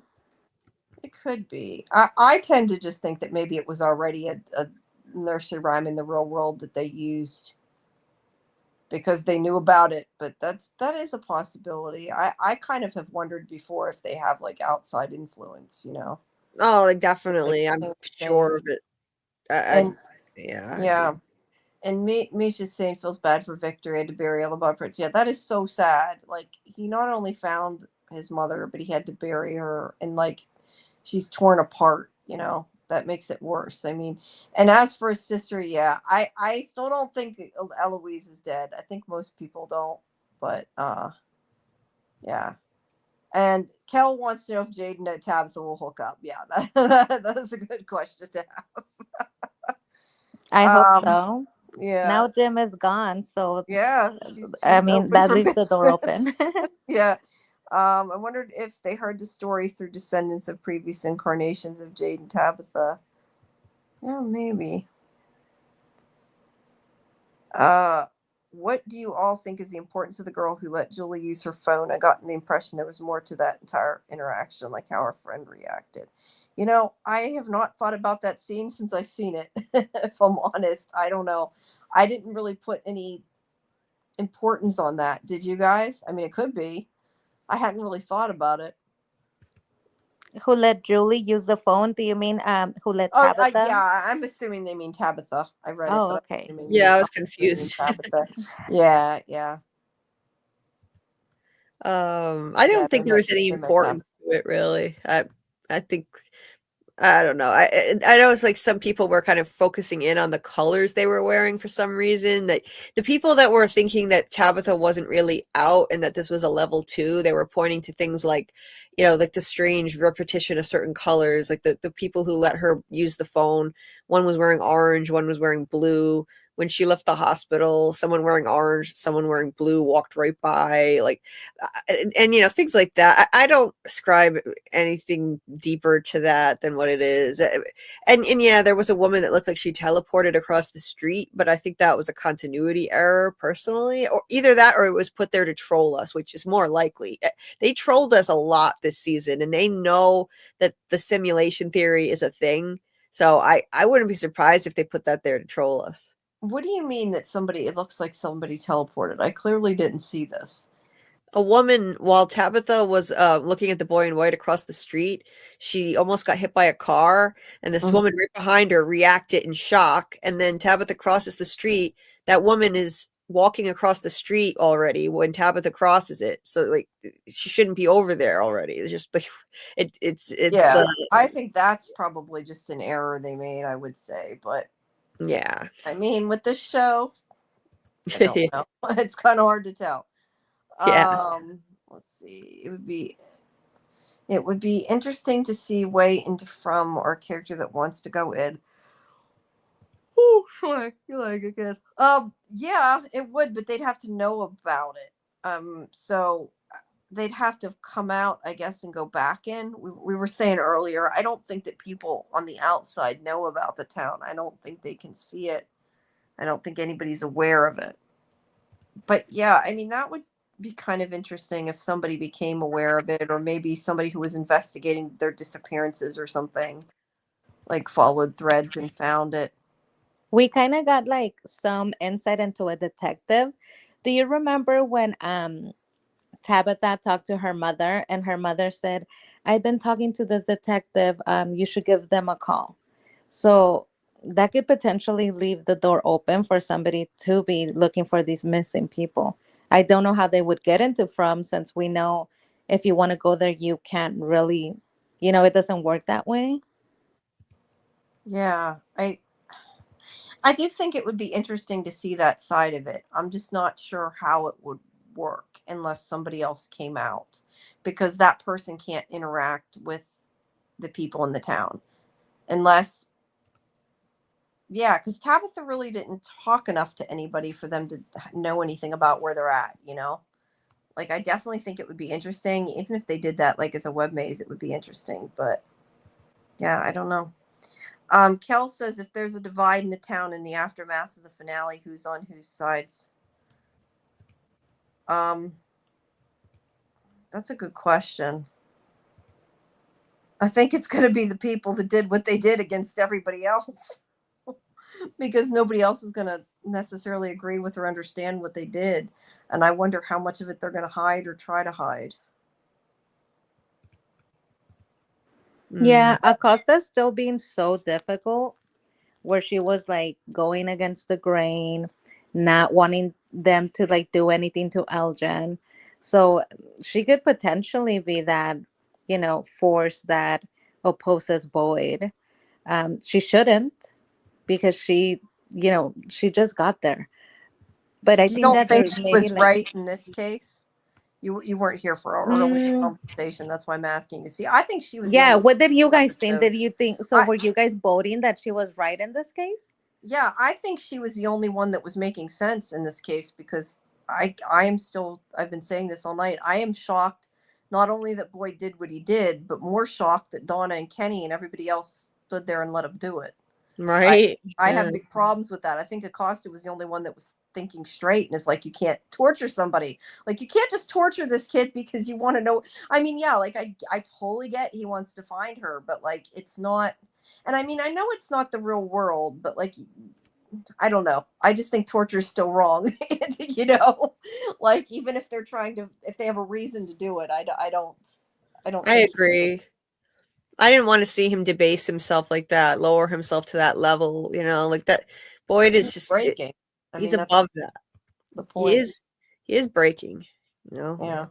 that diminished him, and it didn't break him completely. Sarah helped him avoid that by doing that unspeakable thing instead, but it diminished him though. Like, it definitely, like, it's Yeah. it's just it's completely out of character for him. I was so disappointed that he went through with that much, as much as he did. Yeah, I agree. But when you say like it was out of character, like I get like that they did it. Like, I don't know if you mean like out of character, like you don't think the writing was good that they did it, or just out of character, like you were shocked he did it, like me. Out of character for Boyd. Boyd is a man. He's not a brutal man. He doesn't even enforce his own rules. He wouldn't put Frank in the box. He was going to send him out in the woods with the talisman. Like, he's not a man who like punishes people for anything, or he's the only act of violence we've ever seen was when he slapped Frank. But that was just a moment of weakness. Like, in general, he's not. That's not him. He's not a violent man. I think that everything this season has fucked with him so bad. Like, I think it's fundamentally changed him, It has. I would like to propose the following.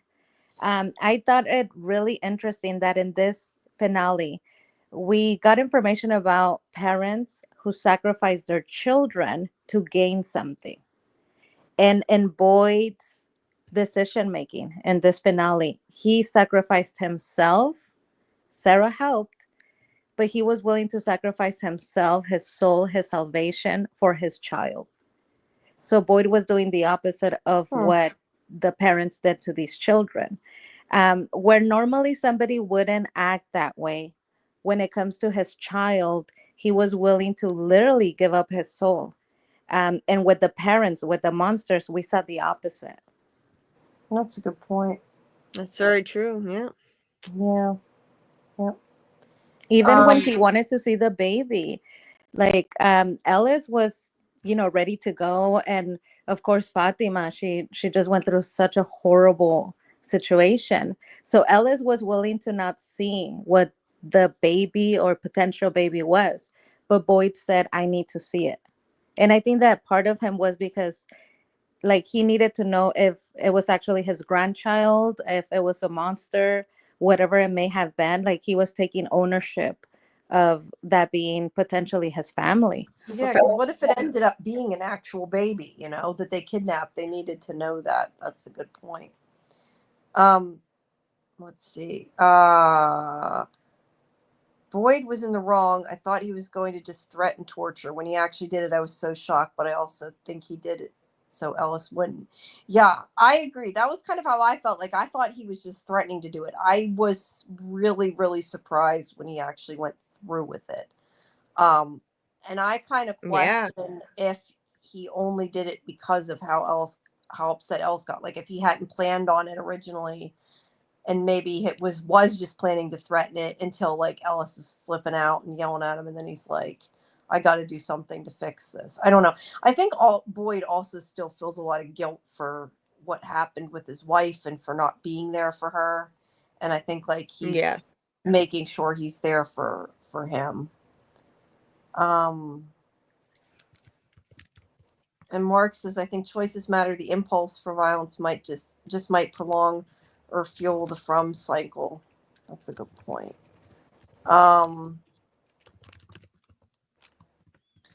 And Just Genus is saying that the actor for Elgin is a good-sized young man. The original description was someone more teenage-looking. I think that would have had Boyd looking even worse with the torture. Yeah, I didn't even think about that, but like we were talking about how before I was saying like I thought he was younger than he was. I guess that's actually a good point that he isn't, maybe like he's a little bit older than a kid. Like he's like at least probably 18, maybe a little older. And that is a good point, because it'd be way worse if he was younger than that. So it's good that he's a little bit older. It would be a lot worse, I think, Boyd doing that. I have a question. Um, so remember when the picture comes out and the boat, he says, it's a picture of my house. The only thing that's missing is the boat. Mm-hmm. What does that mean? I was thinking that it might mean that it's she's deceiving them, like that's the boat should be there, so there's something wrong with that picture. That's not really what his house looks like or should look like right now. That's what I took it to mean. Now, see, I was saying kind of the opposite, that I think they were on the way to get the boat when they went in the town, so I don't think it would have been there. But I don't know. I think it was maybe more just like a little sarcasm, like, you're showing me exactly what you think I want to see. It's just missing that, like, it's almost perfect. You're almost getting it. I don't know. But yeah, I don't know. AA is saying to show them investigating the disappearance of the original townspeople from the 50s. That would be cool if we got like a flashback episode that was like totally devoted to that. That would be interesting. I love that background story of like a ton of people missing and somebody trying to put it together. I would like a second show being just about the detective. Yeah. Randomer saying, since Jim died, do we need a new person for balance? Yeah, I'm kind of wondering if we might get new townspeople because of that. Because he's dead, you know.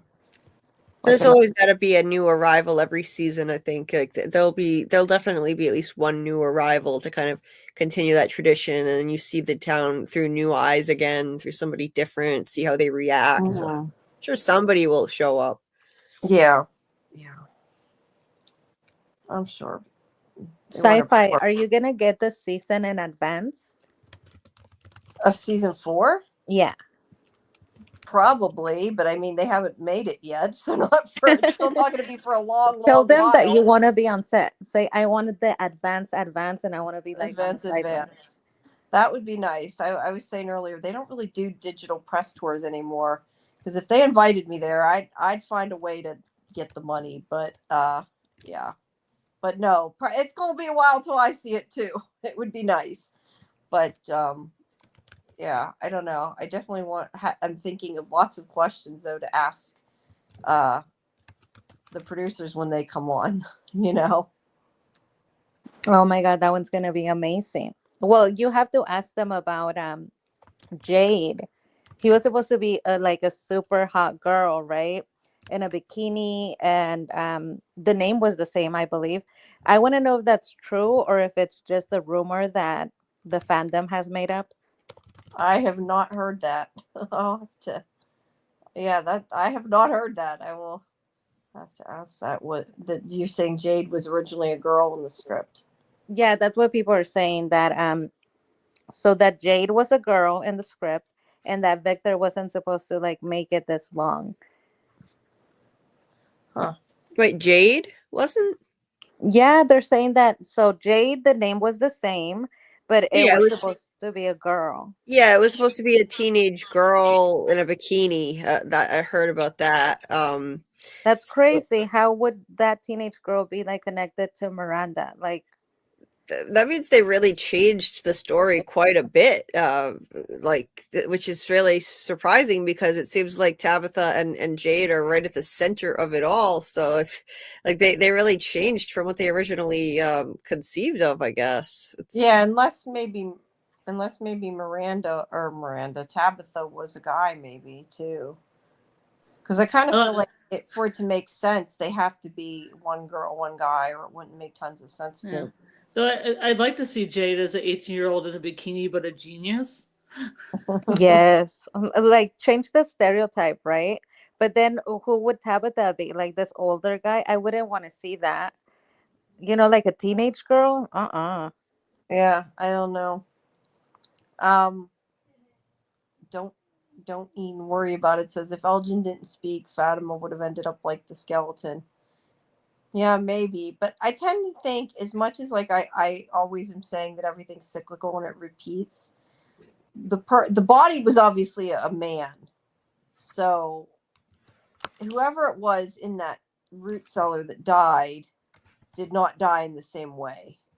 That's not to say Fatima couldn't have ended up like that. I'm just saying it clearly wasn't somebody who represented her because it was a man. Yeah, that's what I was saying. You know, it should have been a woman. I think, like, if this is cyclical and something similar happened, I think the skeleton should have been a woman. Yeah.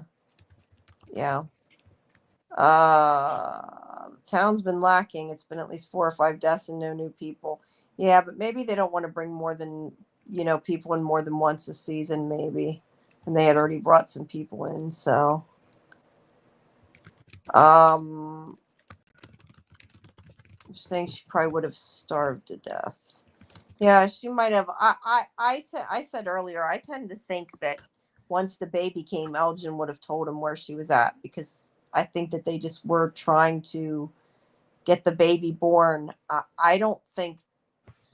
I mean, I don't know that they wouldn't have hurt her, but I don't think they really planned to hurt her. Like, they just cared about getting the baby.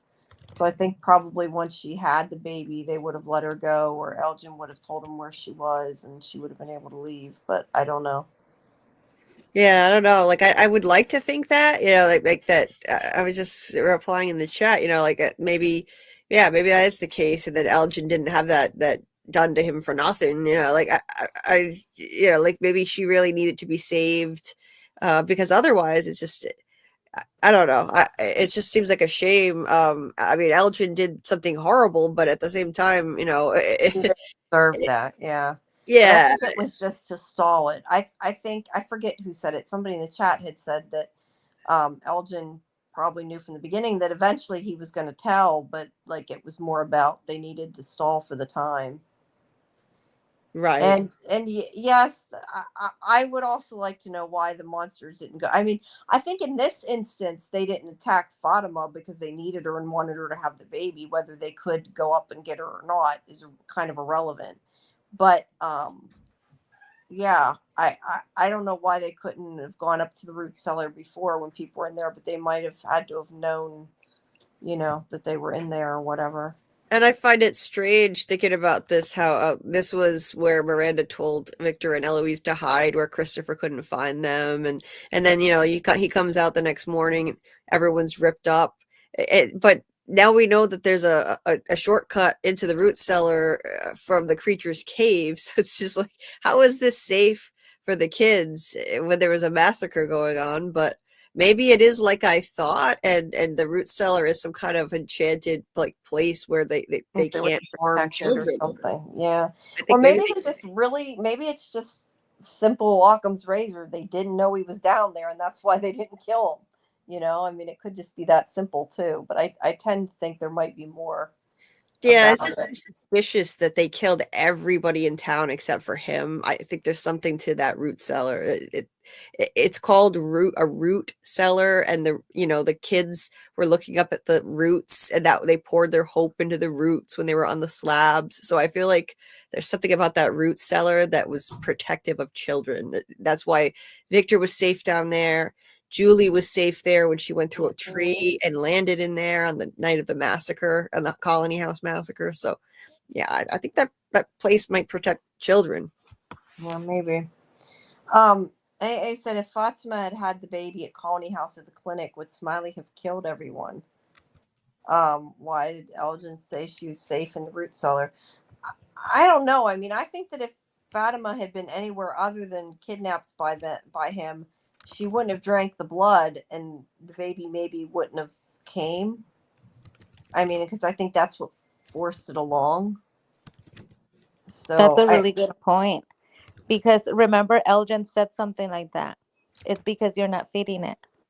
Yeah, and that's what made it go. The time move forward with it. Misha makes a good point that there's so much dirt on the hatch that hasn't been used in a while. Guy Sensei says, why does Kimono Lady have a kimono?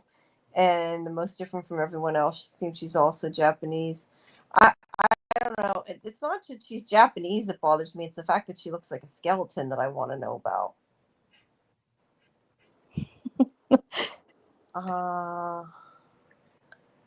No, you're talking about that.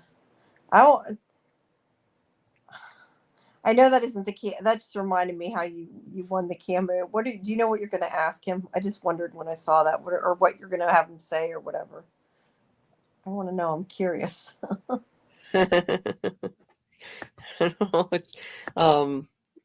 She like, I don't know, but she got really lucky because like she was promoting that heavily for other people to have a chance to win it, and then she got it, so she really deserved it. I'm glad Scarlett That's cool.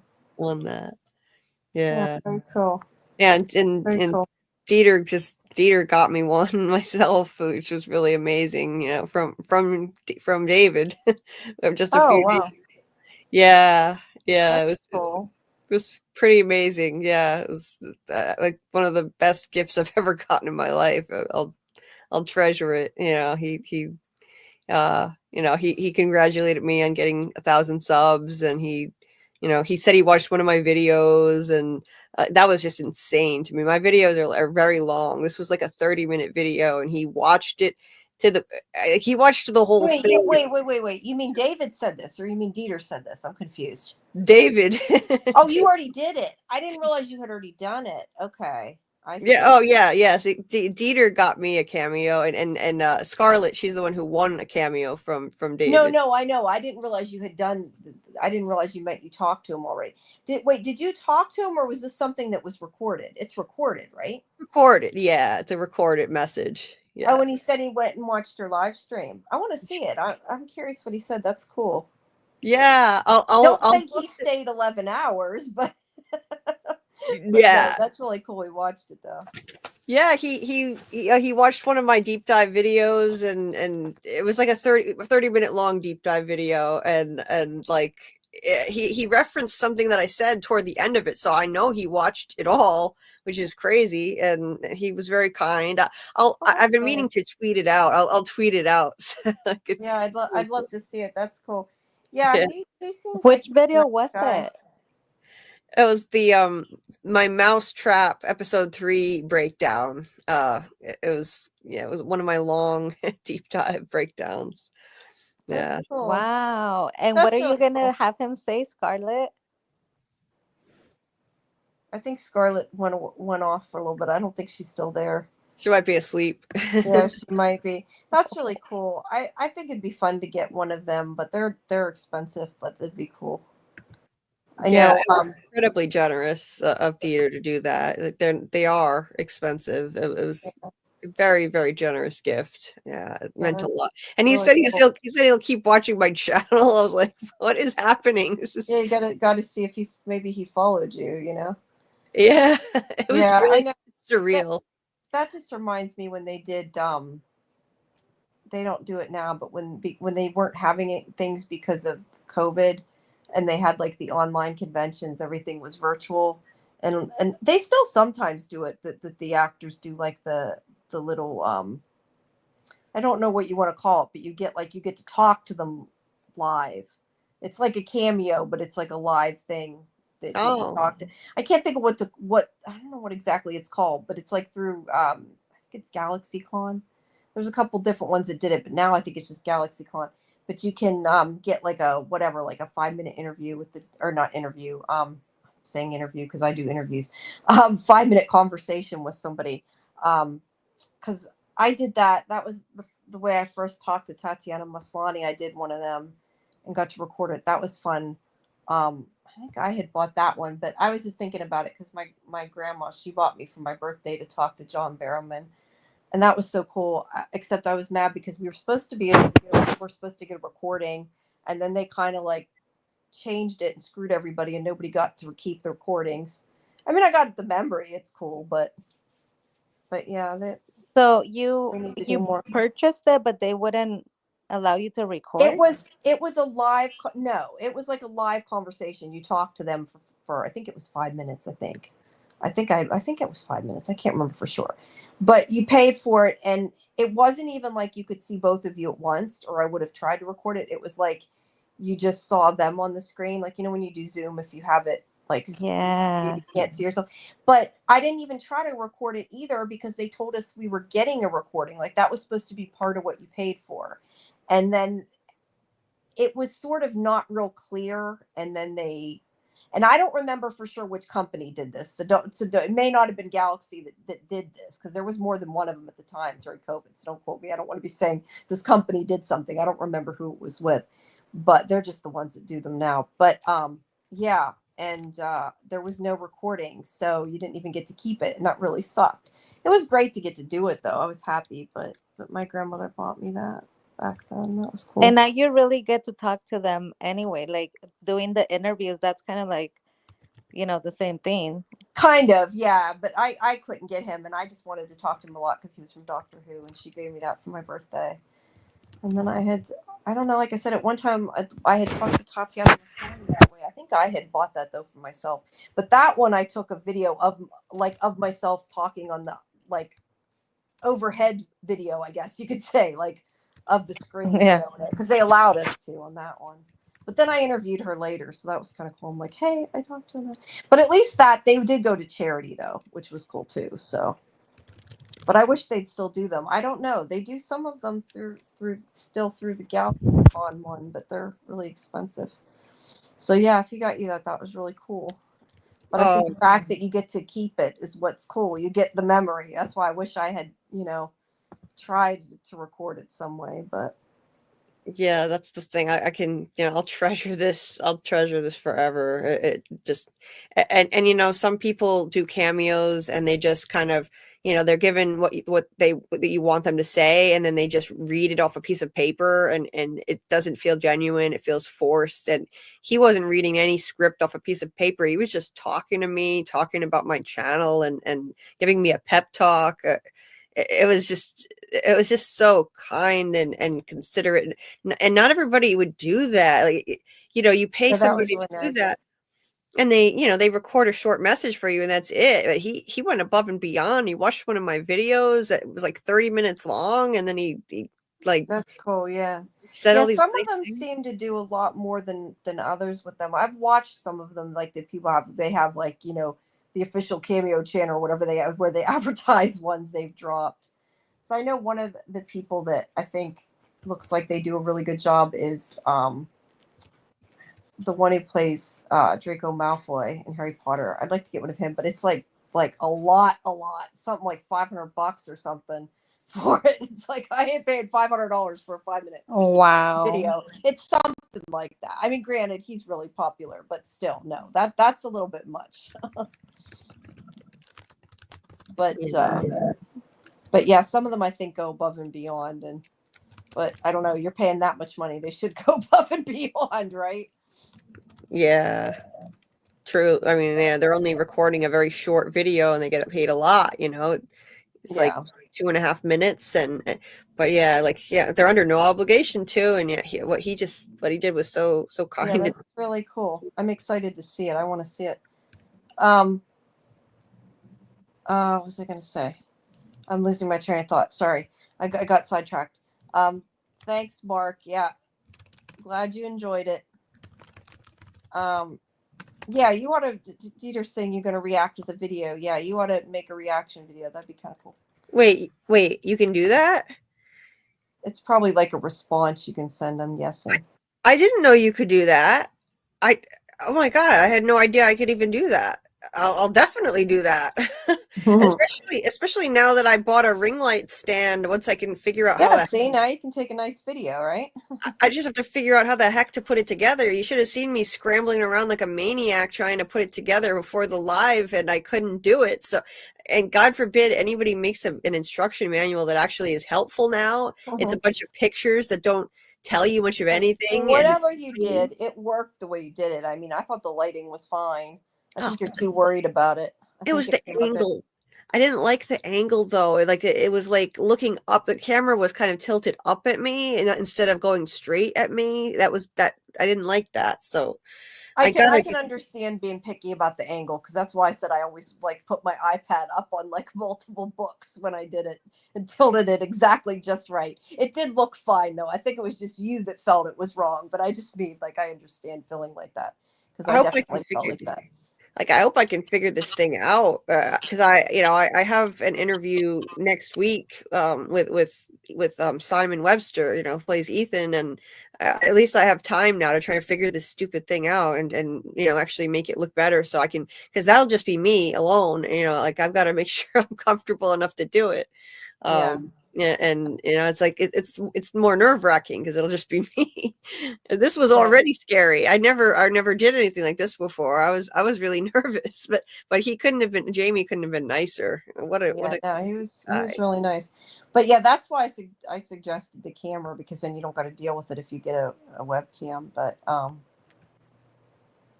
yeah, but I don't know. I mean, to us it was fine. I think you were just worried about it. But like I said, I get it because I get picky about it. But yeah.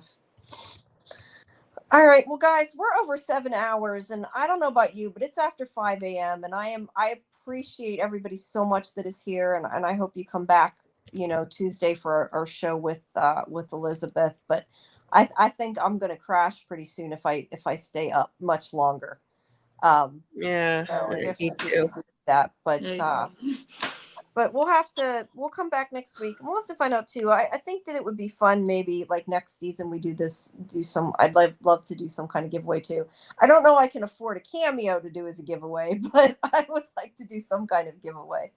But I don't know. Let's see. But yeah, Tuesday, 9 p.m. Elizabeth Saunders, maybe Cliff if she brings him. I'm not sure. But we'll do that, and then we'll be reviewing the episode after and talking about Silo and Dune and all that good stuff. And then next Sunday, I guess we'll be doing our deep dive again, and we'll talk about something different. I don't know about, we'll figure out what we're going to talk about from next week, but we'll come back, and please, like I've said before, we'd love, if you're listening to this and you're a YouTuber, we'd love to have you as part of it. Before I go, let me again, I don't know why it didn't keep the dang thing copied, but I'm gonna copy the Discord link again for people in the chat. I hope if you haven't, that you will join, and if you haven't, please subscribe to my YouTube and check out Julie's, which is in the description. And I will have the interview with Sean, who plays Father Cautry. I'm hoping to have that up tomorrow. I had tried really hard to get everything done tonight, but with getting ready for our show and everything, I just couldn't get. I had 5 different interviews. I was like rushing to edit all the video and get them all done. I got 4 out of 5 done, but it's a great interview. It's really long too, so it's got a lot of transcribing, because it was like, I think like over a half an hour. It was a long interview. So, all right, guys. Well, I'm going to bed. But Oh, thanks for letting me be part of the interview and just letting me be on here. Yeah, sure. Thanks for coming, and thanks for everybody who asked great questions. And yeah, see you on Tuesday.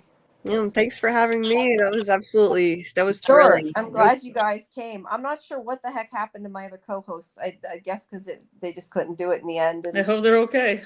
yeah, they knew you two were here too, probably, so they figured I wouldn't be alone to do it. So, and you two wanted to do it anyway. So. Well, it was thrilling, and I since I thought they were going to be there, I actually didn't have enough questions prepared, so I had to think of some stuff on the spot. Sorry. No, you did good. I didn't know what was going on. I thought until the last minute they were coming, and then I got a message they weren't, so I didn't know what was going on either. But so I hope I did okay. we did okay. And it was great. Thank you to Jamie for staying so long. Yeah, thank you. He went above and beyond too. I think he had fun though. He seemed to enjoy it. So, but if you did miss his interview, like I always say, you can go to the live tab on the YouTube page and you can restream it. And also are all the other live stream interviews we've had too. So, all right, guys, have a good night. I'm gonna end the stream. So Yep. I think it kicks everybody out of the chat. That's why I'm always Yeah. like, I don't Bye, have guys. my I don't Thank you have for my letting bell. me talk to you. I would ring the Yeah. bell if I had it. Yeah. Thanks for coming, PM. All right, Yeah, I go don't know. home. I need to get a. I need You to get did some sound effects. amazing. You're becoming like an all-nighter too. Yeah. Julie's influence. She's a bad influence on me. No, I'm kidding. The I am. virus is passing again. This I is what am I'm a bad expecting influence. every time now, like all night. No, it's fun. I want to do this more often. I just can't do it this long more often. Me neither. This is very bad for me. I'm paying for Well, it really bad. From already. is that's what I need to get a T-shirt that says "From is bad for your health." There's a Yeah. cost for knowledge, Julie. Yeah, there's a cost for knowledge. That's good. That's awesome. Oh yeah. And all of you, not just Julie, but all of you. Yeah. All right. Well, I'll talk to you guys later. Good night, everybody. Thank you Yeah, for good coming. night. Have a nice Bye. sleep, everyone. Good Bye night. bye. Good night.